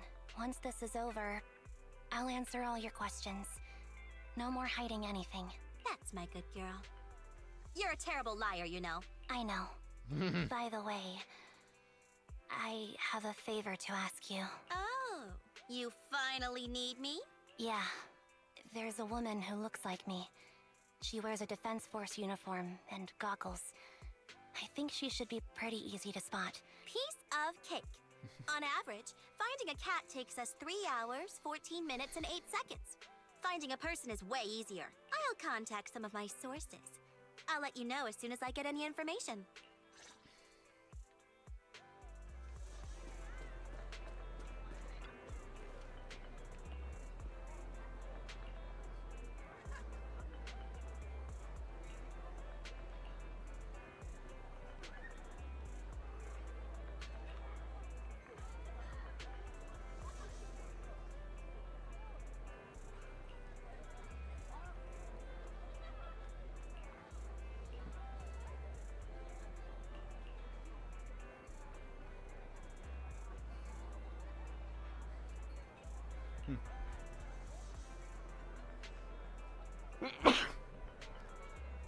I am sorry for my model there. I had to sneeze.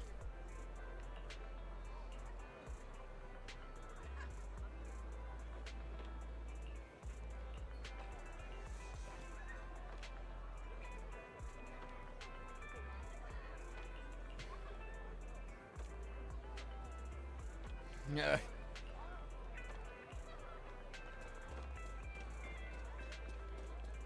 And come on, guess what, Billy? I'm kidding. Who's there? Anby! It's you! Yeah, it's me. A reliable source mentioned that you've been worried about me lately. Nonsense! Where did you hear something like that? Darn it, Billy. I'll scratch all this paint off like scrubbing a nonstick pan with steel wool. I swear on my favorite mackerel that I will. I'm touched. Thank you, Nekomata. Don't be. No thanking me. I heard you even prepared a gift for me. A gift? Well, yeah, I did. But it's not like I made it just for you or anything. Sure, Tsundere. Here you go. Aw, that's nice. Oh, a doll. Is it supposed to be me? With this rough stitching, I'm guessing you sewed it yourself? This is too much, Nekomata. I can't accept this. Nah, stop being dramatic. I got a doll-making kit and was gonna make one that looks like Nicole, but it turned out super ugly. With a big head and tiny little body. It didn't look anything like Nicole. So I altered it a bit and wow, it somehow looked just like our Anby. But I don't look like this. No, it's exactly like you. It's like your little twin. Go on, take it. Keep it with you all the time. And don't let it out of your sight. You want me to carry it and never let it out of my sight? Oh, wait, you didn't stash some sort of contraband inside it, did you? Are you trying to get PubSec to arrest me? Yeah? Just because I'm a street cat doesn't mean you should be prejudiced like that. There's no contraband in the doll. I swear on Nicole's lap. All right. I'll trust you. Let me do something for you in return. How about some mackerel noodles? Ooh, Lady Nikomata appreciates your rare treat. But not now. Not now?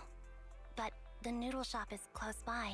Once things settle and you're safe, you can treat me to those mackerel noodles.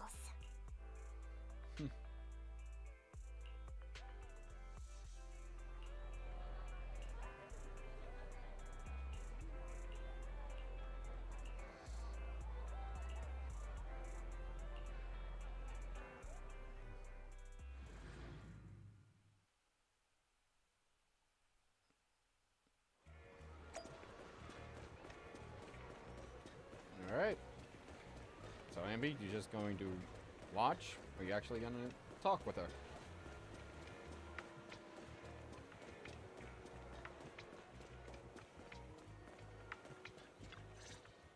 Yep. So, here you are. Sorry, Anby. I snuck out with her. Are you feeling okay? Are you speaking to me? You seem familiar. Like I've seen you somewhere before, but I can't quite remember. I'm Anby. Does that name ring a bell? No. I don't recall anyone named Anby. Sorry. Maybe we knew each other, but this person named Trigger told me that my memory's off right now. I'll get better. And maybe then I'll remember something about you. I see. Where did you and Trigger go today? We tried some food called noodles. They were this amazing, fiery red color. It was delicious.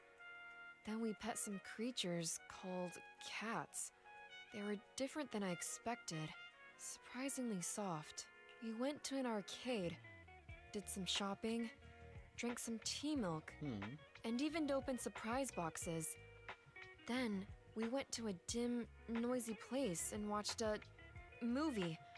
I think that's what they called it. During the movie, someone took advantage of the dark environment to attempt a theft. Fortunately, I still remembered some basic combat skills, so I managed to subdue the thief and turn them over to public security. The public security office isn't far from here. After we wrapped up there, Trigger suggested we watch the sunset by the river. You sure know how to plan a date, Trigger. The video store manager taught me all this. I'm just a good student. Anyway, I think I did a good job. Right, Soldier 11?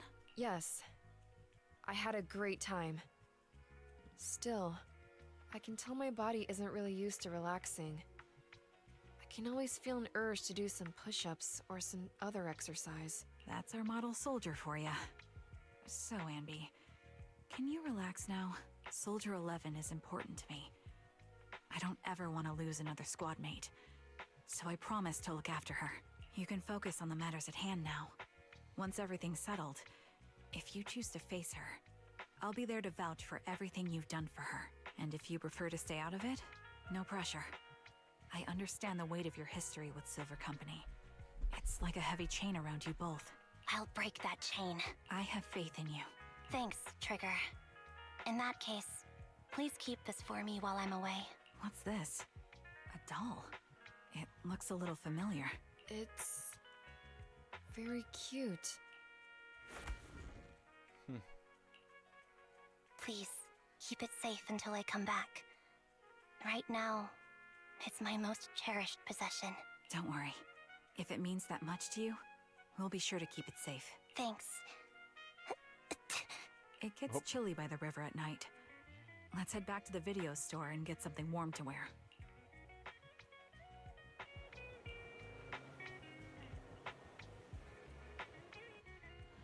All right.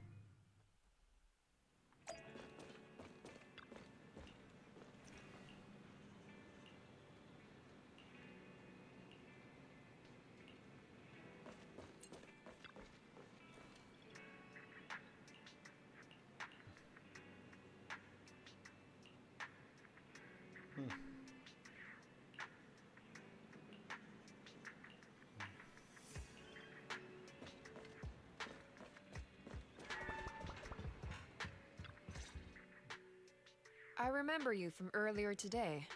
Anby to Zinnia. It's Anby. Just Anby. Sorry.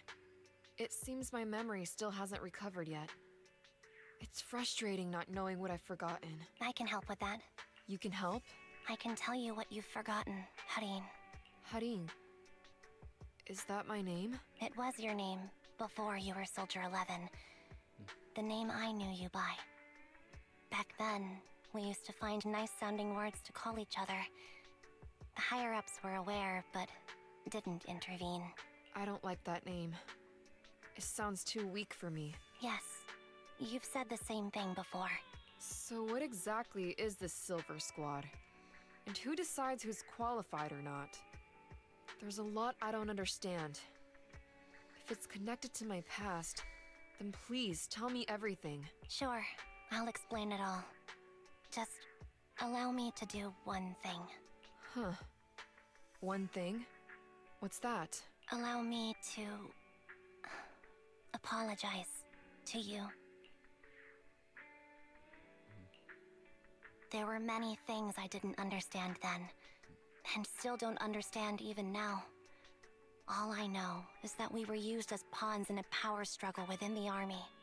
And in the end, they chose to keep only one replica. And that was you, Anna?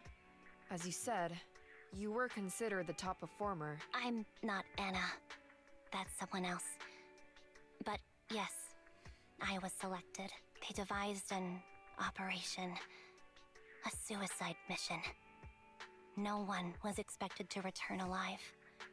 My name wasn't on the list for deployment. But the night before, you went too hard in training and got injured.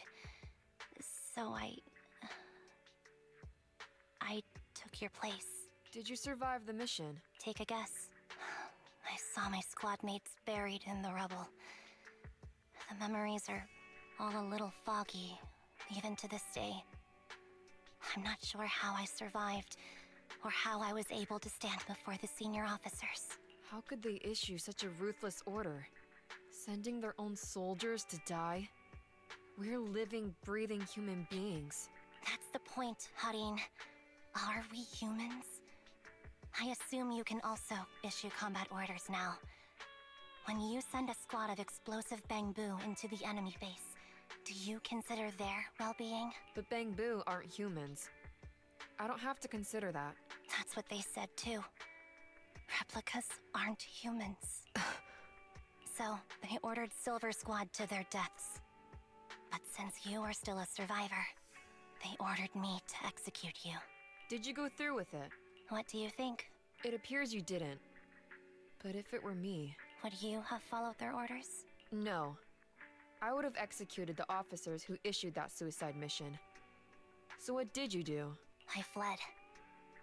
I offered to exchange my life for yours. And then fled. I didn't trust them. So disappearing seemed like the only feasible option. I knew that once I was gone, they wouldn't harm you, because you were their only asset. Seems like I made the right call. At least I got to see you again. I've had a good life, but it took me a long time to figure out who to hate. If I were to hate everyone who hurt us, that would be too much. I couldn't live carrying so much hatred. It's impossible. And Nicole told me that I shouldn't hate myself. So, eventually, I realized that all the suffering stemmed from the Silver Company tech, and the fact that we replicas were not seen as humans. According to a movie Wise loaned me from the store, this is referred to as an ethical dilemma. Life shouldn't be engineered. Only then did it dawn on me that many people were already aware of this issue. There are a lot of smart people out there. So, I'm sorry, Harin. Why apologize? According to everything you just told me, you didn't do anything wrong. I'm crying. Why am I crying? It's all my fault. I was the captain of our squad and responsible for everyone, but I let you all down. I wasn't wise or strong enough, and I was a coward. If I weren't a coward, I wouldn't have waited until this moment to apologize. I'm only willing to share this now because I know you'll forget everything soon. Forget everything? But that's impossible. Why? Silver Squad soldiers who are critically injured have their recent memories wiped within 24 hours. Yours is about to reset. I can't keep avoiding this, Harin. I have to face our old squad mate. I don't know what other cards she has up her sleeves, and I can't guarantee anything. I can only try my best. I might survive, but if the worst comes to pass, I don't want you to bear the weight of my death. So, just forget this conversation, and have a good night's sleep. No, Anby. You're being selfish. I don't accept your apology. I don't! It's almost midnight. Anby.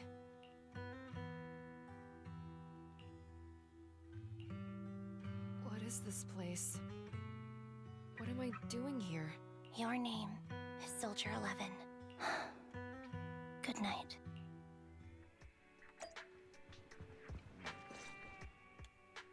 Sorry.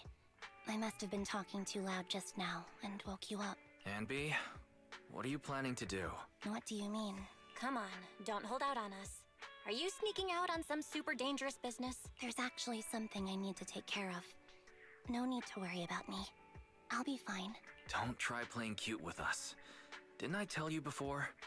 We have a right to know about whatever it is you're involved with this time. Plus, Anby, if you've really been working on yourself like you said, then you should learn how to ask for help. This thing you're facing, you might not be able to handle it yourself, right? Even if that were the case, it's still my responsibility, and mine alone. At least, that's what I planned on saying. Oh? But the lone wolf in the movies never gets a happy ending. And even if they win, they'll end up losing their home, their pet cat, their daughter, or their lover. I don't want to lose anything, or anyone important to me, Proxy. So, please, help me. Take me back in that hollow, and help me smash up that weird lab, so I can get some closure with my former family. Wise and I have been waiting for you to say that. Is that your strategy then? Getting us to help you out for free? You don't have to do it for free. Just tack it onto the Cunning Hair's tab. I'll be back to settle the bill once this is all over. But right now, I've got someplace to be. Don't go running off into any hollows alone, you hear? I won't. Don't worry. I want you to be the first one, Proxy. The first to witness my resolve. Hey.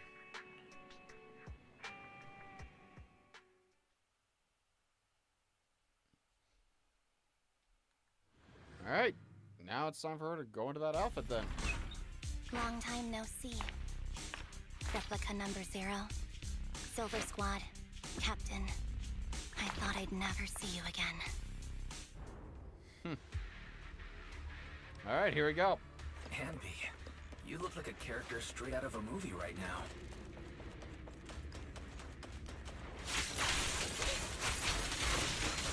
Your fighting style seems to change. Let this turret go. What memories are coming back with this uniform? The new you is so reliable, Anby. The past me was reliable too. Enemy's tough. Be careful. Orders received. Here we go. Flash on flash. Flash your dice. Don't need to be so careful. Right over there. That needs to be destroyed.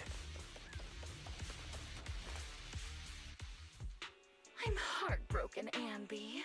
Here I was, thinking this was a family matter between sisters. But you've gone and brought in outside help. You're no match for me, whether I bring help or not. Twiggy, Silver Squad is gone. You will never be able to rebuild it. We both know how difficult it is to create a silver soldier capable of engaging in combat operations. What if I didn't need to? Didn't need to. What? There's one thing you're wrong about. I've already done it. I've achieved the conditions for rebuilding my very own Silver Squad. This is so weird. These Ambys. No, these people. None of them seem to have any fighting abilities. Weird. These people don't look like soldiers to me. Twiggy, what have you done? What do you think I've done? I've done something that can stop my organs from being harvested. That can put me in touch with the big shots at Tops. That can help fund my research. Oh boy. No, that's impossible. You're harvesting and selling their organs. You created all these sisters of ours just to harvest them like animals? Fuck. I just used them to exchange for a few necessary resources to reform Silver Squad. I needed a family, really. That's all. You said it yourself. These sisters of ours, right? We are sisters. And we are family. So if we're family, why don't you feel the same pain as me? It's a real shame, you know. Neither Harry nor I were perfect enough. No matter how hard I try, all I can make are defects. Good for nothing but a supply of organs. But it's not like there hasn't been any progress. I haven't even told anyone about this yet. But just earlier, I managed to make some improvements to the technology, which will stabilize control of the cloning process. Once that's in place, the cost of producing a competent soldier will be at an all-time low. We'll have achieved just what the initial project report said. The magic of producing an army out of sugar and air. Anby. Captain Anby. As things stand, there's still a chance for us to work together. You are the final piece of the puzzle. We can produce a steady supply of true soldiers so long as you cooperate. We'll keep everything under wraps until we build a huge army of our own. Someone's gone cuckoo for Cocoa Puffs. Just think what such an army could do. Nobody would ever dare humiliate us again. Our Silver Squad could crush New Eridu to smithereens. And you would be its commander. Me, I'm fine with whatever. Put me to death if you like. I deserve it for killing all those sisters of ours. Whatever you want. Captain, do you want to come home? This is not my home. I feel disgusted. I'm sorry, Twiggy. But now I wish you had died back in the Hollow.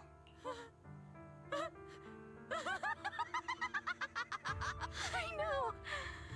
I feel the same way about myself. Disgusted. Get out of here! Oh?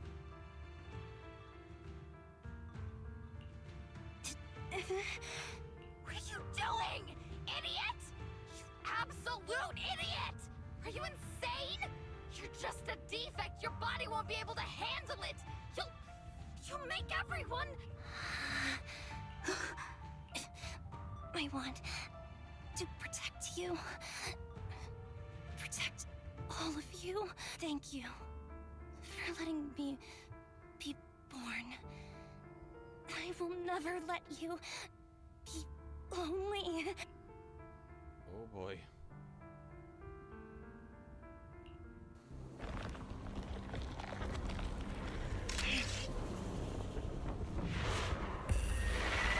Oh boy. Oh great.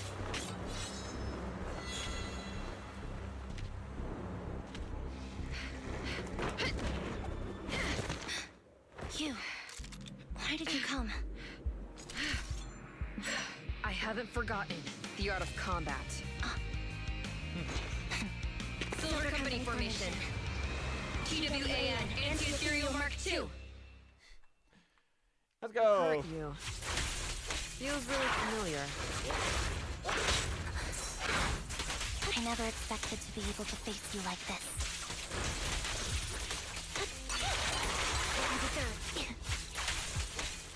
This is gonna take a while to kill them.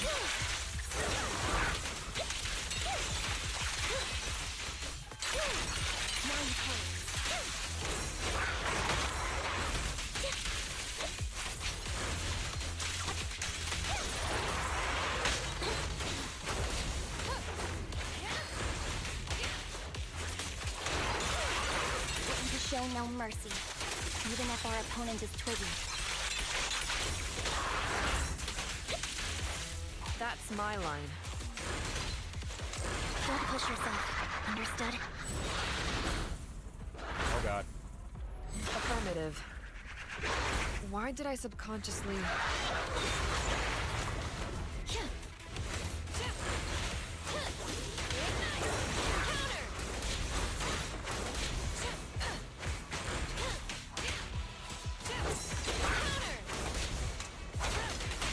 Roger that. Resolve.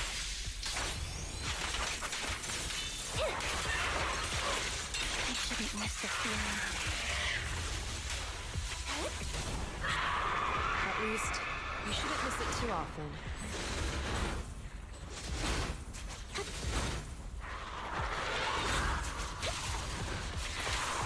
Alright, here we go.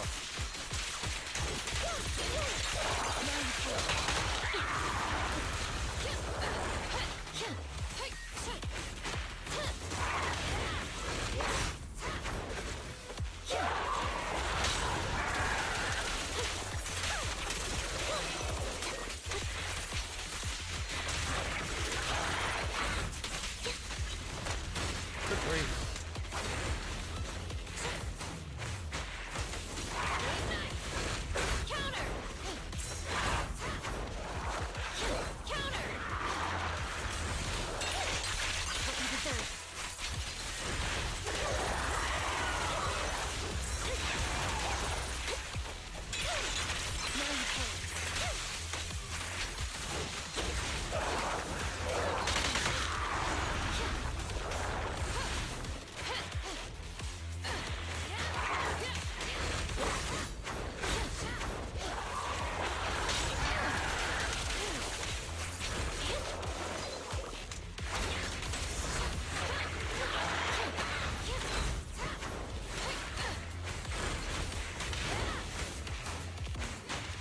The final blow.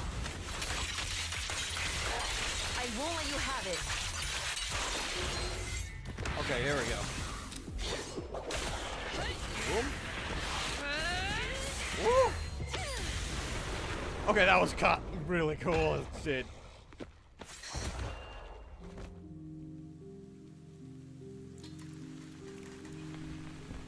Captain,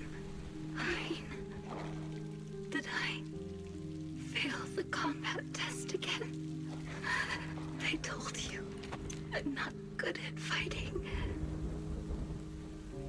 But as long as Captain's here, I'll be okay. Right?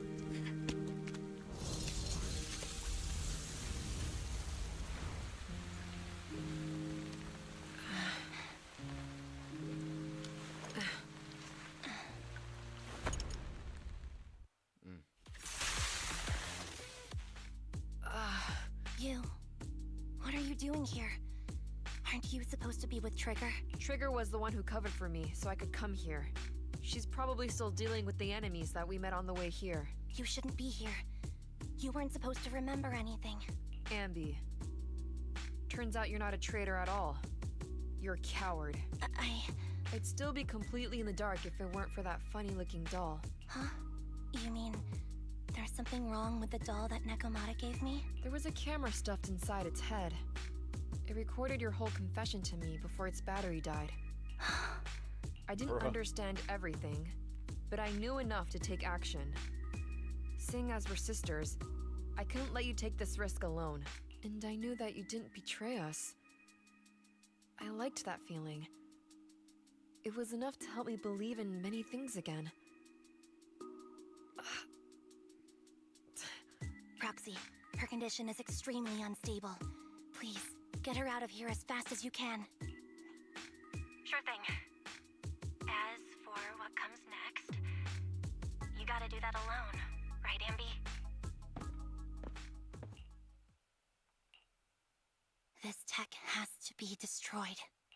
Thank you for letting me be born. Anby? What's on your mind? Proxy, you're still here? Don't worry. Soldier 11 is safe with Trigger. You can trust her. Obo Squad can take over from here now that everything's done. She'll be okay. Really? That's great. What a dilemma. Should you destroy the Silver Company tech, or not? Is it that obvious? I thought I'd made up my mind to never let this kind of evil happen again. In my opinion, you've judged things correctly here. Unethical tech like this will only lead to more suffering. Wasn't that the reason why you put so much effort into this? To stop that kind of pain? You're right. I nearly caved there. What would I do without you? Thanks, Proxy. Well... Yep.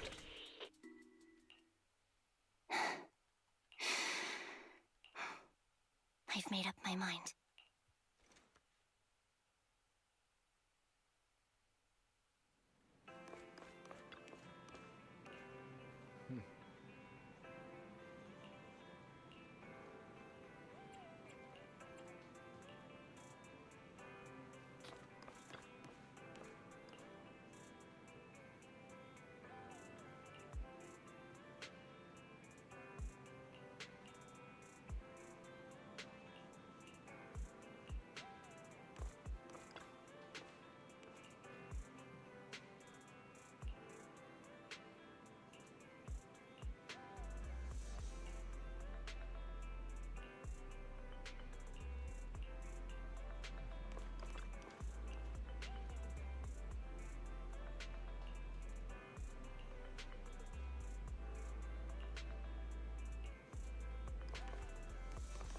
I kind of want to see what Billy's old outfit was.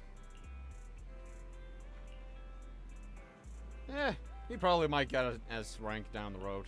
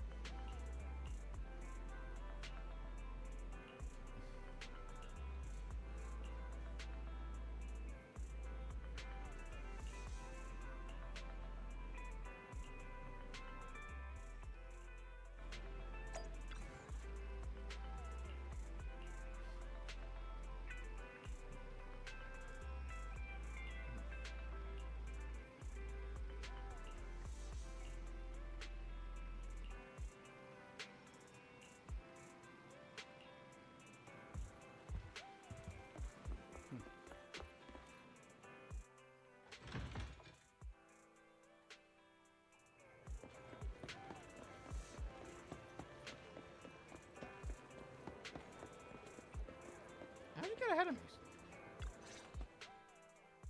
Oh, red chicken burgers are classic for a reason. Soldier 11's going to grill me about eating junk food again if I go back smelling like burgers. Burgers don't have a smell. Even if they did, they would dissipate quickly, and she'd never know. No, there's a smell, right? Not to my knowledge. Eating burgers doesn't make you smell. That's why they're the golden standard of fast food. Exactly.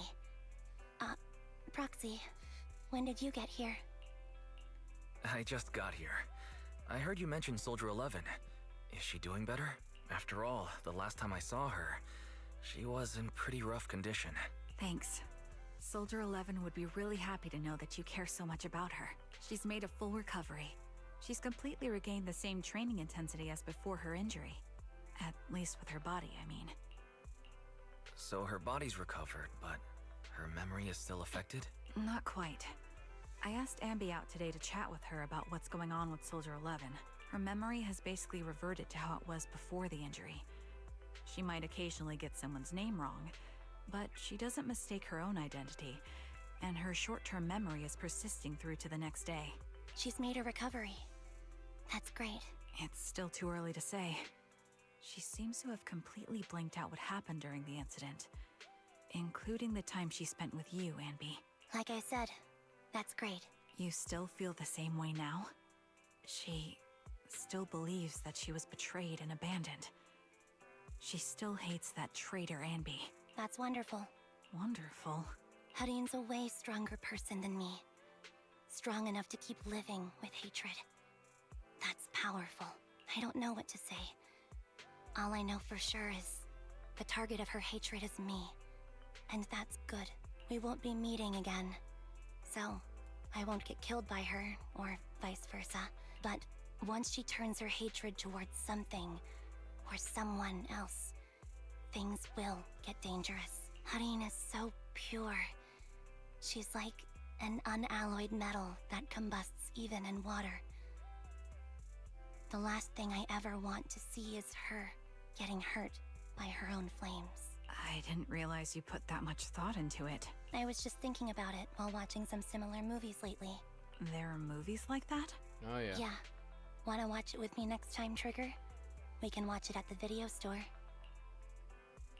Sure. Stop by anytime. Thank you, Manager. You're very kind. Even I'd blush when people are nice to me like this. I think you're really kind too, Trigger. So, are you all still down for burgers? It's on me today.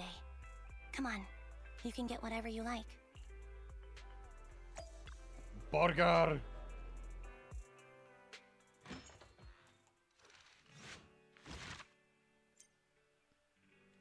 It is a little tragic that her story essentially is still like... Soldier 11 will still hate her for now. But I feel like if they do want to play more with certain stuff, it's possible we might get something where, you know, it might change. And now, as we begin to end the stream,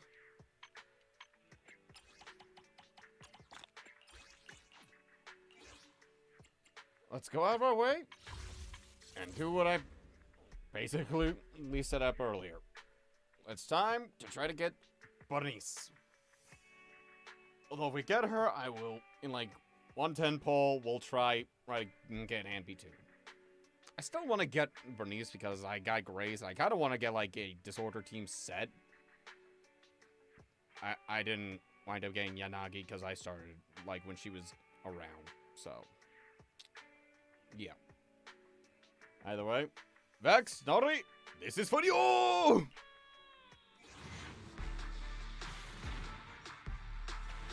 I don't think that says.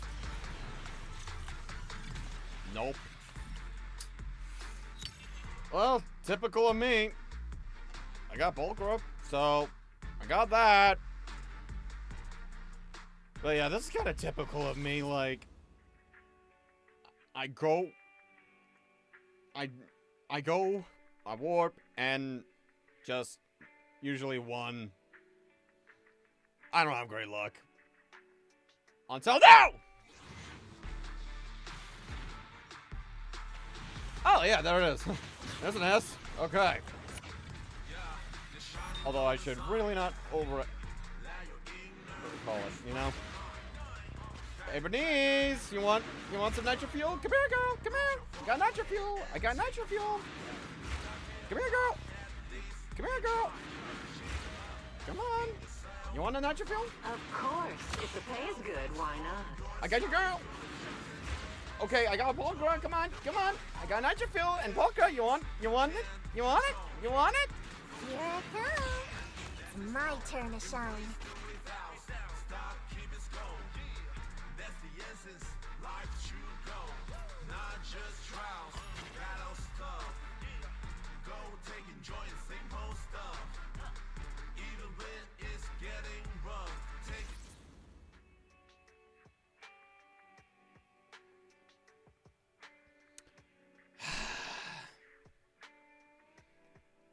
Another 50-50 lost! I literally won only one 50-50, and that was just Astra. I'll go for 2 more pulls. I gotta guarantee, so I'm just gonna start skipping around. Hey, Anton!